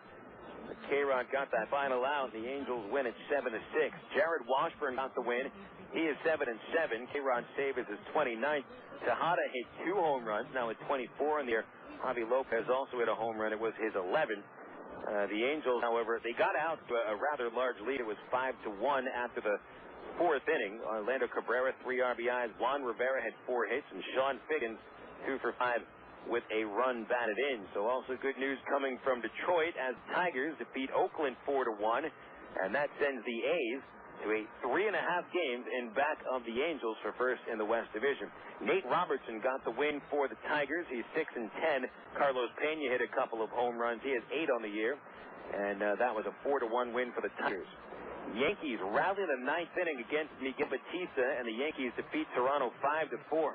Mariano Rivera got the win. He is 6-3. Batista drops to 5-5. Vernon Wells homered for the Blue Jays. They built their early lead, and home run hit by Hideki Matsui of the Yankees, his 20th. The Tampa Bay Devil Rays commit 4 errors and blow a 4-0 first inning lead. Cleveland comes back for the 5-4 victory in Florida, and that'll end the Devil Rays win streak. They actually had ended their win streak. It's 5-0 now. They got 2 straight. Chris Young, pardon me, that's not that game. That's Jake Westbrook got the win. He is 12-13. Bob Wickman saved his 33rd, and with the Indians winning, they remain tied with the Yankees for the wild card spot in the American League, with the A's falling 1 game out. Texas 6-4 over Seattle, with Chris Young picking up his 11th win. Mark Teixeira hit his 32nd home run, and Kevin Mitch at number 21. Francisco Cordero saved his 28th. Jamie Moyer took the loss for the Seattle Mariners. He's 10-5. Ichiro his 12th home run. Boston 5-2 at Kansas City, with David Wells picking up his 10th win. Zach Greinke is now 3-15 with the loss. Jason Varitek hit his 21st home run. Minnesota wins a 1-0 game over the White Sox, and the Twins had 1 hit in the game. It was a solo homer by Jock Jones in the 8th inning off Freddie Garcia. Garcia took a no-hitter into the 8th, gives up 1 hit and loses. He falls to 11-6 with Johan Santana picking up his 13th win. Joe Nathan came on for the 9th inning and saved his 32nd. The White Sox and the Twins combined for 4 base hits in a game that took 2 hours and 8 minutes. And, boy, got a feel for Freddie Garcia. Have a no-hitter working into the 8th inning, give up 1 hit and lose 1-0. Over in the National League, we have some scores in progress. Top of the 6th inning, Arizona falling to the Mets 9-1 in the 6th. Top 7 in San Diego, 1-0 Padres over the Astros. Colorado trails the Dodgers 6-2 in the 4th. And at San Francisco, the Phillies 5 and the Giants 1 in the 5th inning. The final scores, the Pirates banged out 16 hits and a 10-0 shutout of the Cardinals in the Berg. Nate McCluth at the game's only home run. Rookie hit his first Major League homer. Jack Wilson, the former Traveler, had 3 base hits. Zach Duke pitched the first couple of innings left with a sprained ankle, though he does not win his 7th straight to start his career. Winning pitcher is Salomon Torres, who goes to 4-4. Jason Marquis took the loss. He is 9-13. Cincinnati 6-2 winner at D.C. with Hudson picking up his 5th win. Tony Armas London, he's 7-7. Edwin Encarnacion homered for the Reds. It was his 5th. Guillen and Castilla go deep for the losing Nationals. Milwaukee 11-2 over the Florida Marlins, with Josh Beckett getting the hook in the 4th. for his 7th loss. Chris Capuano picked up his 14th win for the Brewers, and Carlos Lee hit the game's only home run. The Cubs got a home run from Jerry Burnett with 10-1 beating of the Atlanta Braves today. The Braves had only 3 base hits. One of them was Andrew Jones's 40th home run. Jerome Williams was the winning pitcher. He is 4-6. John Thompson takes the loss. He's 3-4. Those are your scores brought to you by Southwest Airlines. They are the official airline of the Arkansas Traveler. And whether you're traveling for business or pleasure, Southwest gets you there with over 2,700 daily nonstop flights. Southwest Airlines is a symbol of freedom. Wichita defeats the Traps today 9-8. We'll have our BC Powder player of the game after this on the Creative Sports Radio Network. This time. This is Steve Wildman Wilson with the Arkansas Game and Fish Commission's Outdoor Report. Well, I know that most everybody's starting to get ready for the upcoming deer season, but believe it or not, now's the time to talk a little turkey. I'll explain what I'm talking about right after this break. I'll be right back. Get in the zone. AutoZone. If you haven't changed the oil in your car in the last 3 months or 3,000 miles, get to AutoZone and do it now. Because right now, for a limited time at AutoZone, you can get 5 quarts of Quaker State conventional motor oil plus any STP oil filter in stock for a special low price of just $8.99. That's right, only $8.99. So don't put off your next oil change any longer. Get to AutoZone and do it today.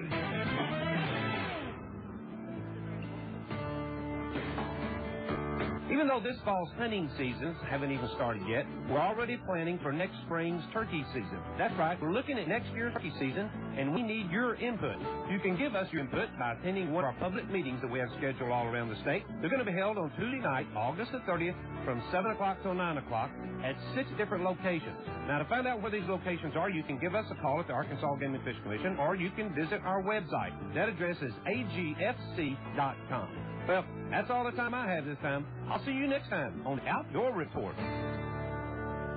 Hello, everybody. I'm Wes Moore. And I'm Jay Jones. Hey, the NFL season's right around the corner, and we've got a fantasy league for you. Do I have a fantasy league for you? Oh, you're talking football. Yes, this is NFL football. Fantasy football, Jay. And we're inviting all of our listeners out there to get into the fantasy football league. Just go to our website, TotalSports1380.com. It's easy to sign up, and you get a chance to beat Jay Jones. It doesn't cost a thing, and we've got some free prizes for you. Free fantasies with prizes. It's everybody's dream right there. Fantasy football. And TotalSports1380.com. Sign up today.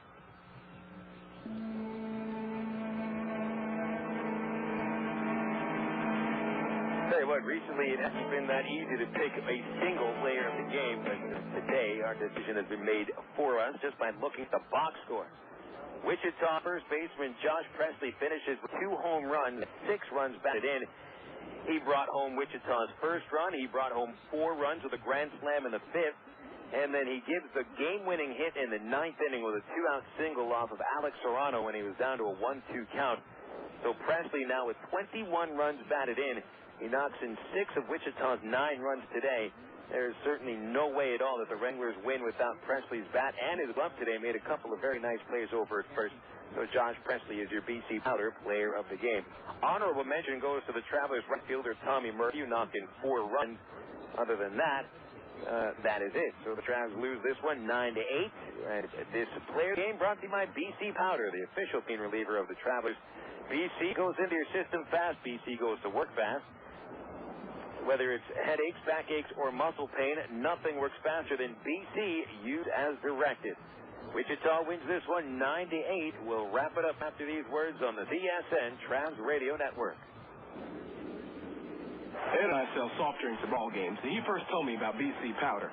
We carry big trays of drinks up and down the stadium steps. Man, it's a killer. And with a backache, the tray feels heavier and heavier. And the stairs are tough on your knees. One night I was dragging, and the game wasn't half over. I told Brian he needs a BC to stop the pain fast, because it goes to work quick. BC stopped the pain, got me right back to work. BC goes down easy with a soft drink, but don't tell the boss, okay? BC, pain relief at the speed of powder. Use as directed. I never wanted a Coke so bad in my life. Like the time I went in a shop till you drop-a-thon with my girlfriend. So there I am, p-balling from store to store across the vast expanse of this mega mall, forced to give my opinion on her clothing choices, which I promptly ignored. I think it was from all the, yeah, that looks great, honey, but I was parched. Only one thing was going to unparch me. A Coke. I would have cried, but I couldn't spare the fluid. So next time I go shopping, it'll be online. Coca-Cola. Make it real. And now Sonic presents Molly, Brian, and some cookie dough hijinks. This Sonic cookie dough blast is great. I love it. It's got all these little bits of cookie dough in there. You know, it just reminds me when I was little, my mom was making some cookies, and I got all the dough, and I ate all of it before she could cook the cookies. Oh. And I tell you, my reaction to that sugar was pretty phenomenal. I sort of started vibrating, you know, and then running around and getting really hyper. And at one point, I thought that I was an actual beam of light. And, you know, I was running around the house saying, I'm a beam of light, I'm a beam of light. Honey, yeah. you did that last week. Was that last week? Yeah. Oh. I didn't know you'd eat a bunch of cookie dough. That actually makes me feel better. Cookie Dough Blast, new at Sonic. It's the irresistible taste of chocolate chip cookie dough blended into a creamy frozen treat. Try one tonight because Sonic open till at least midnight all summer long. Sonic's Cookie Dough Blast and participating Sonic drive-ins. It's not just good, it's Sonic good.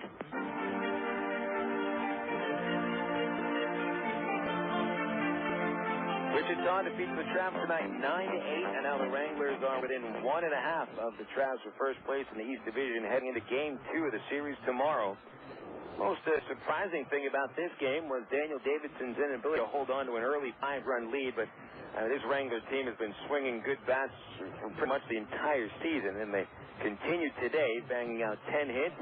Travs also banged out 10 hits, but it looked like the Wranglers came through with a couple of more base hits and clutch situations than the Travs could manage.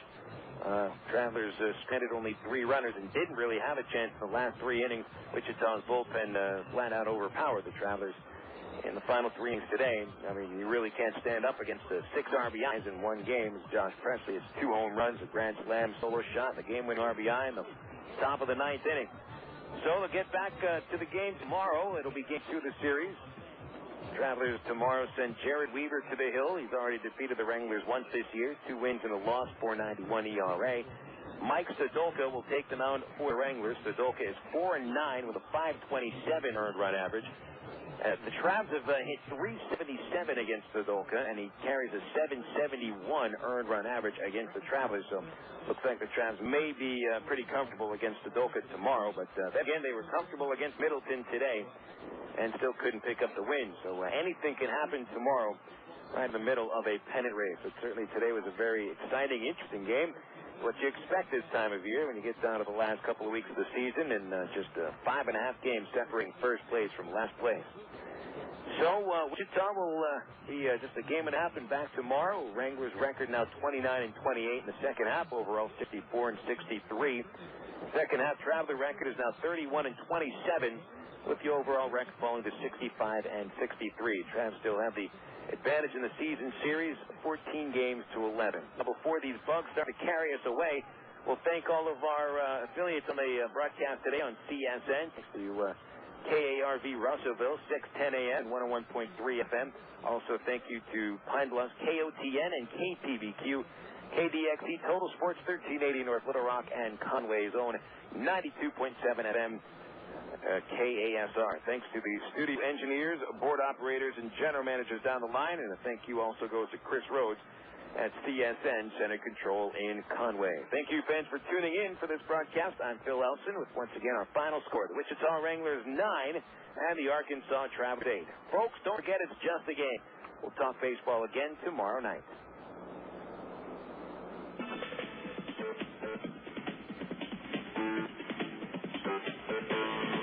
The Arkansas Traveler postgame show was brought to you by Allstate Insurance.